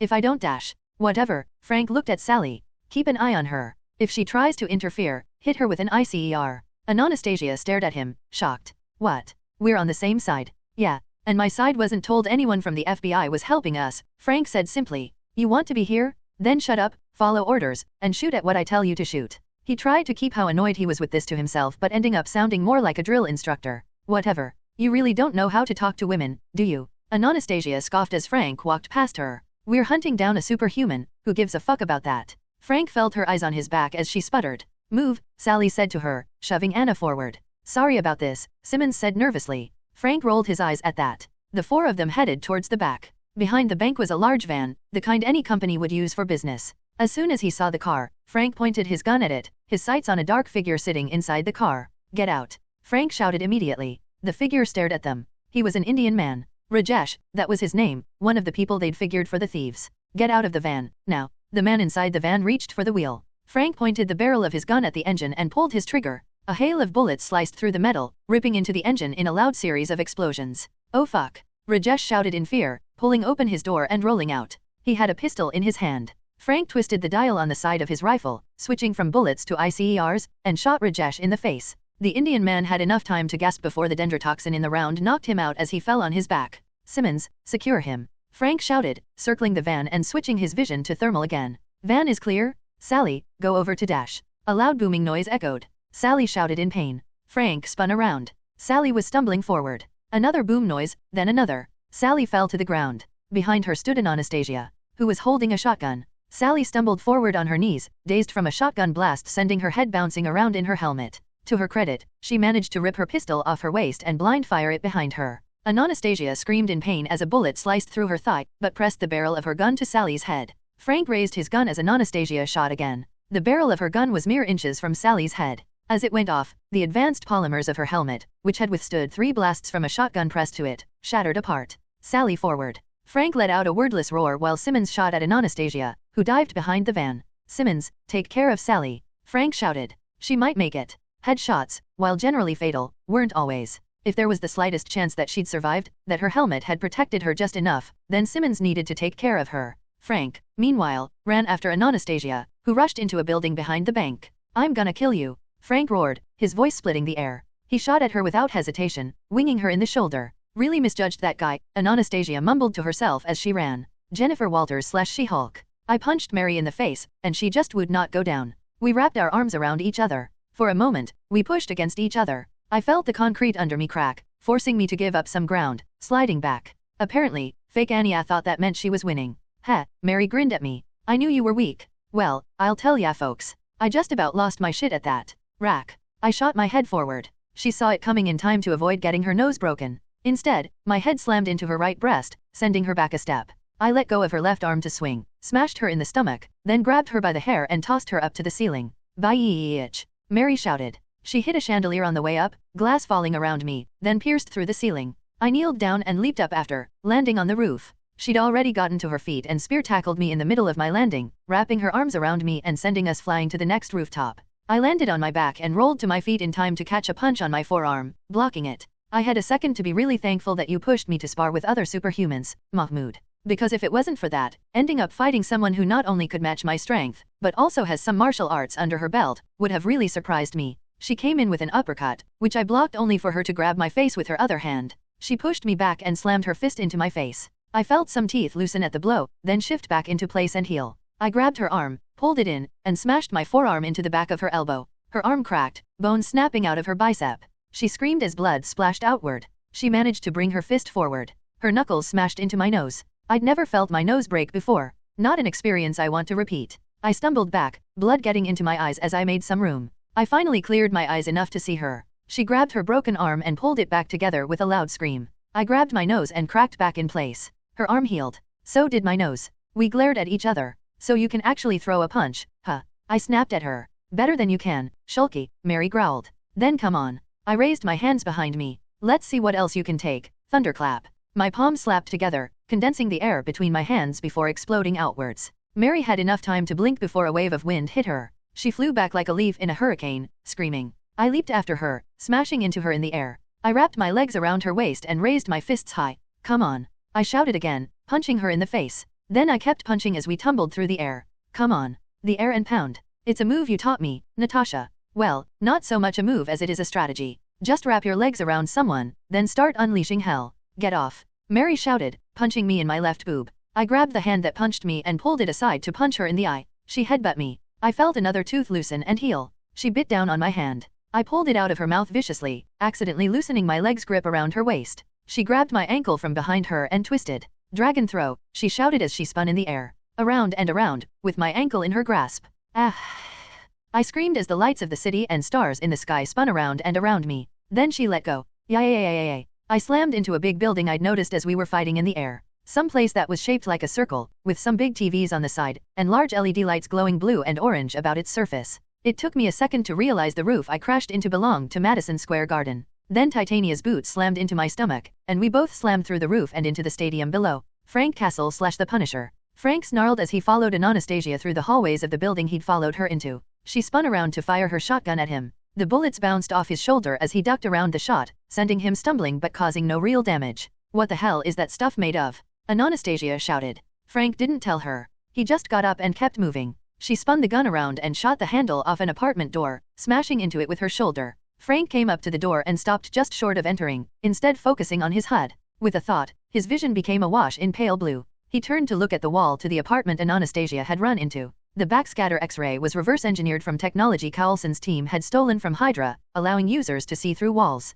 It was hard to get used to, but Frank was going to take advantage of everything he could. One of his people might be dead. She was responsible, and he was going to make her fucking pay. Through the wall, he could see a woman rushing through an apartment as two people sitting on a couch stared in fear. For a moment, he could see her pointing her shotgun at another room. He raised his gun and fired a bullet through the wall. The bullet got her in her hip. A loud series of screams came from the room. Frank ran through the door to see two men hugging each other as Anastasia bled from her hip. Seeing him, she raised her gun at the men. Frank dived in front of them, getting shot in his chest to protect the pair. Landing on his knees, he shot at her again, missing as she dived into the next room. "You're going to die tired," Frank shouted. "Fuck you," Anastasia cried back. Frank looked back at the men, who were clutching at each other in fear, one of them crying. "Are you okay?" "Why yes," one of them shouted. "Stay here, call the police," Frank yelled, rising to his feet and chasing after Anastasia. He ran out of the living room, through the hallways, to a bedroom at the end of the hall. The window was open. He saw Anastasia waiting beside the window on the other side.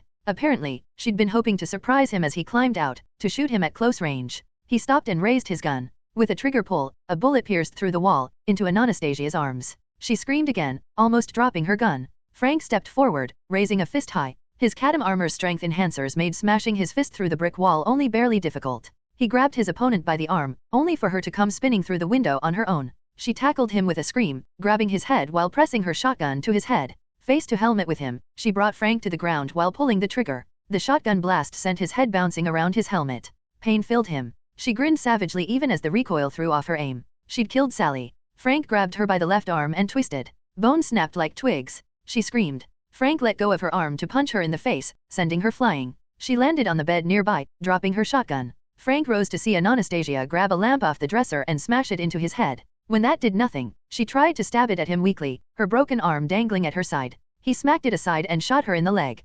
"Ayayayayayayag," she screamed as blood poured from her wounds. "You killed one of us," Frank snarled. He stared at her. She stared at his helmet. Frank knew that all she saw was the skull decal painted onto his faceplate. She grinned. "She died like a bitch." Then she reached behind her back and pulled out a knife, stabbing it in between Frank's armor plates. Even though the blade only bounced off the polymers, it was enough. He fired again. This time, he got her in the gut. Guh, she fell back, staring at him, then at the wound on her stomach. She gasped in pain, as her back landed on the wall behind her. Anastasia stared up at him. "Guess I should be saving you," Frank mumbled. "Bridge would have wanted to talk to her. Shouldn't have killed one of mine." She coughed, then, slowly, raised her hand up, and flipped him the bird, smiling. Frank smirked. "When you get to hell, tell them I'm here waiting for them to show up again." For a moment, she looked quizzical. Well, she'd find out when she got there. She died in pain, defiantly smiling at Frank, pain filling her entire being. And as she passed, Frank Castle turned and walked away. "Simmons, the target is down," Frank said over the radio.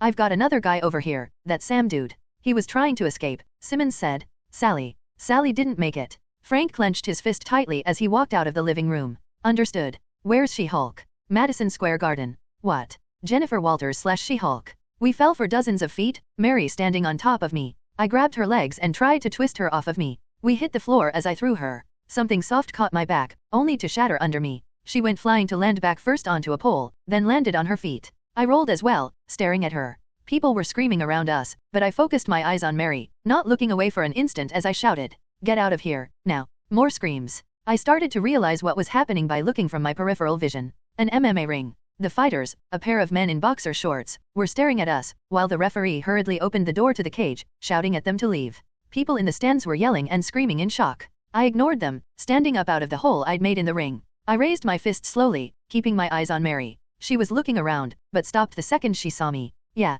eyes on me, Mary. Not the squishy innocent people. Look at me. I was surprised at how desperate the thought was. But the instant there were other people around, my anger was replaced with worry. Mary looked at the referee. I could see the thought in her mind. Hostage. She looked at everyone else with the same look. I stepped into her vision. No, not today. Not ever. She stared at me, then began to step forward. I moved in with a series of fast steps, closing the distance. She saw me coming in and swung her fist at me. I ducked under the blow and hit her in the ribs with an uppercut. She shouted, stepping back as my blow created a brief shockwave that sent the non-superhumans back a step as well. Mary stared at me, clutching her ribs. I grinned, raising my fists. Come on, Bloody Mary. Let's add a few more shades of red to ya. She snarled, reaching behind her for the cage. You want red? I'll make your green ass look like Christmas morning. With a single pull, she ripped out the cage's wall and tossed it my way. I leaped over it and came down towards her with a Superman punch, which she blocked on my forearm. As I landed, she kicked me in the chest, sending me flying back into a pole along the ring. She ran towards me as I recovered.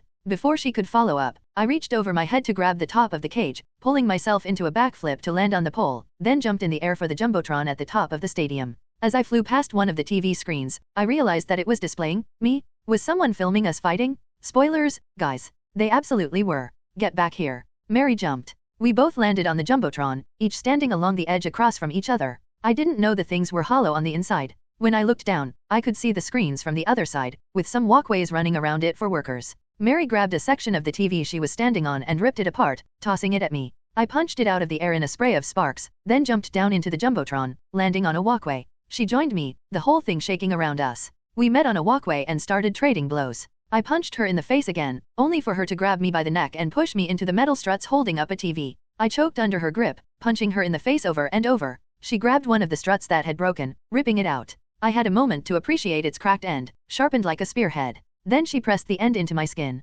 Grack. I screamed, still strangled by her hand. The spear didn't pierce my skin, but it wash-grind into me, like a dull piece of plastic pressing against me. Mary's fingers squeezed more. I snarled at her. Yeez, Mary hissed, her face in mine. Feel that, Shulky? The feeling of blood pooling in your head? The pain as you try to get just one little breath in. She smiled at me. I've felt that. So many times. Daddy was a choker. You get dark green. She pressed close. Now me? He liked to see me get all red in the face, turn to shades of purple. It's why I like doing it too. To remind me how much stronger I am now. Yeah, that look on your faces? That's how I felt when I heard that. I realized then that I wasn't fighting some monster, or some rival. It was worse than that. She was so broken. Like all the victims I'd ever tried to help. I stared at her with pity. She stopped, looking at my eyes. Why are you looking at me like that? Her grip loosened up enough for me to speak. I was mad at you. Now I just feel sorry for you, I whispered. She stared at me. The look in her eyes, like something cracked. That look stays with me. Her hand clenched like a vice again, squeezing even harder. I grabbed at her hand, trying to breathe. Why you feel sorry for me? Why you don't get to feel sorry for me? Mary pulled back the makeshift spear and stabbed it forward. The metal snapped on my skin. She screamed wordlessly, then punched me in the face. I tried to return it, but she was a lot more pissed off than I was. Her fist started splitting across her knuckles. I punched her back, finally loosening her grip on my neck enough to fight back. As soon as I had air, I tackled her around her waist, slamming her into the other side of the Jumbotron. The whole thing swayed and shook, one of the TVs falling off. I kept hitting her, right, left, while she blocked. When she tried to return a blow, I cracked my elbow into her stomach, forcing her to bend over. Thinking fast, I wrapped my hands around her waist, then lifted her up so she was sitting on my shoulders. Before she could respond, I stepped out of the Jumbotron. We fell for dozens of feet, Mary screaming the whole way while she tried to wriggle out of my grip. I pulled her down as we powerbombed into the floor, cratering it. The stadium shook. Up above, the Jumbotron cracked apart. Sparks and metal fell around us in a clatter, some falling on our shoulders. When Mary tried to get up, I kicked her in the head as hard as I could, my now bare foot cracking against her skull. She kept getting up. Just go down. I was feeling frustrated by now. I kicked her in the head again, sending her to the floor. She struggled up again. Please, just go to sleep, damn it. I kicked her again. Before I could pull back, she grabbed my foot and pulled, hard. I ended up over her shoulders with my back against hers, my ankle and neck in her hands. She rose up fast and jumped into the air. You first, bitch. My head hit the ground first as she pulled me across her back. I felt my neck crack. She rolled over and got on top of me. Her fists cracked against my face. I tried to move, to struggle. I couldn't move. I couldn't move. My arms and legs, everything under my neck. My head flopped uselessly back and forth as Mary hit me. My vision was blurring. I realized what happened through the feel of her punches. Mary had snapped my neck. The fear that filled me then. The feeling of being unable to fight back. Feeling useless. May 20th, 2014. I stopped my story. Mahmoud was staring at me. He looked so worried. So scared. All I could do was give him my best smile. Hey, I'm okay. Are you? He reached out and grabbed my hands. She snapped your neck, Jen. Even if you healed, that. He swallowed, his eyes flickering. I thought I saw a hint of green in them, then realized it was my reflection. Jen, are you okay? I pulled him forward and pressed my forehead to his with a smile. Yeah, I'm a big girl. But thanks. Nat and Thor were looking a little uncomfortable. I let them look. I just closed my eyes and enjoyed the little moment. I was alive. He felt warm against me. I ran a few fingers to his chest and felt his heartbeat. When we pulled back, he looked better. Reassured, though he still was giving me an odd look. Okay, I want to know how you kicked her ass, Mahmoud asked with a smile, even though he didn't let go of my hand. Thor coughed. As do I. How did you vanquish such a mighty foe, young Walters? I gave Thor a little smile. Well, it got interesting. May 18th, 2014. As I stared up at her, I could suddenly feel the bones in my neck shifting. I tried to move my fingers, but nothing worked. I could guess what was happening though. I was healing. I stared up at Mary, trying to keep my cool as she hit me. She grabbed a metal pole and raised it high, stabbing it down on my chest. I couldn't feel anything yet, but the bruise it left was obvious. I was tired. This woman had beat the hell out of me. Even as I watched, she stabbed down at me again, and again, the metal pole bending against my skin as the bruise grew. It's funny. When I could finally feel the pain of her stabbing my chest was when I felt relief. But I kept that to myself, waiting for my moment. I knew I had to hold on. She was crying, snot dribbling to mix with blood on her face, screaming something wordlessly as that metal pole finally shattered against my chest. My eyes closed to a sliver as she screamed. I'm strong. Mary screamed, a childish and desperate sound. I don't need pity, I don't need help. Just D. Her voice cracked on the final word, her fists rising again. My eyes snapped open. I punched her. I put everything I had into my right fist. Inside me, I felt a heat like a small explosion. I could swear that on impact, my fist damn near exploded against her chin, bones cracking in my hand. Her jaw clapped closed as she was thrown back. I struggled to my feet and ran to her as she landed on her feet, staggering. She faced me, confusion in her eyes. I snarled. I had to stay angry. Hulk had told me, in that adorable way of his, yes, he's adorable, don't look at me like that. Hulk anger is good. Jen, stay strong. But like fire. Hulks are raging fire. Burn friends and people. Have to be a laser fire, like the metal friend does. Laser fire. I focused my anger, stoking it, trying to guide the rage in my heart. I remembered all the pain and hurt in my life. Then I put the face of it all on Mary, and stepped in. Mary jabbed at me, but I bobbed down at the same time I stepped forward. Her fist sliced the air over my head. As she staggered forward, I was crouched on her right side. She turned her head in time to catch my rising punch to her chin. Something cracked. She faltered back. I got overexcited, rushing in. It was almost in slow motion. Her hair parted in front of her right eye, the pupil shuddering as she glared at me, still ready to fight. Her right heel slid back. She lashed out with a single back fist. I stopped myself so hard I felt my muscles twist and snap in my legs and hip.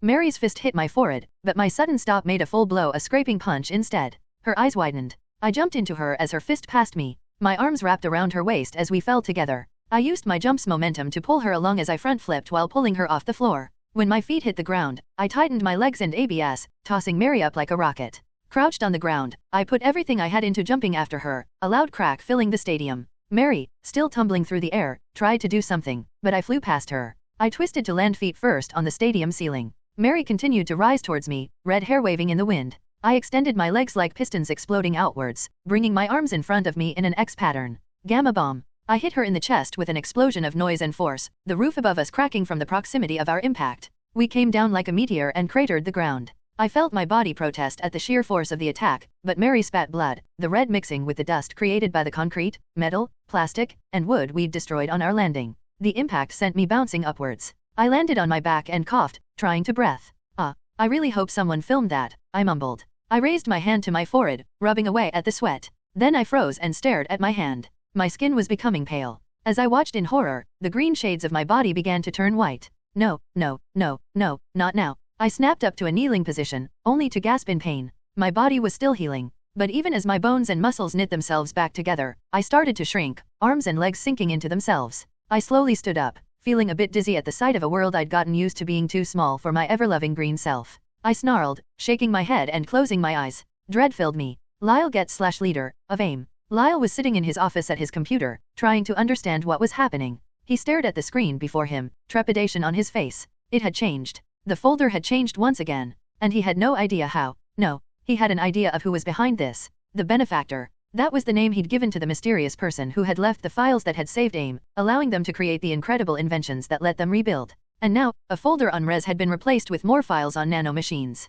The benefactor was making it clear that he wanted AIM to complete that project. Lyle got up quickly, walking out of his office with a scowl on his face. It was a long walk to his destination. On the way there, someone in a lab coat and carrying a tablet came out of an office and almost bumped into him. Dr. Getz. He was a young man, one of the newer medical personnel that had been hired. Lyle couldn't remember his name, just that he was a doctor. I have a report on case 243 and case 244. Our guests. Lyle blinked, intrigued. Have they woken from their coma? The doctor nodded. The woman has. She's speaking an odd language, however. We're attempting to find a translator. Here, look. He took the tablet and passed it to Lyle. On it was a live stream of a camera inside the medical wing. There was a woman with red hair and beautiful features shouting at a doctor. She looked quite healthy. Keep me updated, Lyle said with a smile. I want to know where the old man and the woman came from. Maybe we can finally get something for our troubles. You don't know where they came from. The doctor looked stunned. Where did you find them? Classified, Lyle said without skipping a beat. Extremely classified. If anyone found out that AIM was responsible for Rio, it wouldn't go their way no matter how many US senators would speak on their behalf.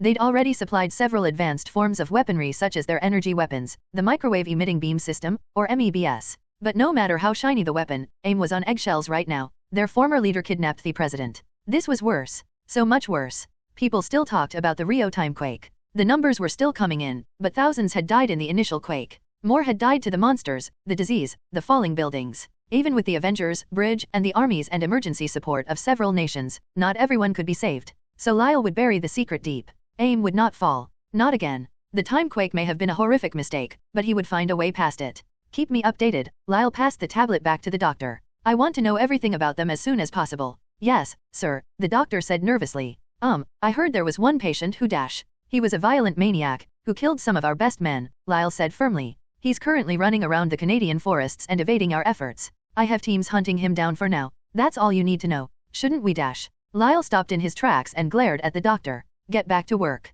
Now. Why yes sir, the doctor rushed off while Lyle continued on, hiding his frustration. That damn Wildman was still out there. Teams of trained soldiers were trying to find him, only to be taken out piecemeal by the most primitive traps and tactics. And the maniac was learning, he was getting better at fighting them? Lyle shook his head. No matter. For now, he had one other problem. The benefactor wanted results on the nanomachines. He wasn't sure why, but that mysterious figure was the only thing holding AIM together now, even if it was one of his inventions that caused the incident. As soon as Lyle got to his destination, he slammed the doors open. Eep. Monica Rapaxini screamed in shock. She spun to look at Lyle, amazed. Lyle? What the hell are you Bring in a test subject, now. She stared at him, seemingly ready to argue. He looked at her. She shut up and nodded. Oh okay. Who should be first? The volunteer. Lyle looked around. The room they stood in was full of computers and scientists. All of them were staring at him, shocked. The second his eyes landed on them, they looked away. Lyle, we don't know if these machines are ready, Monica said hesitantly. If they go out of control, then bring him in, Lyle said. All right, Monica nodded to a man standing near a phone. He rushed to make the call. Lyle, Monica said later. The beautiful brunette was watching nervously as a man was set up inside a chair. Two metal arms were set up on either side of him, each ending in a syringe full of a yellow glowing substance. Are you sure you want to do this? Stop dancing around the subject. Say it. You want to insert nanomachines into a human being, you idiot, Monica snarled, losing her false nervousness. Lyle smirked. Honestly, Monica acting so docile had been uncomfortable. Better the bitch he knew. Nanomachines? The nightmare scenario of all technology, something labs across the country are still working on. Even those Cadam's bridge use are nothing compared to this. And you want to insert them into a person. Lyle's smirk got a little bigger. No I don't. Monica stared at him, looking befuddled. What? I don't want to. In fact, if I could, I would wait another year before we started clinical trials. On rats. Then why The benefactor. Our friend has been insistent. Sending us file after file, even changing files within our computers, all with one thing. Nanomachines, nanomachines, nanomachines, Lyle shook his head. It's almost childish. All the genius of Tony Stark and half the maturity, which is saying something. This is just because you want to please your new best friend. Monica asked sarcastically. Because I want to please the person who is supplying us with technology that dwarfs anything we could have conceived of before. Lyle turned to look at her. For a moment, all he felt was disappointment. All that genius, beauty, and drive, wasted on a woman like Monica. He pushed aside his pity. Our projects are getting funding, the US government is looking to us to help them in their little war against superhumans. I won't sacrifice that. Not for anything. He looked back at the scientists gathered around the volunteer. One of them turned and gave him a thumbs up. Lyle nodded. The scientists quickly rushed away from the volunteer, who was now strapped in his chair and looking nervous. Lyle walked forward to speak into a microphone, his voice echoing. Mike, you ready? Why yeah, the volunteer said. Good. Beginning test. Lyle's abrupt words were met with panic. Wait, I'll read dash. Lyle pressed a button. The syringes entered into Mike. He shouted in surprise, then sighed in relief.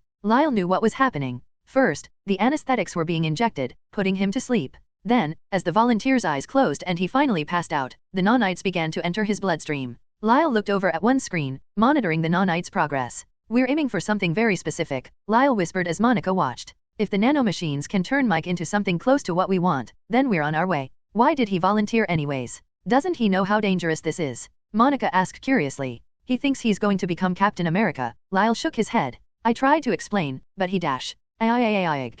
Mike began to scream, his eyes snapping open. Aig? No, please God, Naaaauu. His voice cracked. So did his spine. His heart rate is skyrocketing. Someone shouted. Bring up the field. Lyle barked. A yellow energy field snapped into place as Mike screamed again. Then he exploded in white and gold light, blinding them all. Gah. Lyle rubbed his eyes, trying to get the spots out of his vision. Someone get me a visual? Mike? You alive? I told you this was a mistake. Monica shouted as she staggered back. Oh, 1 second, one of the scientists shouted. A distorted scream came from the force field. The light dimmed, then brightened again. A sound like whispers clawed at the edges of Lyle's hearing. A low growl echoed, then turned into a scream again. A sound like a hand splashing into sewage and pollution came from the force field. A hand slammed into the yellow field. The hand was very normal. So were the other 3 that landed next to it. They clenched and unclenched. Another cry resounded. The hands grew larger, smaller, cracked, turned into tentacled limbs, before becoming hand-like again. Then they went back into the light. And slowly, the screams faded. Holy shit, a woman in the room whispered. Nothing holy about it, Monica said. Mike. Lyle barked. I'm here. That voice. It was like a blade slithering along the earlobes. Lyle ignored the feeling that voice caused. Science was taking place, there was no place for fear. Mike? Are you okay? The light dimmed. Lyle, Monica, and the scientists around them stared at the figure standing in the field. He was taller now. No, he was floating above the floor. His legs were gone, replaced from the waist down with long thin tentacles that waved lightly in the air, as though they were gently providing propulsion. His body had become thinner, tight with muscle, his skin a pale pink color. Long spindly arms stretched from his back, 8 of them. As Lyle watched, the top 2 arms, near his shoulder blades, twitched and shifted. They turned into something similar in shape to a scorpion's stinger at the ends. In fact, 6 of the arms looked more like organic tools or weapons. No, they looked like medical equipment, only 2 in the middle looking somewhat human. His original arms were replaced with smooth stumps at his shoulders, like a flying man-spider hybrid. Mike, or the being that had once been Mike, looked over at Lyle. Fascinating, Lyle whispered. Mike's human mouth was now a pink jaw, like that of a demon. His face had a shiny insectoid look to it. A single eye stared at them. An eye shaped like the letter Y, glowing with the same golden light that had emitted when Mike transformed. Mike. How do you feel? Mike's new mouth opened. Closed. Then, slowly, with a sound like crackling paper, it began to smile. I feel fantastic. Lyle crossed his arms. Tests would have to start. But the nanomachines had been injected, and created something new. They were beginning something new. And Lyle was ready to dive into the deep end. Monica, meanwhile, stared in fear at the new life they had created. Baron Wolfgang von Strucker. Von Strucker walked through the halls of his Siberian base, clenching and unclenching his fist as he strode through the cold, dark concrete hallways. Every once in a while, he would pass an open doorway. Many of the rooms in this place were empty. Hydra was finding it hard to rebuild, and he no longer had the numbers he once did. He looked behind himself. On his left stood Laura, the blood diamond. The teenage girl was staring at him, her gaze fixed on his back. The poor girl was so thoroughly mind-controlled that she barely understood anything but orders. He told her to watch his back, and she took it literally. On his right stood one of his new acquisitions. It had taken time, but he'd finally woken the Winter Soldiers. This base held many secrets of Hydra, but the best was his Winter Soldiers. Men and women loyal to Hydra. The elite assassins of Hydra, with the highest kill counts in the organization's history, and enhanced with Howard Stark's perfected super soldier serum. Created to overpower even Bucky Barnes, himself a trained super soldier, they were each a force to be reckoned with. Left sleeping in cryostasis chambers in Siberia, until von Strucker arrived. Now, after careful application of various brainwashing methods, he had finally woken them. And now, Hydra had 5 more super soldiers. Joseph was the man's name, a tall and strongly built man, dressed in dark green armor. He was imposing, powerful, and far weaker than Laura. He had to smile at that. The gross truth of the modern age was that a simple experiment could turn the most innocuous of people into the world's deadliest beings. Laura, with her long black hair and petite build, looked more like a high school track star than anything. A gross truth. The room they finally entered was large and open, if just as cold as everywhere else. Thankfully it was lit by bright lights. A robot was humming to himself in front of a strange cauldron full of a bubbling fluid. As they walked in, the robot within turned to look at them. The red light on the head of the robot blinked. In the center of its chest, a screen depicting the face of Arnim Zola gazed upon them. "Ah, Herr Strucker," Zola said from his new robotic home. "It seems you have arrived at a rather important part of my new process." Already, von Strucker was honestly surprised. "Yes. I must thank your young bodyguard." Zola pointed at Laura with his left hand. Eerily, his right hand continued to stir his cauldron with precise movements. "Or, I suppose, her father. You know how I feel about you calling him that." Von Strucker's surprise turned to annoyance. Zola smirked on his screen. "Herr Strucker, it is the simple truth. The relationship between Hydra and those we fight has always been complicated." He stared at Zola for a moment. The uploaded Hydra scientist had become odd. No surprise, considering he had come from a backup of the original Zola. Some of the changes were beneficial. Zola was constantly working, researching, aiding them in the endeavors they had been working for at a pace that dwarfed what he'd once done when he lived in a basement. Though it probably helped that he had hands now. Despite his new productiveness, there were problems. Zola had become much more manic. More creative, but also much less constrained, saying and doing things von Strucker had never seen him do, such as his strange obsession with family. "I don't want to have this debate again," von Strucker said. "This foolishness about brothers and fathers is necessary," Zola chuckled. "X and I, Laura and Dial, even Hydra and Bridge. Brothers, fathers, all of us connected by spirituality." Then Zola pulled out the object he'd been stirring the cauldron with. At the end was a canister that was now empty. "And we can learn from that." "Oh yes, we can learn," von Strucker hummed. Then he looked at Laura. "Blood Diamond. What will you do if you ever meet Dial?" "Kill him," Laura said blankly. "Do you consider him a father, for donating the crystals in your body?" She shook her head blankly. Von Strucker looked at Zola. "It seems you are the only one who has this strange new mindset. Genius, as you know, is never appreciated in its time, Herr Strucker." Zola poked at the liquid in his cauldron. For a moment, the liquid solidified until it was almost gelatinous. A shape like a face formed in it. Then it returned to liquid. "Very nice. The inspiration of this new world has been such a welcome surprise." Von Strucker couldn't hide his pleasure. This new creation would be an excellent addition to their forces. The forces that were currently in hiding, chased by every nation on Earth. Enough. Von Strucker walked away from Zola without another word. Zola didn't notice, focused on his creation. Continuing towards his next destination, von Strucker considered his options. His army was growing, slowly. But as of now, his assets were not enough for full-scale war against his enemies. He needed an army that could defend him against Bridge and the Avengers. The worst was Dial and Iron Man. He had ways to combat every other Avenger, different soldiers, or pieces of technology. Thor could be beaten with subterfuge. The Hulk could be countered with gamma-enhanced soldiers of his own. But Dial and Iron Man were too adaptable. For different reasons. Dial was constantly getting new forms, each with abilities that ranged from outlandish to horrifying. There was a team of scientists, soldiers, and 2 Winter Soldiers working on every single alien Dial had, trying to find a counter to them all. Frankenstrike, Big Chill, Diamond Head, Wild Mutt, they were all dangerous for so many reasons. But von Strucker did not fear them as he did 2 other aliens, Jury Rig and Upgrade. For the exact same reasons he feared Tony Stark. In fact, there were other geniuses in the world, of course. That new team of Russian heroes had Crimson Dynamo, some reports of a young genius leading a team in Japan, various scientists, engineers, and others across the world. But not a single one had as much growth as Tony and Dial did. They just kept making more and more insane technology. Tony Stark's was stable and continuously growing in power, Jury Rig broke the laws of known physics, and Upgrade powered them both up. He needed an edge. Something out of left field. Not just more of the same. Laura was one of those wild cards. Zola's creation was another. This was the last. Strucker entered a room guarded by 6 men. They watched him carefully as he entered. Joseph growled at them, looking around, while Laura simply followed Strucker. Inside, stood the phase harmonic teleporter, otherwise known as the fishhook. It had been left untouched for some time. Not because it was broken, but because almost all the places Strucker would have wanted to infiltrate were defended by a device that sent teleporters bouncing back with changed genitals and polka dot skin.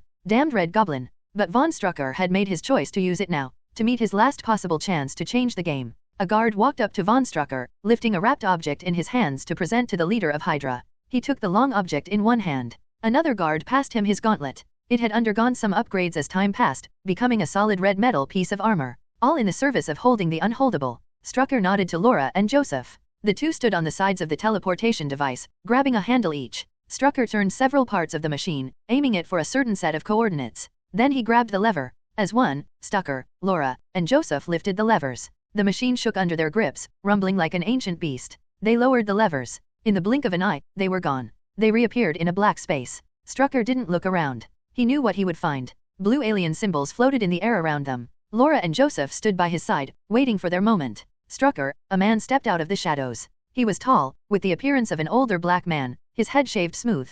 He wore a long black coat that reached down to his ankles. Kovaz, Strucker said with narrowed eyes. We are here. As you requested. The alien looked to his sides. 5 others stepped out of the shadows. Strucker looked across them. The Confederacy. The 6 leaders of 6 factions, all working together for a common cause. Now Strucker, speak, and tell us why you have been so foolish as to demand your presence, and to bring 2 more of your worthless species before us. Kovaz said imperiously. He was the leader of the Remorath, a species of powerful aliens with blades in their arms, beyond human power, and the ability to shut down technology around them. The others didn't matter. Only what Strucker wanted from them. Do you have something for us? A blue-skinned man, with white makeup shaped in the shape of an arrow going down his forehead, and black makeup around his eyes. He stepped forward eagerly, looking between Laura and Joseph. One of the Inhumans I requested, possibly. Not as of yet, Strucker replied. Though Laura, Strucker looked at her. May be of interest to you. The blue-skinned man's eyes widened with greed. He was a member of the Kree, a man by the name of Tyrion. Strucker noted his eagerness quietly as he clutched the wrapped object in his hands.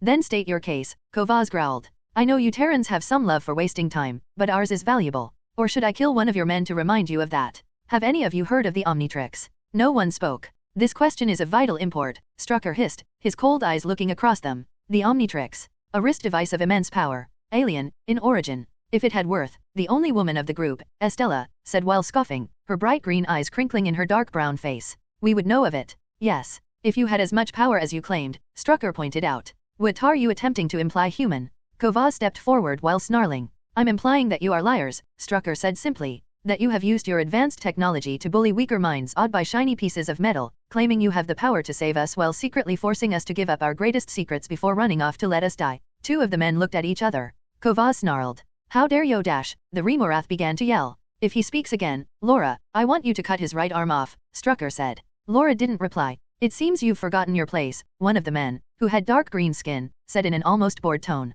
No, I've simply begun to step into it, Strucker shrugged. But then, it's been a rough few months, and I've had enough of pontificating blowhards who are nowhere near as powerful as they claim. Enough. Kovaz shouted, swinging his arms down. 2 long silver blades sprouted from his fists as he stabbed forward with supernatural speed. A flash of blue-green passed. Kovaz gaped down at Laura. Then he looked at his right arm, laying in 2 pieces on the floor, rolling back and forth as blood poured out the cuts. He stumbled back, looking at Laura. She glared back at him. A pair of long crystal blades were sprouting from her fists. Kovaz swung his left hand at her with desperate speed, the claw there shining in the dim light. Laura's left arm sprouted a crystal shield along her forearm, blocking the blade with ease. Take his leg, Strucker said. Laura ducked and sliced Kovaz's left leg off. He screamed in a pain and horror, falling to the ground. Inhuman, Tyrion whispered. No, Strucker corrected. She is a product of human science. Proof you all have no idea what you're talking about. You think you'll get away with this, the green-skinned man shouted. Strucker smirked, stepping forward.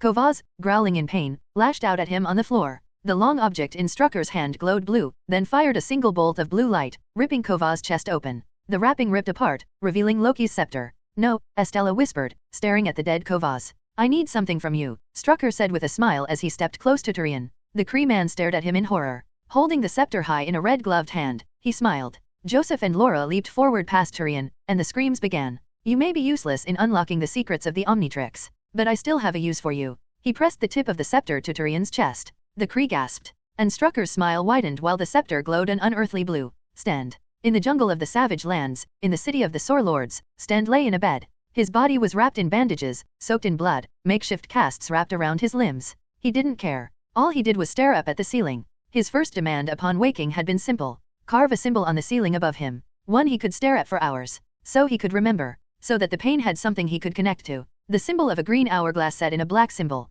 Dial. Sten whispered to himself. Dial. Dial. Dial. Dial. Dial. It would continue like this for hours. He slept. He ate. He healed. And he planned. Dial. Dial. Dial. Queens. Peter Parker / nothing yet. Okay, put that piece there, Ned said loudly. Peter leaned over and gently put in the Lego piece, Ned holding 2 others apart to let it fit. If either of them had been doing this alone, they would have had some trouble with it, but together, Peter was able to get the job done. When the piece finally clicked in, Ned and Peter shared a sigh of relief before grinning at each other. Ned Leeds and Peter Parker. Friends for life. Ned Leeds was a slightly overweight young man with dark tanned skin, whose smile tended to spread across his entire face. Peter, on the other hand, was almost painfully thin and pale. When he smiled, it was usually very nervously, as though someone would wipe it off his face at any moment. Peter leaned back in his seat. They were sitting in Peter's room after school, working together on their latest project. A Lego model of the firehouse from Ghostbusters. The two 13-year-olds had to save for months together to get the box, but they were having a lot of fun putting it together.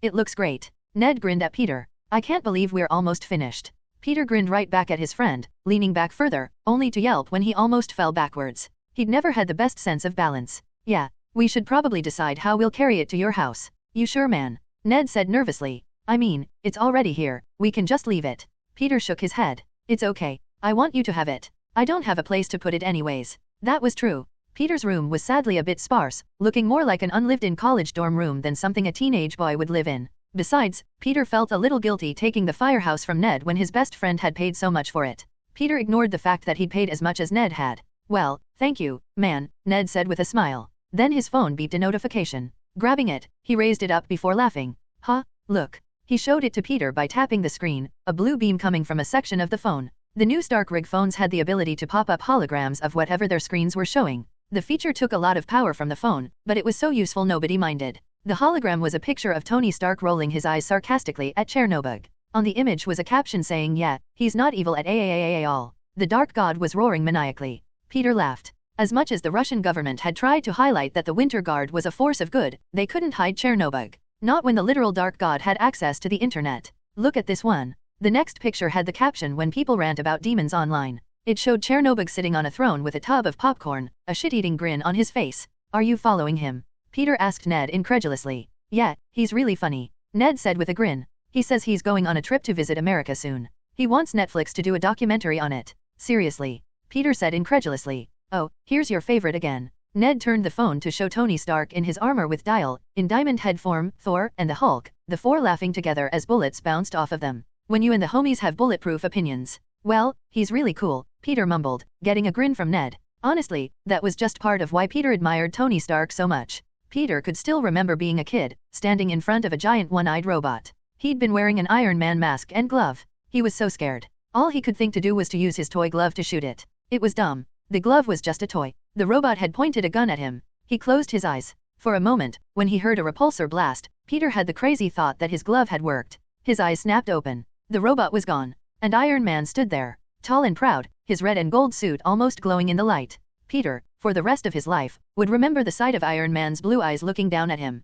Nice work, kid. Then he took off into the sky. After that, how could Peter not think Iron Man was the coolest hero ever? Hey boys, a man came up to the door, smiling down at them. A warm feeling came over Peter when he saw the man. I think it's about time I drove Ned home, don't you? Sure thing, Mr. Parker, Ned said with a smile. Uncle Ben, can you help us carry this? Peter asked. The man stepped in to look over the firehouse. He had thick brown hair similar in color to Peter's, and light blue eyes, a short beard about his chin. He gently picked it up in strong hands, looking it over carefully. Yeah, I think we can carry it out, Petey. Uncle Ben smiled at Peter Parker. To Peter, that meant the entire world. Jersey City. Kamala Khan/nothing yet. Kamala, dinner. Kamala winced in front of her computer. The young girl was reading a fanfic on a website for nerds like her. She'd only recently gotten into it, and was quickly becoming obsessed with the stories on there. Though she had to hide some of the guilty pleasure stories from her parents. She was only 12 after all, they'd freak if they found out that this site had shipping stories. The sexy kind of shipping, not the literal one.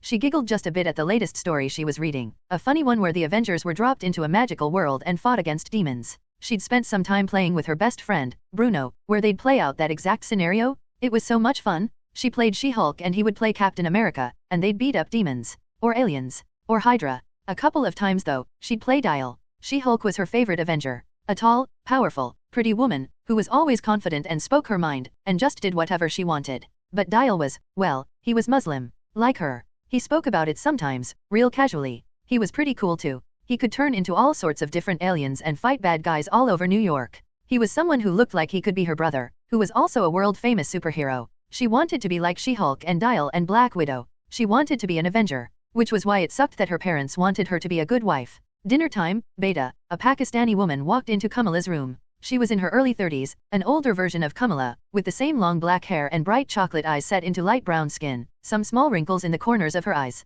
Kamala had her back turned to her, so she missed the warm smile her mother had as she stared for a moment at her young daughter. By the time her daughter had turned around, her mother was frowning just a bit. Beta, that doesn't look like your homework. This gentle admonishment was met by a wince from Kamala. I'm only reading a bit. I'll do my homework soon. After dinner, Muniba Khan told her daughter, getting a groan from her. Okay, Mu, can I visit Bruno later? We're supposed to watch Teenage Mutant Ninja Turtles together. Beta, it's almost nighttime. When Kamala pouted cutely at her mother, Muniba hesitated. You can call him on my phone and watch it with him on the photo call. You mean video chat, Kamala corrected immediately, before grinning and rushing towards her mother, hugging tight around the waist. Thank you, Mu. Muniba smiled down at her daughter as she rushed away. She turned to look about the room. Recently, Kamala had become obsessed with the Avengers, so it was no surprise that she had bought a lot of action figures. They were placed haphazardly all about the floor, on the bed, and in the closet. On the table was a figure of She-Hulk, her fist raised in a pumping motion, placed prominently in the room. Muniba pursed her lips thoughtfully. She wasn't sure how to feel about her daughter's obsession. She was a good, smart girl, if a very energetic one. Maybe she would grow out of it? Then she noticed one of the figures. Dial. In his human form, wearing green and black armor, resting on his back with legs and arms spread awkwardly. Dial hadn't realized it, but he had a mixed reputation in the Muslim community. He proclaimed his religion, but no one ever saw him go to prayer. He openly dated a non-Muslim woman and had been seen partying with men and women who had been drinking. Yet, he did not drink himself. He was well known for his work as a superhero, had been seen literally killing evil jinn and protecting people across the world. He was a complicated subject all around. Muniba hesitated before finally closing the door. When she got downstairs, she took a look at her family. Yusuf, tired from work, smiled at his daughter as she excitedly talked about her latest obsession.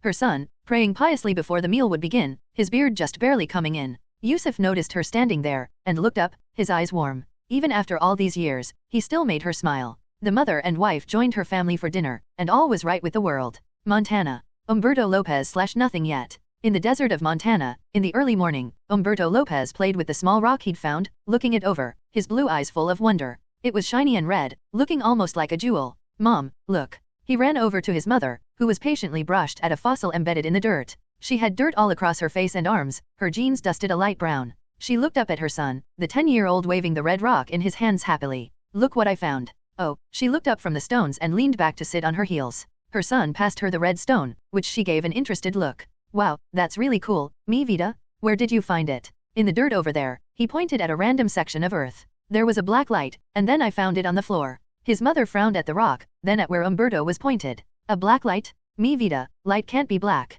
He blinked at her. Well, that's what I saw. She looked a little skeptical, but finally smiled and handed him the jewel. Well, it's a heck of a find. You might have a real talent for this. Her smile became a bit teasing. You sure you want to do this forever though? Hang out with your mom and dad in a bunch of old rocks. He pursed his lips thoughtfully, then nodded. Yeah, dinosaurs are awesome, Mom. She chuckled. Sweetie, you know that paleontologists can find more than dinosaur bones, don't you? Umberto scowled, the way all children did when they thought an adult was saying something unreasonable. But dinosaurs are dash. You know megalodons are sharks the size of a small bus, his mother said, passing him back the stone. I guess those are cool, he said reluctantly. As his mother laughed, neither noticed the red stone glow for just a moment. Soon, it would awaken. In the distance, an old woman with fur across her body watched the mother and son work together. She raised her staff and disappeared in a flash of black light. Hello, everyone!